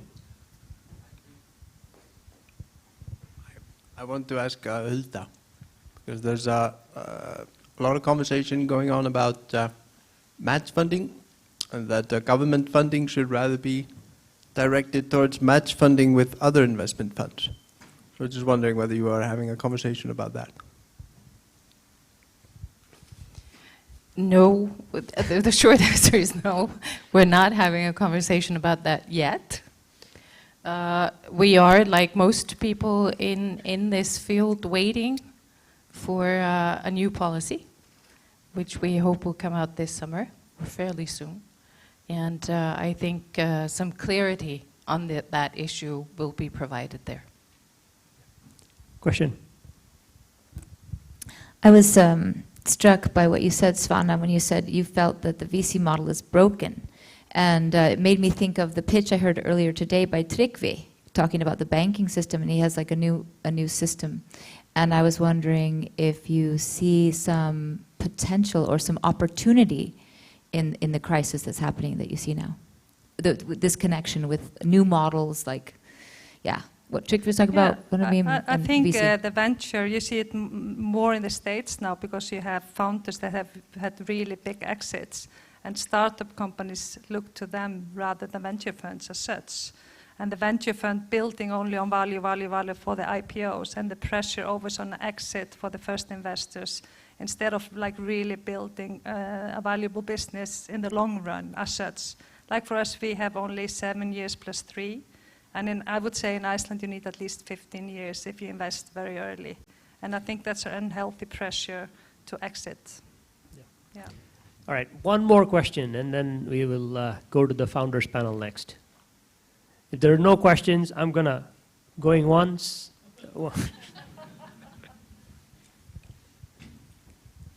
Hi, my name is Heuker, CEO of SmartGuide. Just a quick one. How old is the average age of a company you invest in? So how old is the startup? I think that's the beauty of it, that the age or the time from start, it's not the time anymore because of the technology. Companies could grow very quickly. It's more if they have, like for us, if they have already a product and they're already selling, and we come with growth capital and they expand. You know, it can be very young. Like Menica, we invested in Menica. They were very, very young. There were 3 people when we invested, and they grew very, very quickly.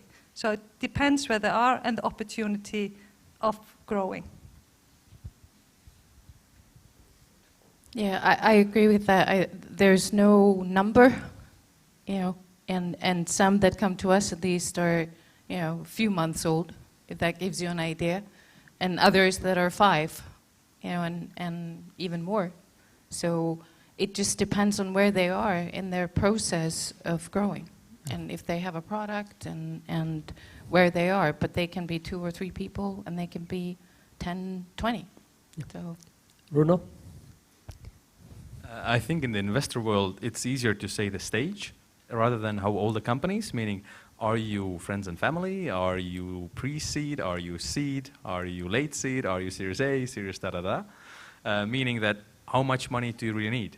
And if you look at the profiles of any VCs or crowdfunding platforms or any other, I mean, you get the idea. Like, you know, most companies, most investors, they're very specific about the industries they like and the amount they invest. Whether they are seed, which is, you know, anywhere from 100,000 euros up to maybe 500,000 or 1 million, or they are Series A, you know, 1 million to 5 million. So I think it's not as important how old the company is. It's more of how much capital you're raising and what have you achieved so far. All right, guys, I think we don't have time for any more questions. I'm just going to say, you know, good round of applause to our investors. Thank you. Now that you know how they look, you can go hound them, right? Good, great job. Listen to Jonathan's presentation. You know, when the no is a no. Thank you. Thank you very much for an interesting panel discussion. I know it's, of course, traditionally not the MC's job to comment on discussions, but I just have to say, because I've been working in the past 2 years of business development for tech recruitment, because the talent pool in Iceland has come up twice today, I've met recruiters and headhunters from all over the world in all different markets, and I have never heard anybody say that they do not have a problem finding really talented people. So that's not just Iceland. There's a real need for people with an entrepreneurial spirit, with any sort of tech background or scientific understanding. And that applies for much more than just Iceland. So anyway, to move on to the next segment, we've heard from the investors. Next up, we're going to have a founders panel with Stefania Bjarney Ólafsdóttir, founder and head of Avo, Stuart Bronson from Greenvault, Raul Alikivi from Planet Way Corporation, and Joe Betts-LaCroix from from Y Combinator. Is that right? Yeah. Great.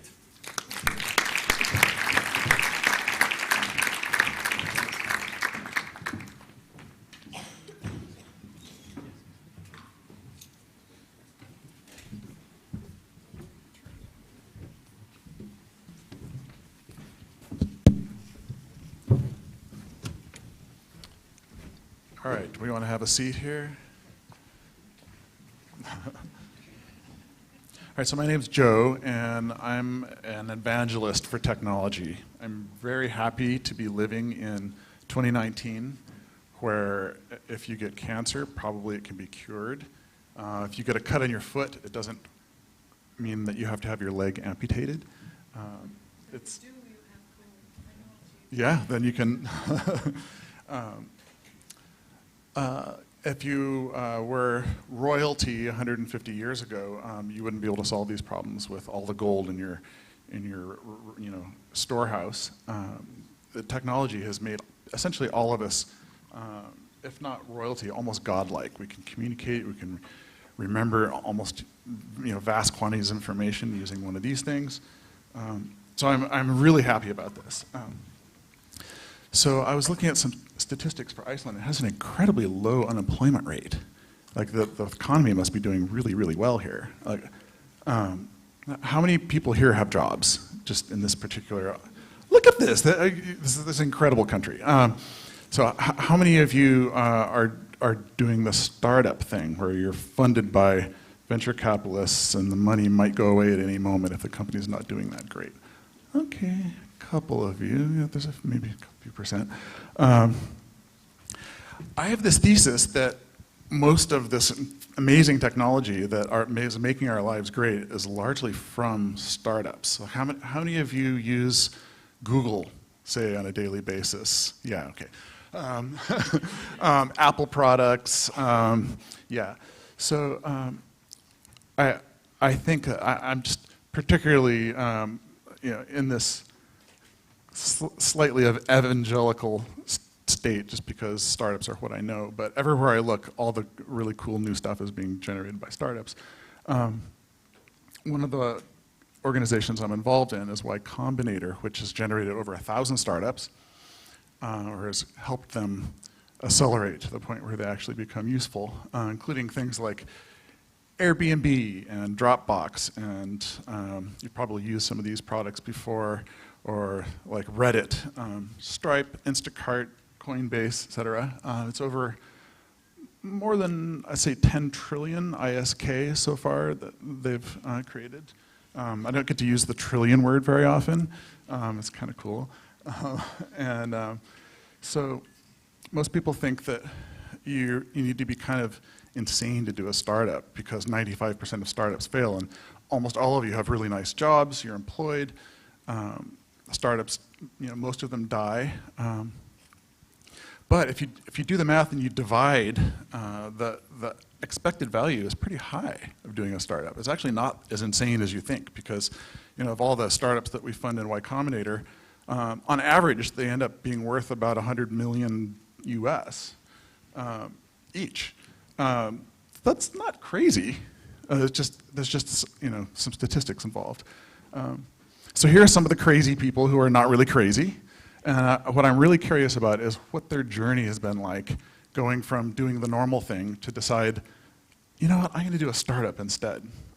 So that's not the normal path, but it in some ways is the rational path. So I'd like to start by, what were you doing before you founded your startup? Like, what was the normal part of your life? And then I'll go on afterward to like, what triggered you to make the plunge and do the dangerous thing? So how about you, Stuart? Hi, I'm Stuart from Greenvolt. Actually, jobs aren't always secure. I moved here in 2007, working for Glitnir at the time. That wasn't so secure. And so I think until 9 months ago, I was working for Maersk Oil and Total Energy before I took the plunge 9 months ago. Hey, I'm Raul from Planetway. Planetway is kind of a Japanese-Estonian hybrid startup. But yeah, so actually, like to answer your question, I used to work for Estonian government actually until 2012. But in a way, like after that, I just created my first company, became independent. But in a way, for me, it wasn't really like a change because I always had this personal mission of connecting Estonia more toward, like with Asian countries, especially with Japan, because well, I studied there. And so I just did it from a different perspective. So like as a civil servant, I tried to do it. And later, basically, I understood that nobody else was doing it, so actually I have to do it on the ground by myself. So Okay, yeah, that's so what I did later. working for an oil company, working for the government. How about you, Steph? Yeah, I'm Stefania, Steph, co-founder and CEO of Avo, funded by Y Combinator. Yes. I'm in a pretty amazing group there. That's very, I'm honored. I was on an academic path, actually, aiming for or on a track to do a PhD in statistics in Oxford, funded by Decode Genetics. And then I got offered to be the first data person to join a hyper-growing company in Iceland called QuizUp. And I thought that I could probably do that PhD whenever, but I wouldn't get the opportunity to build up a data So division. essentially you're on the academic path. Like if you had been a good, reliable person, you would have progressed your way up to PhD and then junior professor, professor, lecturer, finally maybe tenure. Okay. Yeah, So then what happened? Like, I think I've always loved the sea, always been snorkeling, I do free diving, used to work as a dive tour guide, and I've always loved that. And I was in Indonesia with my daughter about 3 years ago, my 8-year-old daughter, Freya, and she said, came out snorkeling, and she said, why is all the coral white? So I explained to her the mechanics of global warming, rising temperature rises, coral bleaching, and then she thought for a minute, silence, and then she said, Dad, why do you work for an oil company?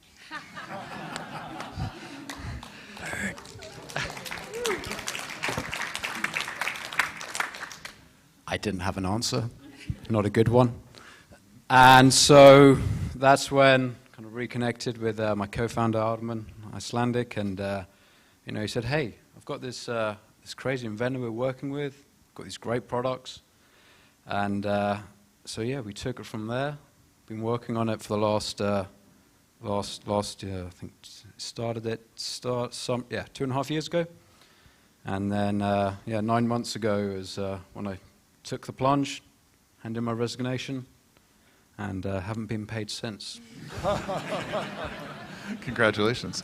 Probabilistically, you will be. Ro? Yeah, for me, it was basically after I quit my job at the ministry and went back to Japan, back because I used to study there before. At first, I was kind of freelancer. Then I started up an import company in Estonia selling Japanese craft beer, not only to Estonia, but all of Europe. So this company still exists. So I was talking quite a lot about the Estonian e-government. And once I met this Japanese guy who was really driven, a really big vision. And we looked at it and I said, okay, you need this Estonian X-Road, what we have in Estonia, for this to actually really take off. And for the next year, just two of us, we were basically going and pitching the idea to so many clients, so many different companies, investors. It was pretty hard, but we didn't even have actually any technical person in the team at that time. But at one point, we actually sold the first POC without, just based on slides. And after we did that, we got the technology, we got the people, and today we are all pretty much 60, 70 people team, half in Estonia, half in Tokyo. So it's been a great ride, and it's basically in a startup, you basically feel two different emotions, either euphoria or terror. So and sometimes they, replace each other in a very high frequency. So you have to be kind of able to handle that as well. Yeah. Stephanie? The question was, what happened? Why did it? Yeah. I was in this role managing data for this gaming company. Wasn't a founder there. But the data was a complete jungle. We managed to turn it around though and create a culture where we were able to rely on the analytics about sort of how the game was being used and all those things. And I was sort of about to just rage quit my job because the data quality was so bad, everyone was so angry all the time at each other. The developers that wrote the code to send the data to the database hated doing that. The data people that were trying to work with the data that the developers wrote the code to get into the database were furious at the developers. And everyone around me was also rage quitting their jobs because of this. And we sort of figured out there must be a better way to do that, and ended up funding a company around that. And did the same thing as you did, basically selling, based on clouds, I guess. And I think that's really important to not build stuff before you know that you're able to sell it. It's probably super important and a really important learning for myself. Yeah. So it's like it's a principle, like you looked around and saw a problem that you just had to solve. Like something's broken about the world and it's just pissing you off and you're going to go out and fix it. Yeah, that's really good framing of it. It was pissing me off and it was Christmas time and I was calling everyone around me and sending emails and it had the subject line, I hate and love data. It's like, I was so angry and filled with, so I think I was driven with anger, really. And it sounds like for your journey as well, there was something intolerably broken and that you just couldn't emotionally afford not to fix, like something emotional just pushed you into this crazy position of being a startup founder. I think you're right, and all of the co-founders we've all got young children, and we're there and we're thinking, what can we do? What can we do about this? We're part of this problem. We've created this mess that they're going to inherit, and how can you just really be proud of what you're doing and be proud of, with your children? That's kind of, at least for me, has been one of the driving factors. And and it keeps you going, as you said. You get these highs, these lows, but that kind of voice in my head, I think I could have a cushy job, I could have good salary, but I think this is far more rewarding. And so yours wasn't quite as crisp for me, but you were working for the government and then suddenly you decided you wanted to go work on craft beer? Was that the transition? Well, not exactly that sequence, but and for me, actually, I think for me it was a little bit odd to be working for a government, because before and after I never actually had a fixed salary, and I didn't really understand the concept because, you get the same amount of money every month regardless of effort. Well, for me it doesn't make sense. So you actually if you work more, you should get more, and if you don't work that much, maybe it should be correlated as well.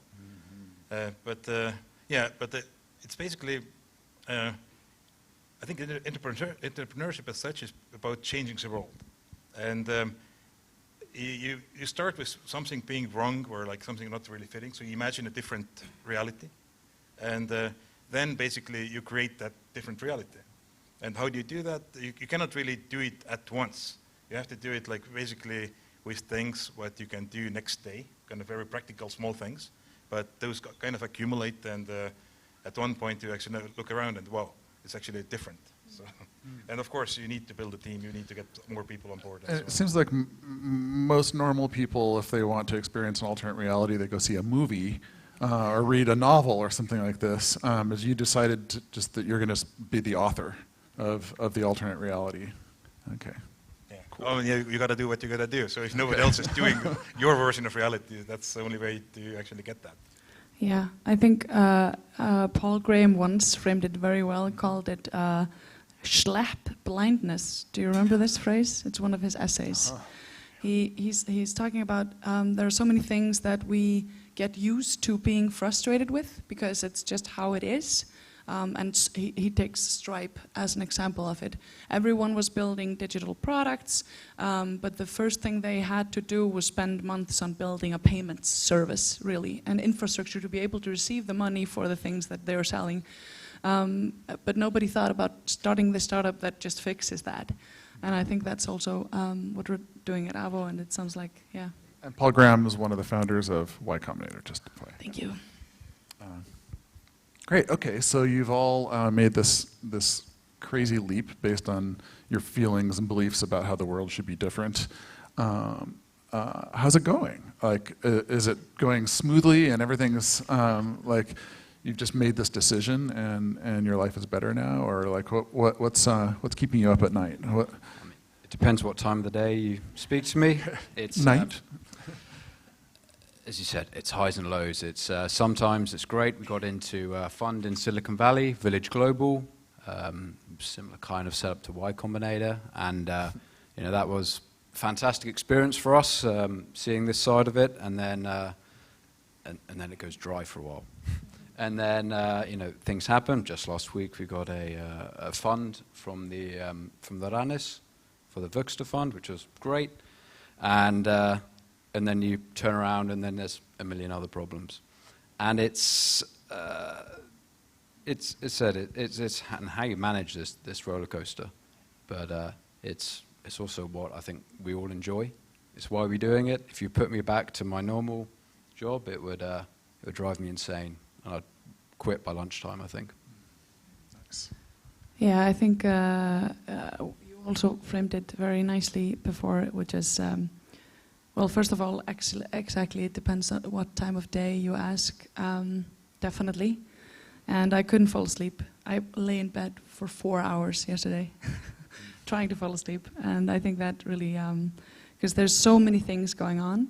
And I think you framed it nicely when you were saying, you have to take it day to day, really. And it's like you have to have a vision, and there's this balance. You have to have a vision, but you have to be able to focus on the day-to-day things as well. And that's a really, really difficult thing, because there are so many things going on that it's very easily, you can easily drown in the day-to-day things and forget about your high-level vision. Yeah, I just wanted to add that to what you had. Yeah, I mean, it's for us it's also, with many metrics we could say like we're very successful. So we actually raised quite a bit of money publicly. I think it's like 3 million, but in reality that's a lot more what we actually raised. But at the same time, we already having too much money is also not good, because you spend it not very smartly, and we've done our fair share of mistakes as well. So we already now actually passed off the first round of layoffs as well. So it's it's highs and lows, but at the same time, when you see that the product is correct, the market need is there, and you have a belief that basically what you're doing is the correct thing, and it actually will make a difference. So I think that's maybe the most rewarding part, because it kind of helps to connect the team around the purpose, and I think that's kind of the most important thing, right? So let's say that your worries do their job, which is the reason that you worry is so that you attend to some problem and then you solve the problem, and you're all successful in your startups.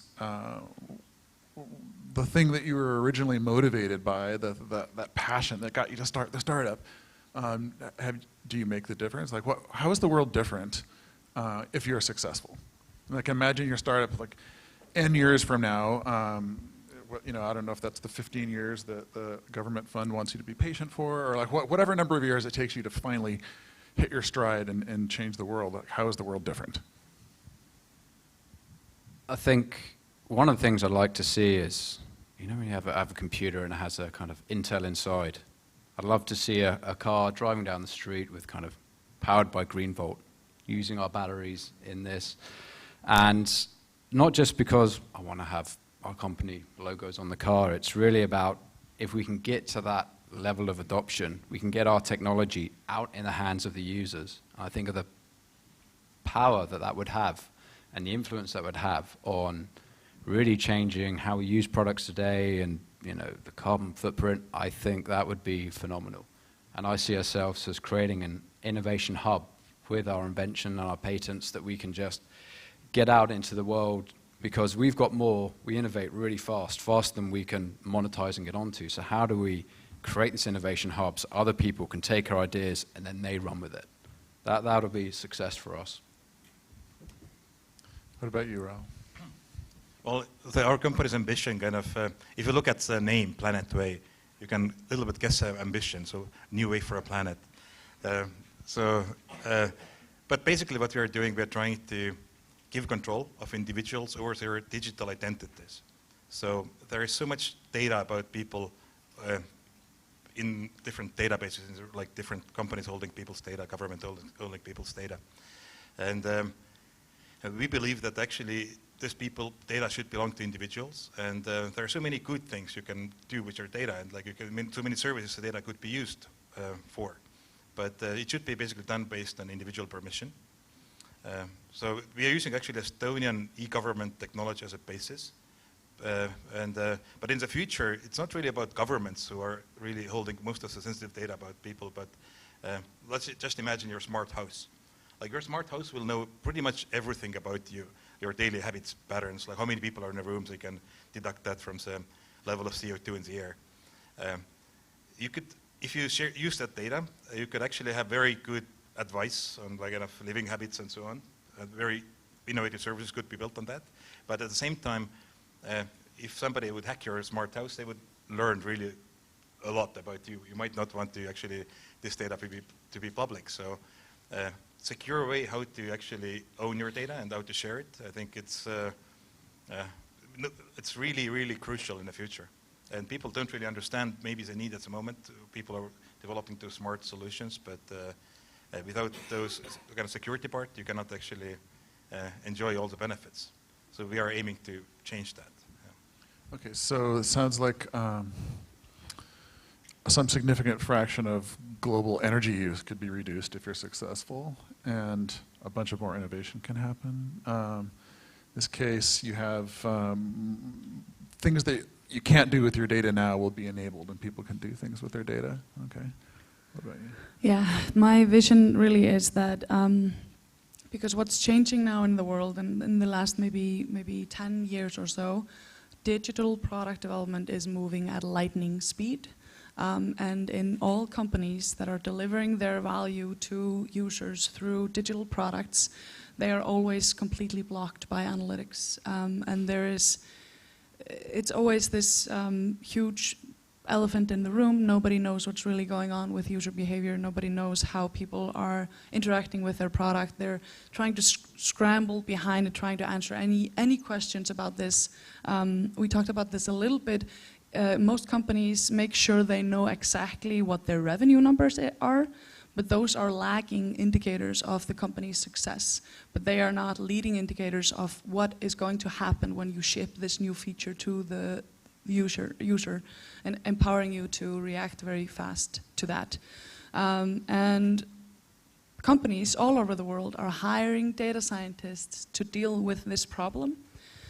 But the reality versus expectation of the job of the data scientists in this role is just hugely different, and it's causing everyone around me to rage quit their jobs.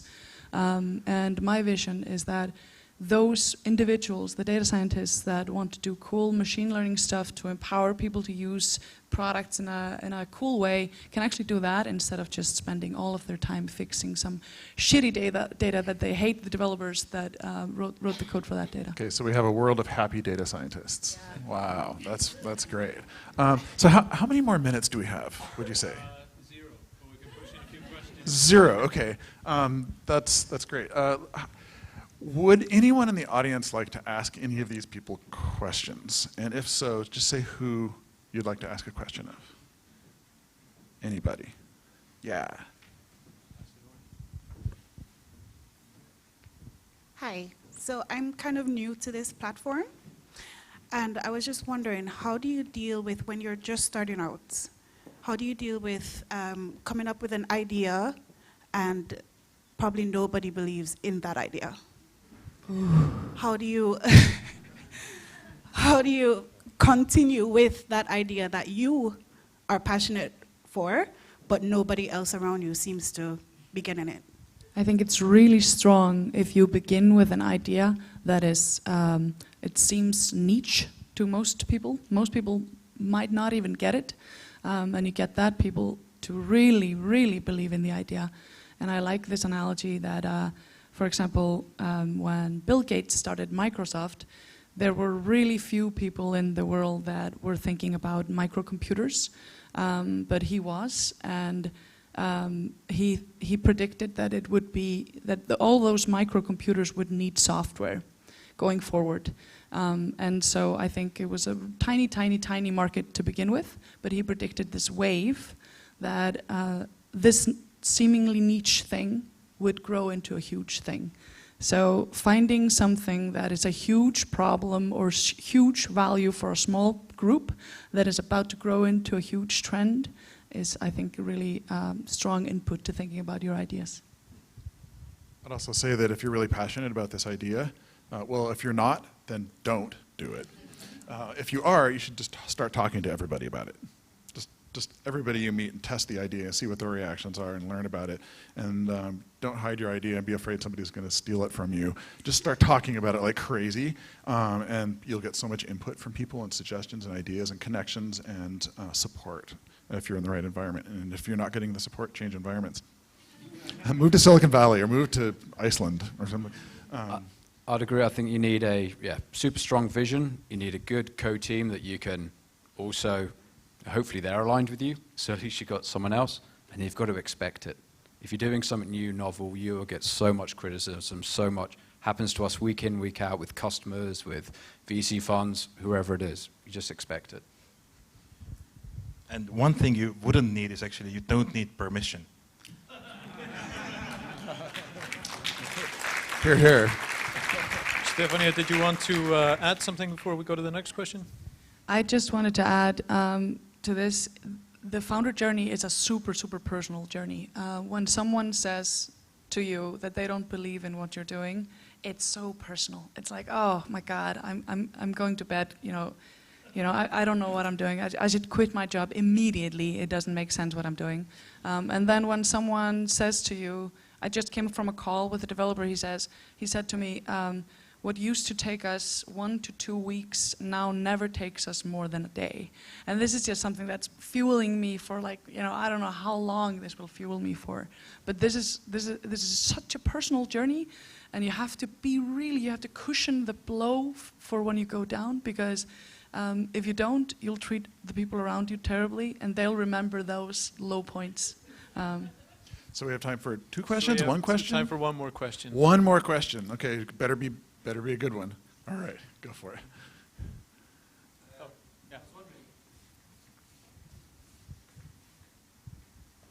yeah.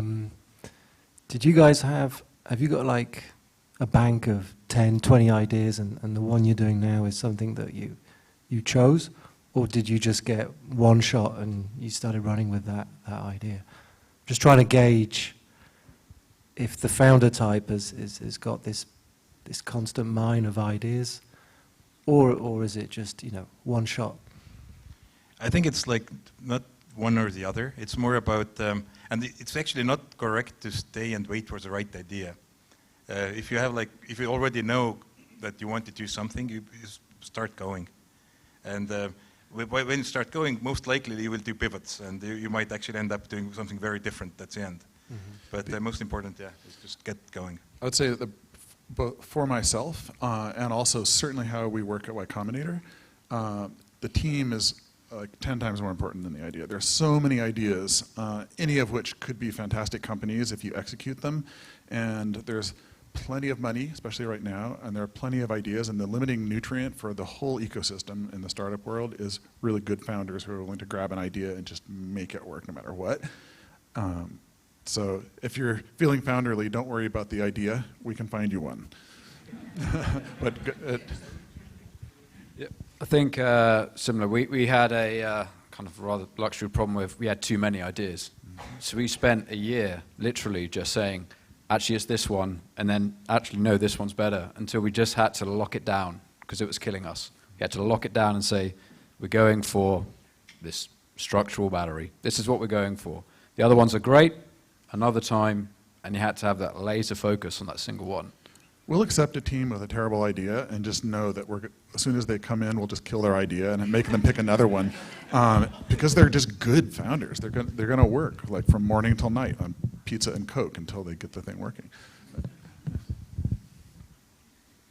I actually went through a pivot, a huge pivot.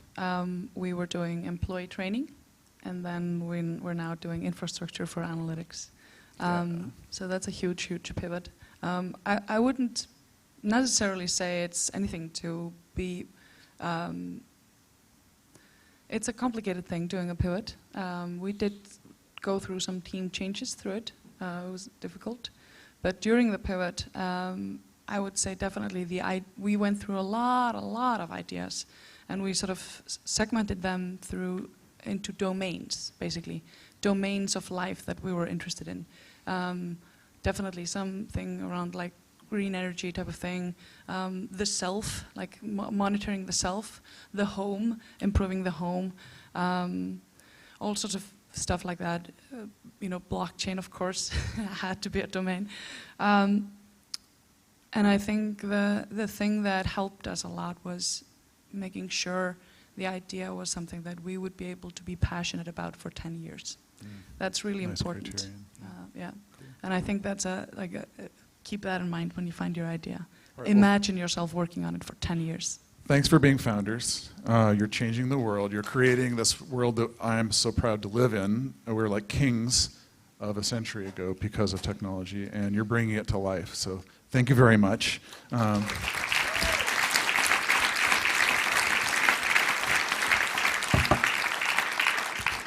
And thanks for the questions.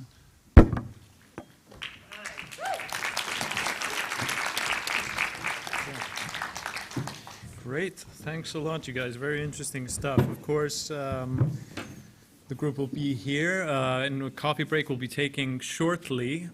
So definitely reach out and talk to the people that you've been listening to today, and try to get as much knowledge and wisdom out of them as possible.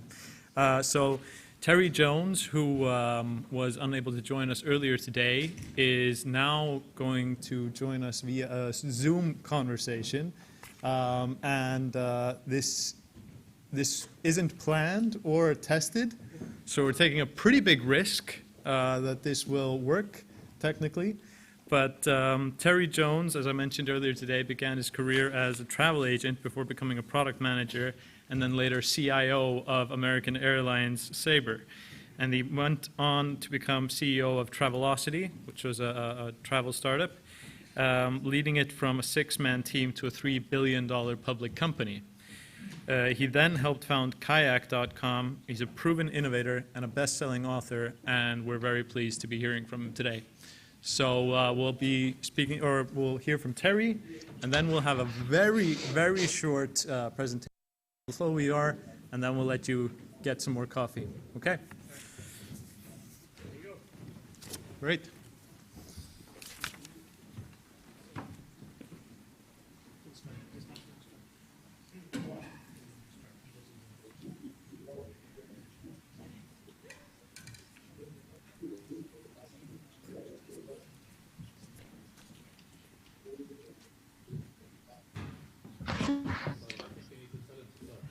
Good morning, ladies and gentlemen, or good afternoon, actually. And I'm very sorry that I'm not there with you in Iceland. Unfortunately, I only made it as far as London due to some airplane problems.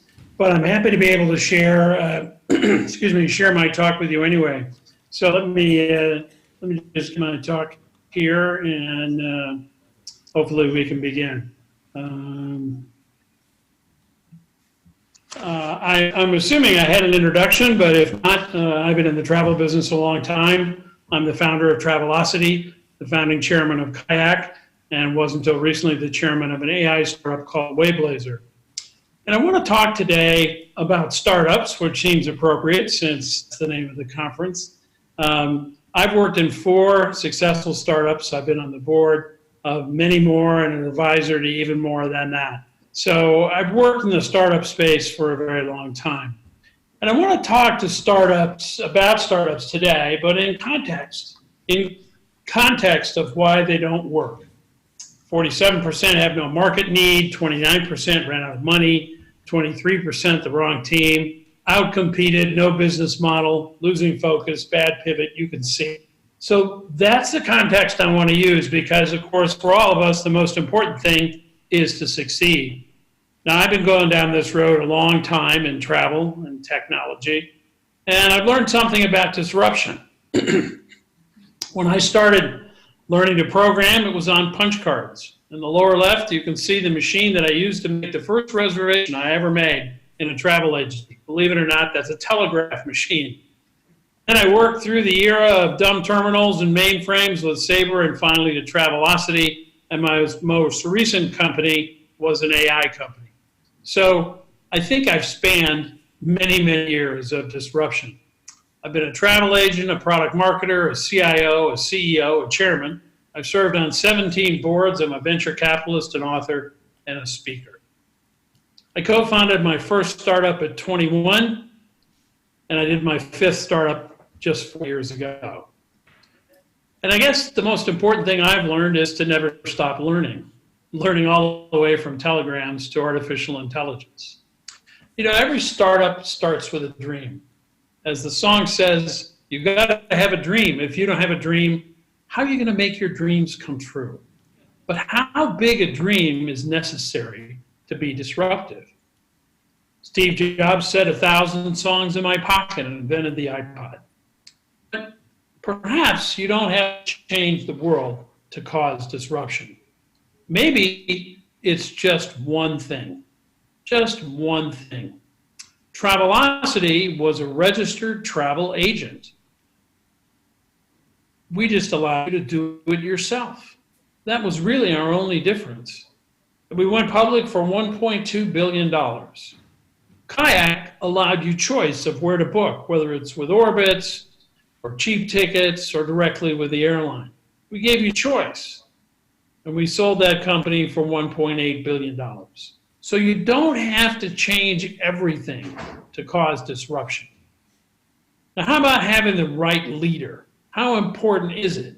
Well, 30% fail due to leadership issues. Are entrepreneurs born or are they made? Well, I think they can be made, but you have to have the right ingredients. So the common wisdom is that entrepreneurs are creative.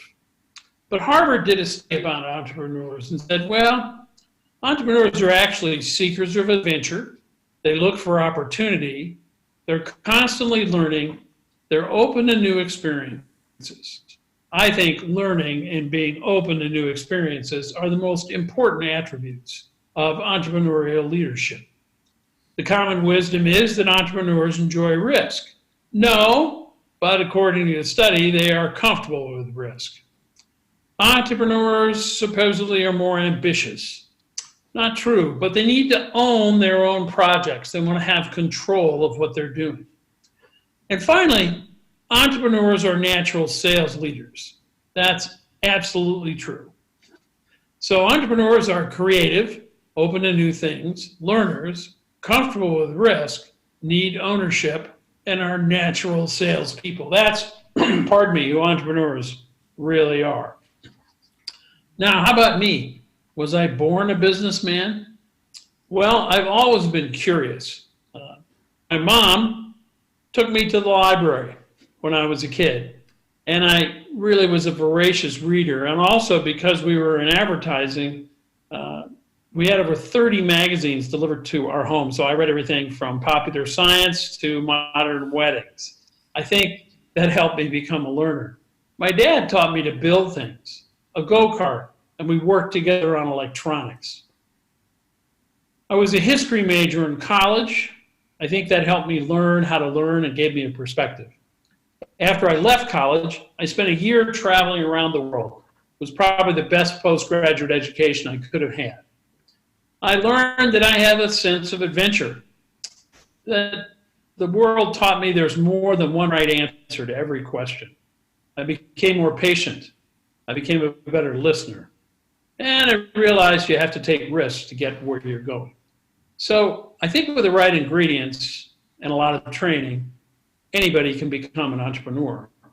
But can the leaders scale? Can they outrun the tiger of growth? My friend Jay Walker, who started Priceline, also had an incubator. And in it, he had groups of starters, growers, and runners. He had certain people who liked to start companies, so he'd let them do the first couple of years, and then he'd give it to a grower. And after the company became mature, he gave it to a runner. they really are different people. It's not always possible for the initial entrepreneur to make it all the way through the end stage, and that's okay. Now, I was lucky. My first startup started with 3 people. Then I managed 12, then 100, then 1,000, then 2,000. And finally, I grew Travelocity over 3,000 people. So I had the education that helped me learn how to scale. Now, how about the team? How important is the team? I think it's all about the team. The team is the most critical part of a startup. 23% failed due to the wrong team. And there are a lot of lessons, but we don't have much time. I'd say the most important lesson is don't hire your best friend, hire the best person. The managing CTO at Kayak was the best hiring manager I've ever seen. He'd go anywhere in the world to hire a great engineer. And as he traveled around, he'd talk to people, and if he hired somebody, then he'd say, who's the smartest person you know? And he'd immediately get on the phone and go hire that person. It's about hiring A people. They outperform B people. And he was successful because rock stars like to hang out with rock stars. He never talked about salary first. It was always about Kayak's going to change the world. Now, do you think one person can make a difference? I think one person can make all the difference. One person at Expedia beat Travelocity. One person went to the boss and said, we should combine air, car, and hotel together in package sales. And it was a great idea to package products at a discount. Never been done in travel before. It took them a year to convince the boss to do it, another year for them to roll out the product. But when they did so, they doubled their sales in 2 quarters, past Travelocity like we were stopped. Travelocity never caught them. One person. So watch and be careful and select the best person. 19% of startups simply get out-competed. What about risk?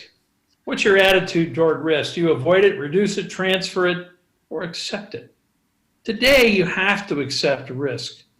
Now, I did my first startup at 22, and might sound like a big risk, but it was really a small risk. I was single, I was living in an apartment. I wasn't making much money anyway. And we turned that company into the 50th largest travel agency in the United States. And then I went to my second startup, a company that sold mini computers to travel agencies. And after about a year, that company was sold to American Airlines. And suddenly I was in a big company. I was moving up the ladder from director to assistant VP and VP. Eventually I became CIO.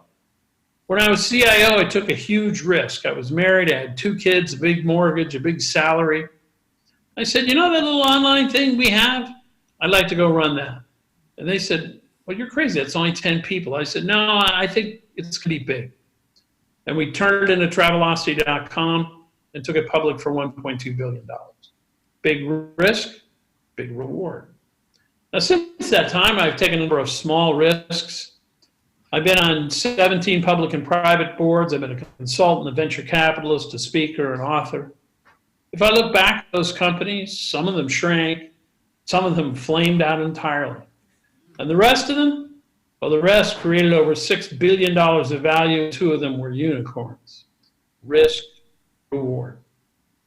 Now, 4 years ago, I went all in again with my time and my treasure, and people said, Terry, do you have to do another startup? I said, no, man, I'm on a government pension. I don't have to do another startup. I wanted to do another startup. And unfortunately, last year it failed. Not because we didn't have great customers or produce great products. We simply ran out of money. 75% of startups fail. Less than 50% make it past their 4th birthday. So was I disappointed? Sure.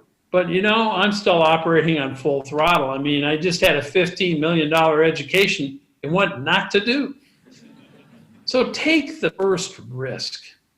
And you can make risk smaller today. You can use A/B testing or AI web testing. You can build 3D prototypes. You can do lots of work just based on credit cards, and starting small to test your idea. But you've got to get out there and take the risk. And you have to have sentries to be listening to what customers are saying all the time. 14% fail by ignoring customer feedback. So listen to your customers. At Travelocity, we had a phone booth in the hall. The phone booth was a symbol. Everybody, because when you pick up the phone, you could listen to customer service. And everybody in the company, from the guy in the mailroom to me, had to take 2 customer calls a month. And then at the staff meeting discussed first, what did we do to solve the customer's problem? And secondly, what great ideas have you heard from customers this month? It involved everybody in the company in the customer's pain. Now at Kayak, we don't have a phone bank. Our CTO said, no, we're a search company, but we will get emails. And we send the emails to the engineers. And you might think that's crazy, but our slogan is give the pain to the people who cause the pain. And it worked. We went public with just 200 people, simply because we moved very fast and we listened to what customers were saying. And if you do that, then your product can become clay in the customer's hands. Kayak has the #1 mobile travel app in the world. We have over 60 million downloads. But when we started, we thought mobile apps should be about next flight out. I missed my plane, or I need a hotel for tonight. Emergency, I didn't get through, like me traveling to Iceland. Turns out that wasn't correct. The behavior of the consumer was just like the desktop. They were booking 2.5 weeks out. If we hadn't had great customer feedback and short feedback loops, we would never have changed the product fast enough, and we wouldn't have 60 million downloads. Now, entrepreneurs are fearless, but they shouldn't be bullheaded, because you've got to survive the pivot. And every company I've been in has had to pivot at one point or another. People want certainty. They want the long, straight road to success. I'm here to tell you it doesn't exist. The road to successful startups looks like this. So let me tell you about Travelocity.com. Travelocity was a licensed travel agent, but online with a national brand.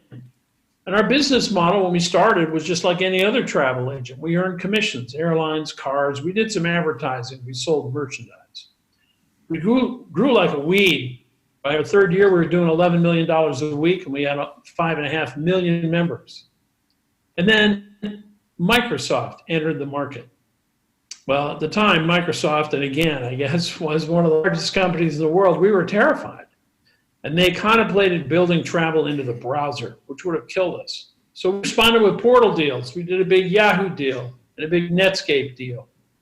The airlines didn't want online travel agents to succeed, so they cut commissions from 10% to 8%.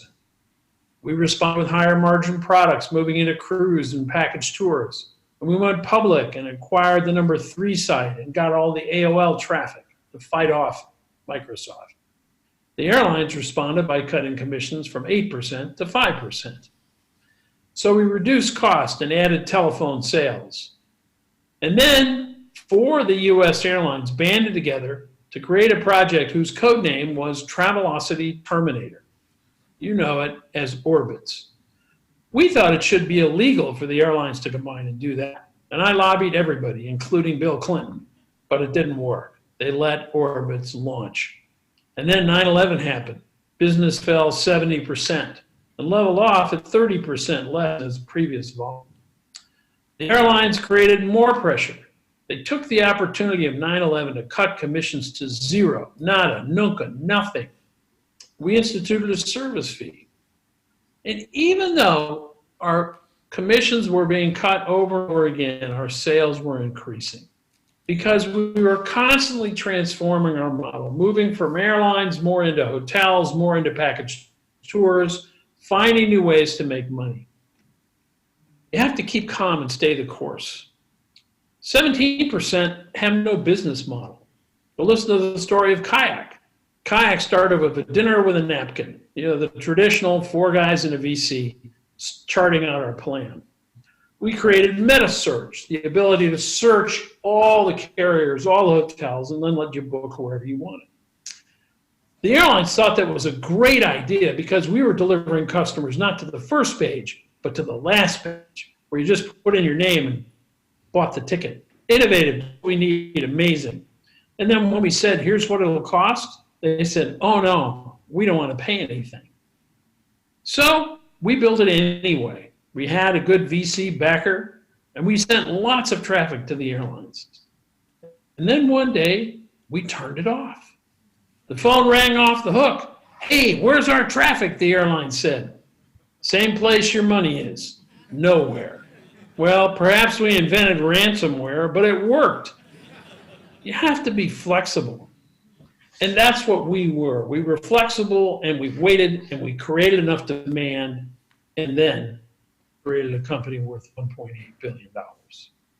The battle is decided if the startup gets the distribution before the incumbent gets the innovation.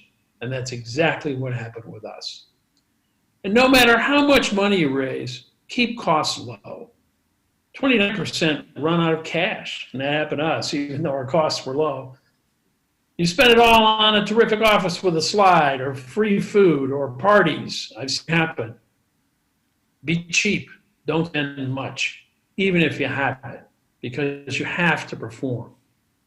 So in summary, yes, entrepreneurs can be made. You got to have a dream, but you don't have to change everything to change the world. The leader is key, and past failure is okay. Building the team is the #1 job, the best team you have.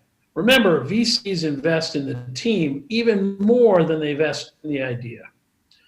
Be prepared to pivot, but not through fear. Figure out what's next, change your product, listen to the customer.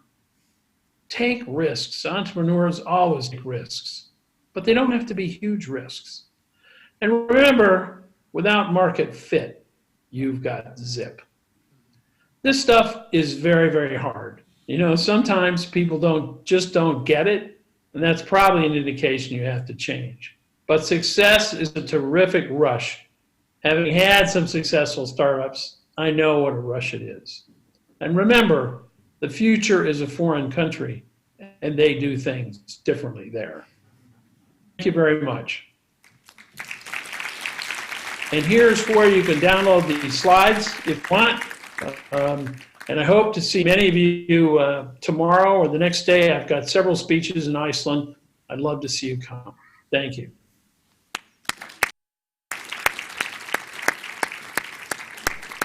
Absolutely great talk. So I know we're a little bit behind schedule, and I'm just about to let you all off the hook to go get some coffee. But before we do, we're going to have Tristan Gibbon from Flow VR give us a presentation on what she's working on.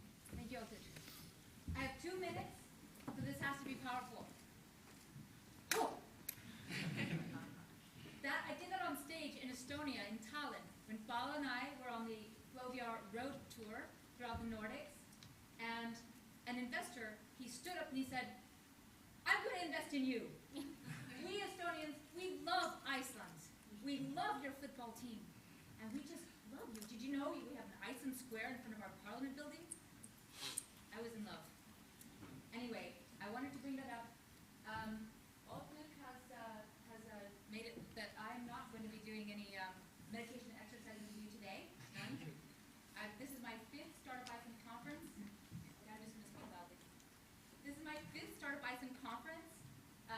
The last 4, I've been doing some sort of meditation exercise, but I'll just say, we're not going to make you stand up, we're not going to make you do anything, so okay, I'm not.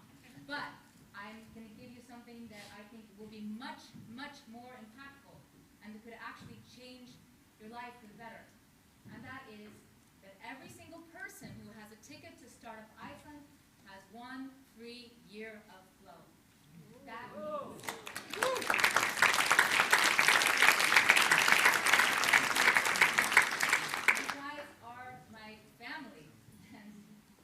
with you. And that means you have access to not just the VR, but the mobile app, which means that you can meditate anytime, day or night, using the 6 modes of flow in both Icelandic and English. So thank you. And I wanted to also give you one more thing, like this. I want to say that my mantra for being a startup founder, because it is challenging, there is an up and down you go through, and thank you for sharing your personal story. My mantra has been, we can do this.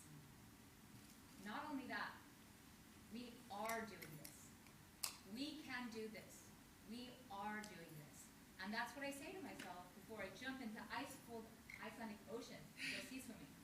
And that's what I say to myself when I'm going to be standing on stage. And thank you for helping me.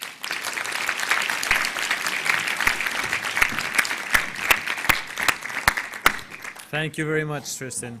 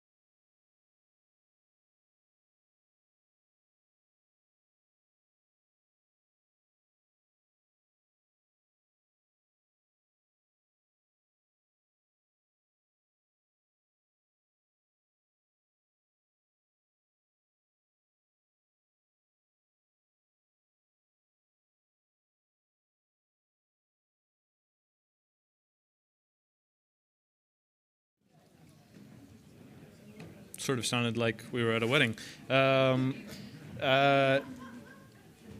Again, sorry that we're a little bit behind schedule, but the next speaker is both a very important member of the startup community in Iceland, somebody who's done a lot to improve the environment, the ecosystem, and the situation here. I had the pleasure of working with personally here to present the Startup Reykjavik 2019 Business Accelerator Cohort. It's Arion Bank's entrepreneur in residence, Mr. Einar Gunnar Guðmundsson.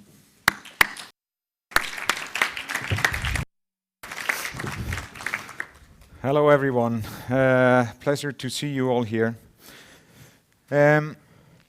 Startup Reykjavik is Iceland's first accelerator and shares the same birthday as Startup Iceland.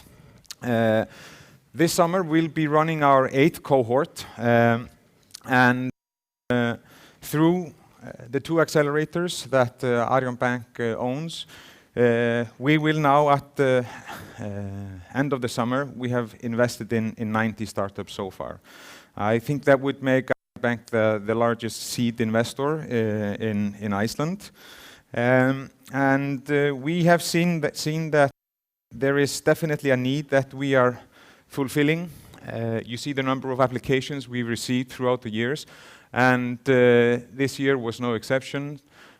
We had 190 applications and that applied for the 10 available seats. Now, many of you have seen these slides. One way of measuring an impact or the success of an accelerator to show how much they have received in funding. Another, of course, would be to see how much they have generated in revenue. That's information that we don't have actually. But in total, these companies since 2012, this is presented in cohorts, this is around 3.8 billion ISK. If I would add the startup energy cohorts, this number, it would be around 6.1 billion that our companies have received in funding, 2/3 of which is equity. Now, Startup Reykjavik, for those who you're not familiar with, it's a seed stage, mentor-driven business accelerator. It relies on the Techstars model. We use their playbook, that is, we select 10 startups for that during the course of 10 weeks, receive around $21,000 in equity in exchange for 6% of ownership. And as with Techstars and most accelerators, it's driven by mentoring experienced people that share their knowledge and expertise and connections with the participants. Now, one way to measure the impact is to simply show what is the valuation of the portfolio. I'm going to be very open here and tell you. So what you see here is essentially, you just look at the 2012 cohort, we see that 2 companies are still active. They have received 608 million in funding, of which our valuation of our share in the companies is only 4.3 million. So you can see which companies have survived the first 4 years of, if we connect that to Terry's presentation. And I'm not going to dwell on this. I'll just let you browse through these names. And for the cohort since 2016, it looks like this. It's natural that the most recent cohorts, there are more companies alive there than, for instance, in the first cohort. But in summary, we can see that slightly more than half of the companies have some kind of an operation ongoing. We've sold 1/3 of the companies, usually back to the shareholder or the founders. And there is still uncertainty about 13% of the companies. So we are reaching soon the number 100 of companies that we invested in. And my anticipation is that we will be seeing very similar numbers as one reads about in the books, that we will see maybe 10% of the companies that will have a very decent or a fantastic return on investment. Maybe another 10% will still be okay, having 3 to 20 employees or what have you, and the rest will simply wither away over time. That is my anticipation. What is interesting about what's happened in the past 3 years is that we see more mature companies and more mature founders applying. I think it's a very good description of how simply the ecosystem is maturing gradually. But I'm not going to dwell on this, so I'm not going to call on the guys who are in the cohort. I'm just going to browse through these companies. So Íslensk gervigreind, or Icelandic AI, is developing and implementing and selling a software as a service they like to call your digital employee as a service. This kind of a service is obviously, we see a lot of these companies, but these guys have paying clients, and which we are extremely happy with. SnorriCam is actually, if you would Google this, you would probably get around between 60 and 80,000 hits on YouTube. The Einar Snorri and Eiður Snorri have developed a kind of a hardware that makes filming or a special unique angle when filming that has been used in several Hollywood movies and in independent movies, and they now want to make a consumer version of the SnorriCam. Sovilo is an AI stylist. So it's not about measurements or having stuff measured before you buy them, but using AI to simply to make better style in a sense. So it's not about how things fit, but how you as an individual, what your measurements, well, not your measurements, but your body. I don't even know how to explain this, but whatever your body and coloring of either your hair or your everything around you, and so they're trying to solve that.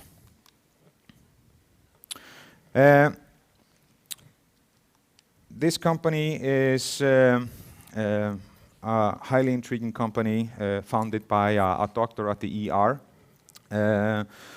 It's called Tracker. No, I'm sorry. Now I'm confusing with the other team. Edda. Yeah, Tracker. Yeah, so Track EHR, Track EHR, and it's basically around improving the time that doctors need to spend away from the desk. So doctors use a lot of time in front of the computer instead of talking to patients. So while at bedside, they have a fantastic software that will improve or decrease the time that for registration, so they don't have to spend time at in front of a desktop. Extremely interesting company. Base Parking is almost a household name in Iceland. It's a valet parking or valet service at the Keflavík Airport. They are fighting the monopoly of Isavia at the international airport. They have been growing phenomenally, have good revenue, and it will be a pleasure working with them on improving their business model this summer. So Edda, now I'm confused with Tracker and the other name. Yeah, sorry. The first, the EHR, electronic health records, was Whispers. So this is Track EHR. So again, 2 doctors that will be participating. They are sharing a similar problem, but not from the medical staff's behalf, but they want to improve communication between medical staff, patient, and their next of kin on why the patient is receiving this kind of a treatment, the medicine he or she is taking. So working with these two companies on kind of sharing information or implementing data into the system. It's going to be very interesting.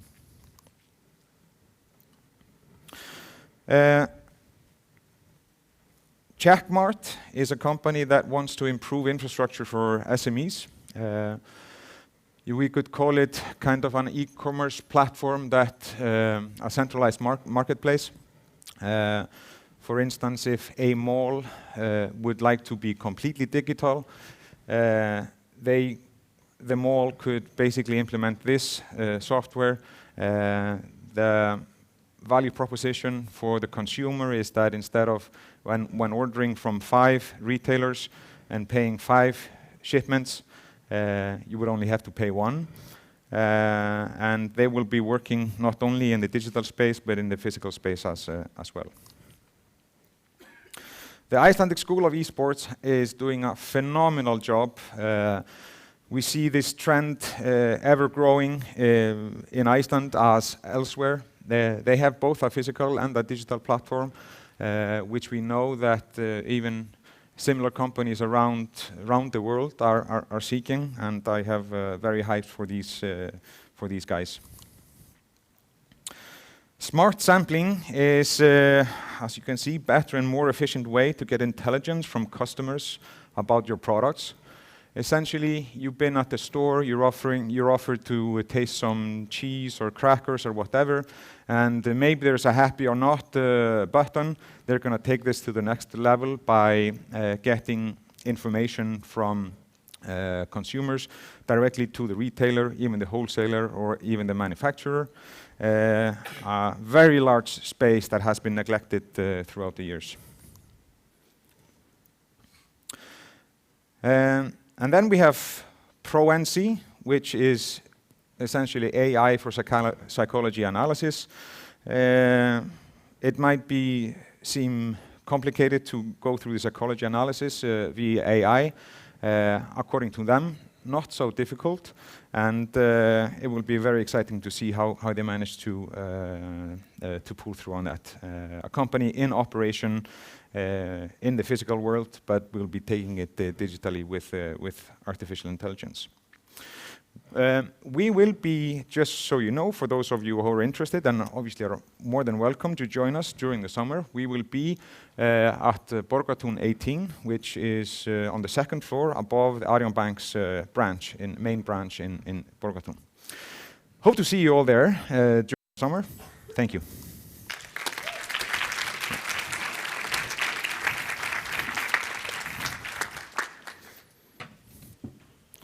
Thank you very much, Einar. So our last segment of today will be a digital fireside chat with Bala Kamalakaran, Om Malik, and Brad Feld, which will be via Zoom,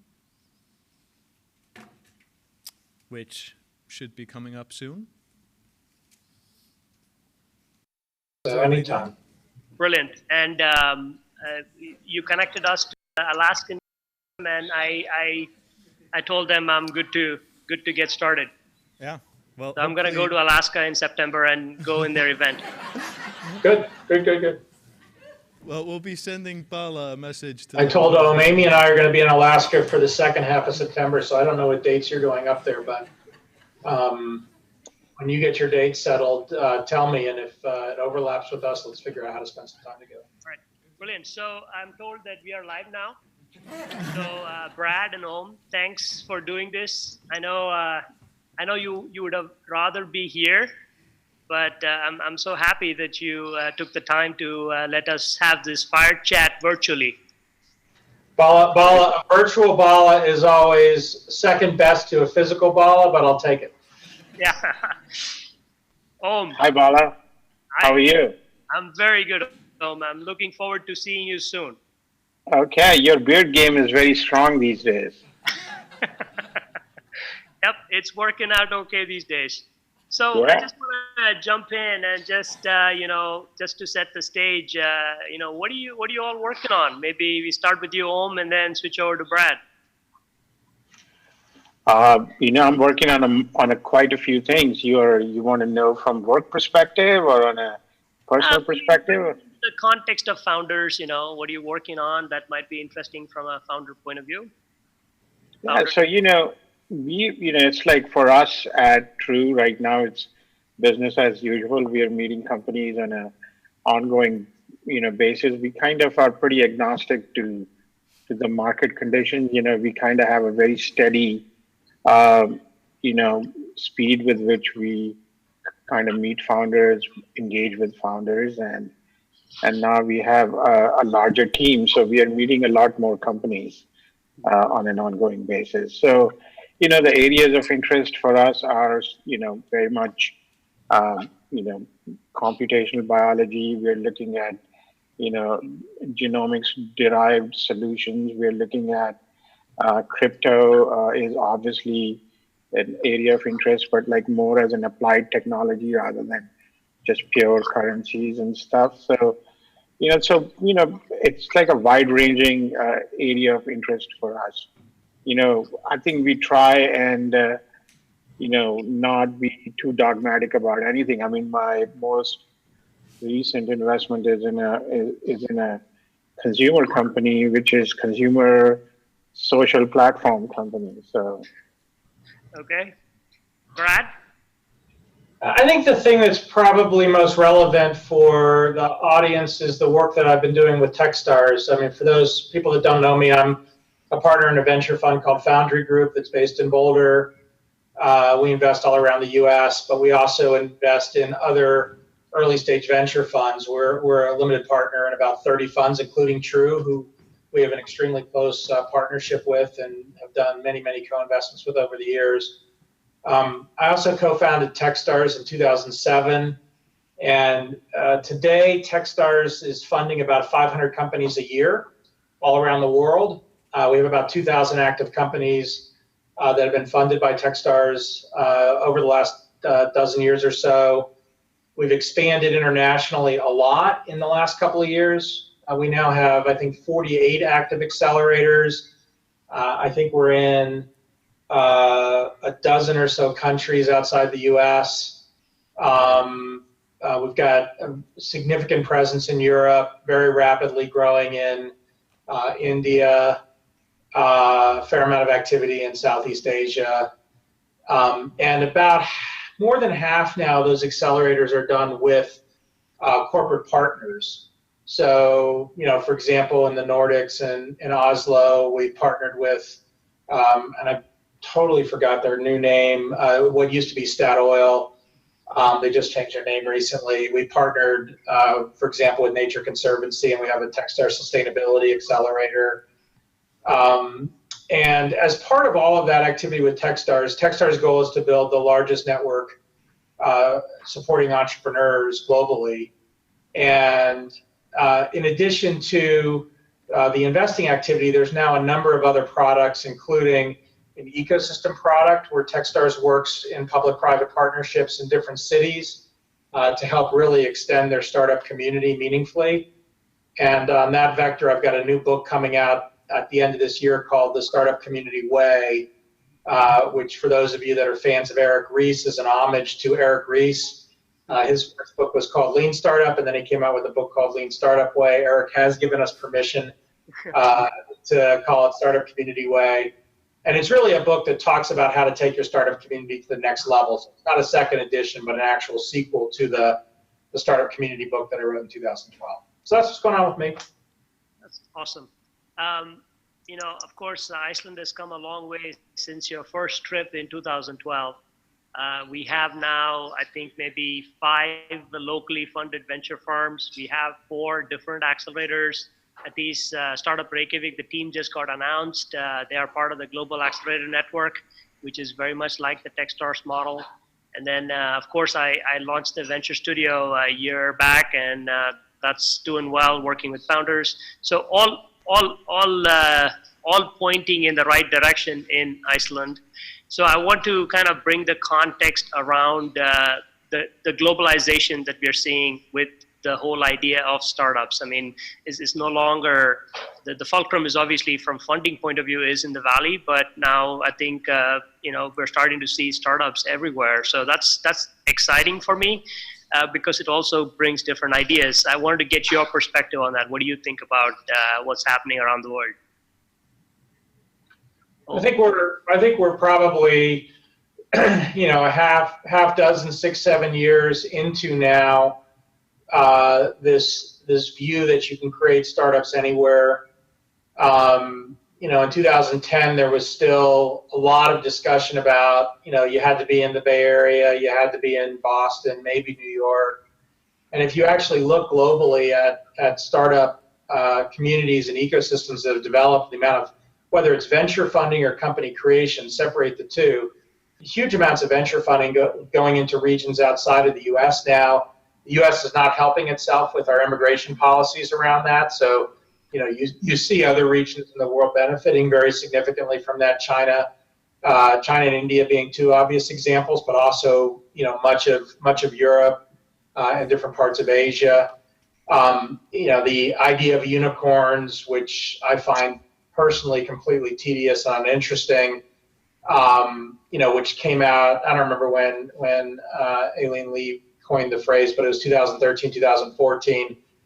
Now you see this very broad distribution of multi-billion-dollar startups all over the world. And most importantly, I think the dynamics around it is this democratization of entrepreneurship. So this notion that you can start a company anywhere in the world. It doesn't have to be a local company.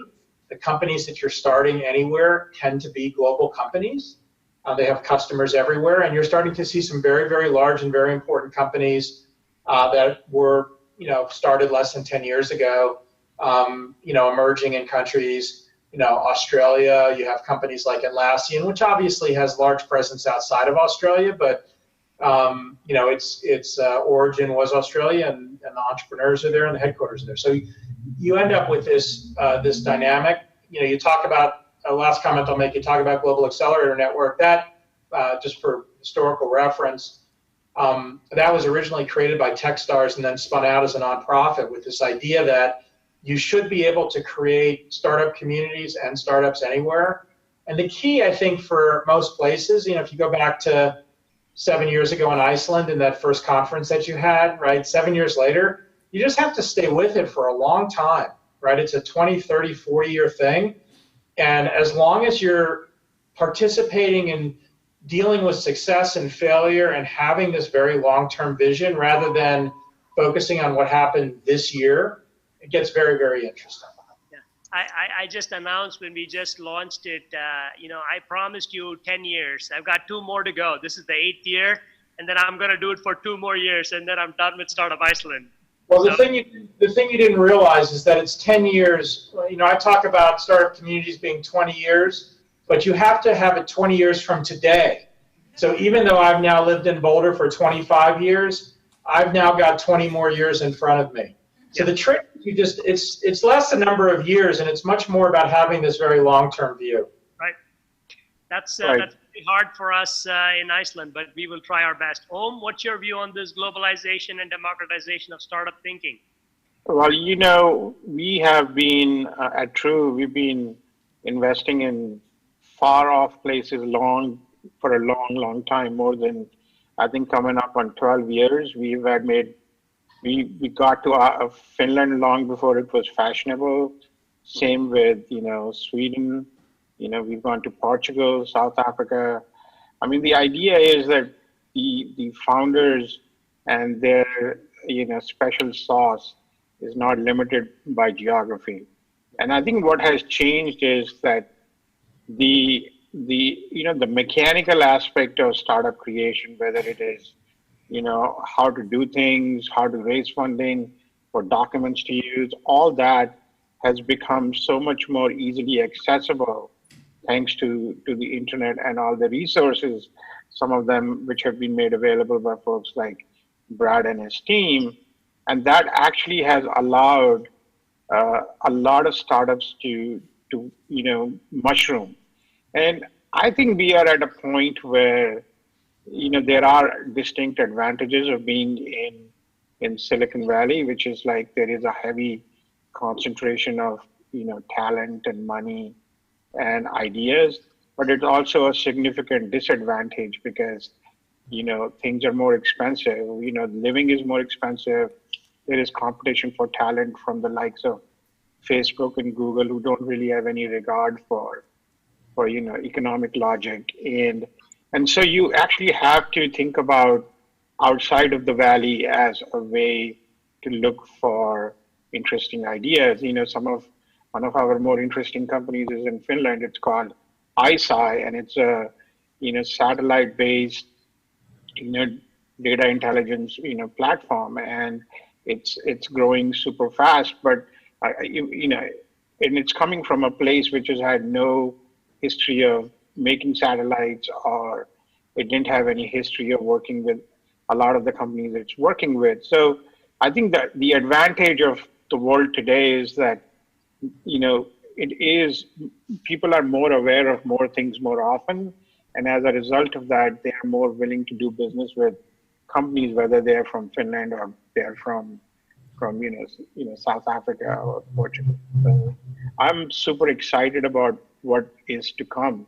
The one thing which I personally think, I don't really have any scientific reason to make this claim, but we will have to adapt and change in coming years, because a lot of the templates of startups and startup growth and startup funding have come from Silicon Valley, and they have come from a small subset of companies which don't factor into account local environments, local consumption needs, and also the local populations. And I think as a result of that, what is a unicorn in San Francisco may be very different from what is a unicorn in Shanghai or in some place in Europe or in Africa.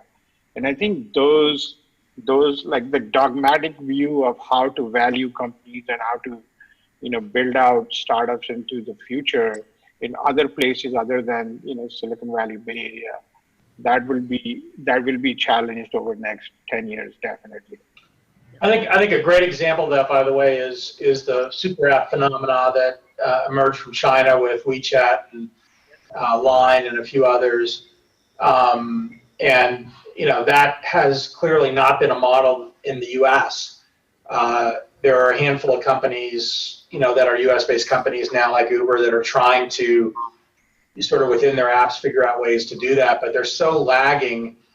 What is this incredible economic engine when you integrate a bunch of stuff into an app? But some of that's because of the structural phenomena of how commerce works in China and how money moves in China. So I'd emphasize that there are some very specific differences from geography to geography that are very important to understand around entrepreneurship against the backdrop of how companies get actually built and scaled. That's awesome. So what are you guys excited about? What's really exciting you about the next a year or so? Well, I'm super excited about summer. Okay. What about you, Om? I'm not so excited about the summer because I like the fog and I like the cold weather. So, which is always a reason I want to come to Iceland. But it seems like you guys are having a very warm summer there this year. So this is by a guy from Delhi. Maybe that's why I like it. Yeah, probably. No, we are, as I said earlier, we are looking at, I think the world, we are living in a world which is like where reality is merging with science fiction in many ways. And we have to kind of think in terms of what is possible and what is the positive impact of that possible. And when we look at, various companies, we kind of think of that.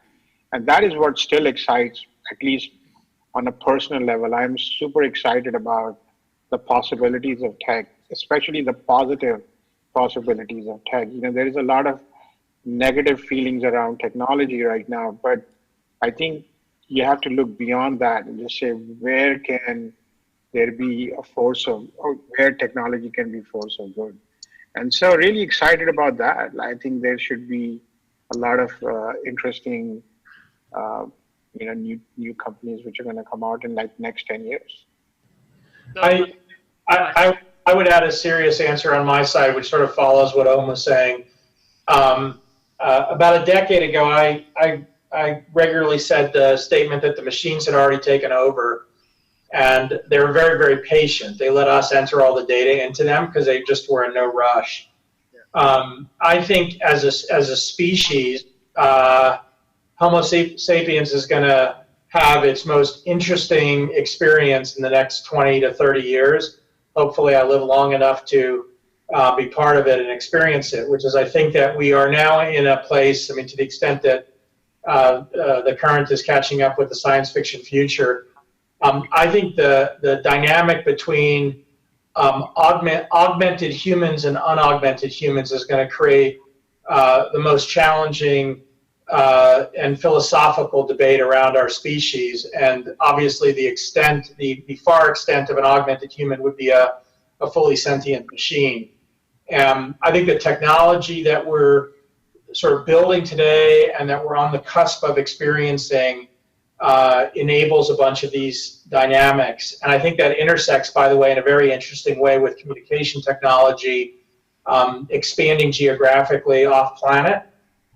The idea that there's an increasing amount of focus right now on, once again, on expanding from Earth to outside of Earth, and lots of different motivations for why it's happening, I think including intellectual curiosity. And so I think the next 20 to 30 years are going to be incredibly interesting, challenging, dangerous, but also full of opportunity for our species. And it'll make a lot of the politics and the political bullshit that we've been dealing with for the last 50 to 100 years seem kind of not irrelevant, because it's all the same kind of stuff, but across a totally different trajectory that our legal, government, and structural society isn't at all prepared to handle.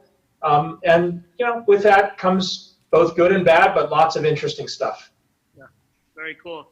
I know both of you are prolific writers, and your blogs is a wonderful cornucopia of knowledge and wisdom. But I don't want to keep you on too long. So, what is the piece of advice that you would give to founders? Because as I mentioned to you before we started, we have students, we have founders who actually used to be in pretty stable jobs who've just quit that and started something new. So what are the things that you, or what thing you would ask the founders to work on? I would say they should work on whatever makes them happy and they're more passionate about, not go by some matrix or some spreadsheet they create because, some college professor or some other founder told them that they should do. So yeah, I mean, that would be my advice. Yeah, Brad? Time on this planet is finite, or at least I believe it's finite. Being a human has lots of challenges. As you get older, you often run into some of those challenges in unexpected ways as you struggle with health issues, physical or emotional, mental health issues with your friends, family, people around you.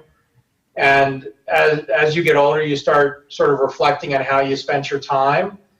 And my own reflection is when I look back on when I spent my time on things that I actually cared about versus I spent time on things I didn't care about, my encouragement to younger people is try to spend as much time as you can on things that you give a shit about, because you will end up, overhead of life, you're going to have lots of time spent on things you don't care about. And even the things you care deeply about, you're going to have lots of stresses and lots of struggles on them. And if you care about it, it makes it a lot more satisfying and a lot more rewarding to work through it than when you don't care about it. So try to choose things that you care about. Different way of saying what Ohm just said. Brilliant. As I said, thank you again for taking the time. We love you all from Iceland, and looking forward to seeing you soon, Brad and Ohm. If not the whole group, at least me. Signing out. Well, thanks everyone in Iceland for putting up with us. Yeah. Thank you. Bye.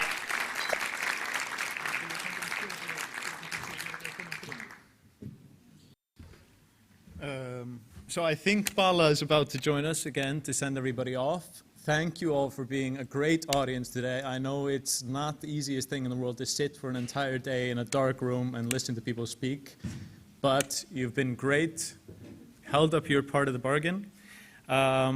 Before we say goodbye, I'd just like to take this opportunity as well to point out, I think we sometimes working in tech and in entrepreneurship and innovation in general, we sometimes become desensitized to how amazing the stuff we're working on is. But I'd just like to point out that we all just heard from 3 different people in 3 different countries with practically no lag of any kind.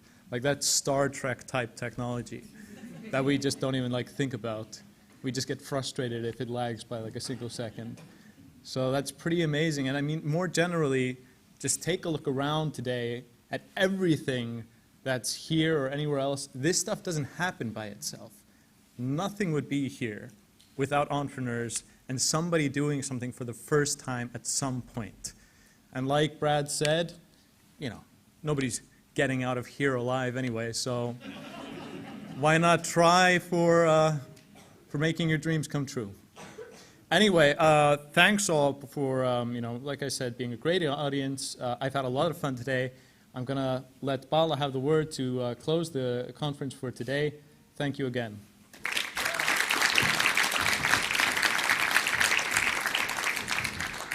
All right, so a big round of applause to Odur. You know, huge, huge. You know, I have this, I just throw challenges at people and say, hey, just do it. And those who actually step up and do it really feel good, end of the day, hopefully. I'll know later tonight if it was good or bad.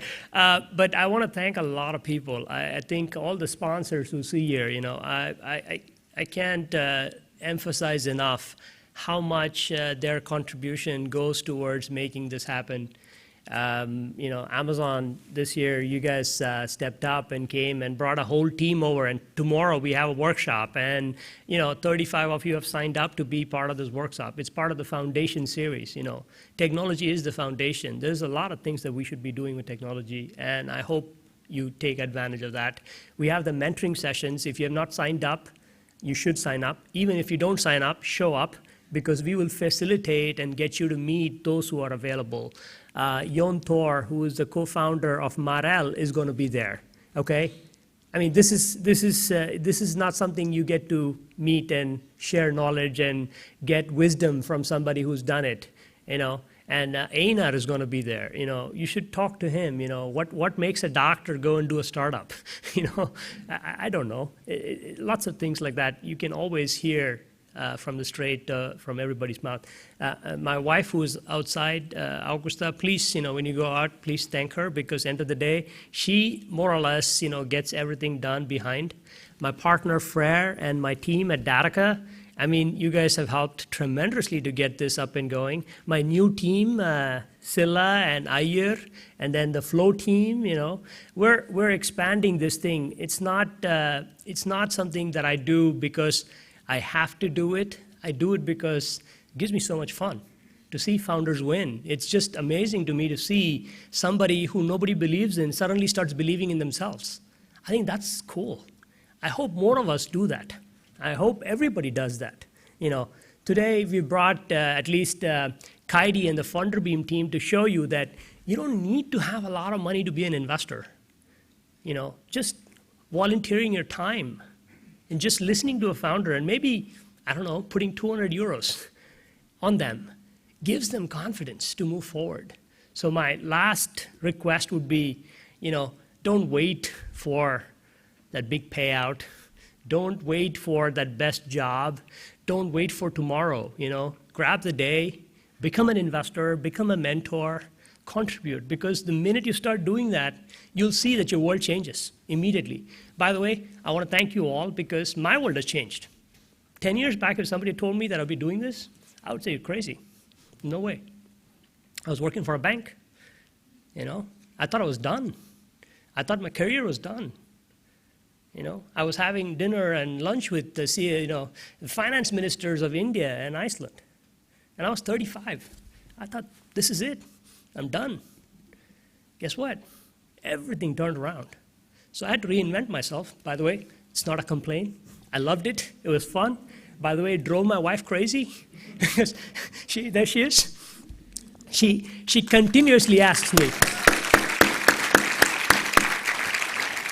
Every day when I go through the struggle, and by the way, I might sound like I've got it all together. She knows behind the scenes, I'm a wreck, okay? Okay, so I'm a total wreck, and she puts me back together every day, and that's always good, that's fine. And you need to have that, find that person, it could be a friend, it could be a mentor, it could be a partner, whoever that is, because this is hard. This is not easy.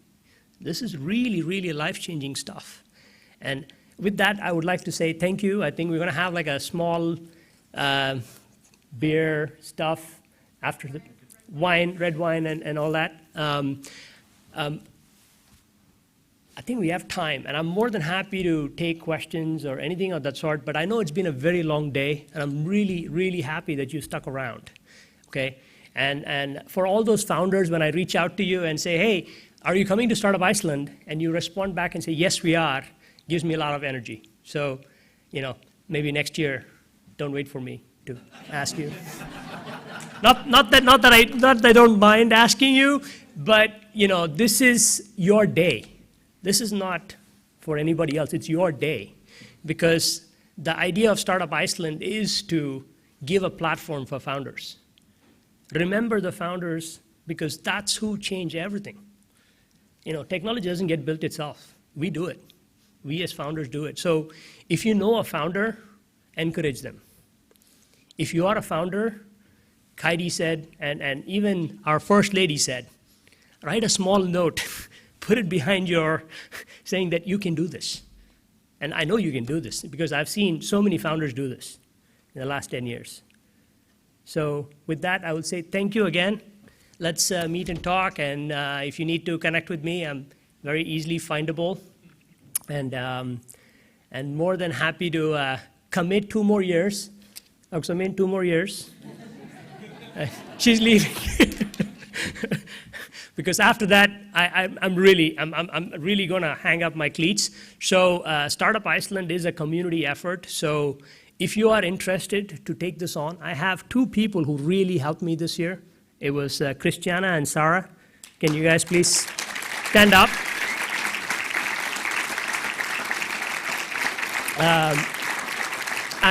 They ran around and did everything that I couldn't do. I'm really thankful for that. And I want the next generation of founders to stop and do this, because this Startup Iceland cannot be done by the government. It cannot be done by an institution. It has to be done by founders. Believe me, I've tried it. I've literally handed it to the government and said, please do it. And they said, no, we don't know. We don't know how to do this. Okay? So please, if you're a founder and you want to take on this challenge, by the way, it's not easy, it's tough, but it's worth it. Because there's nowhere in the world you get to meet the Brads and the Ohms that easily, okay? They are my friends because of Startup Iceland, okay? Jonathan, and all these people who are coming here, they're a wealth of knowledge because this event happens. So if you know a sponsor, please convince them to invest, because that's how we're going to build this community. Without investing, nothing happens, okay? And I hope we all will invest more and continue to build this crazy dream that started 10 years back. All right? Thanks again. All right.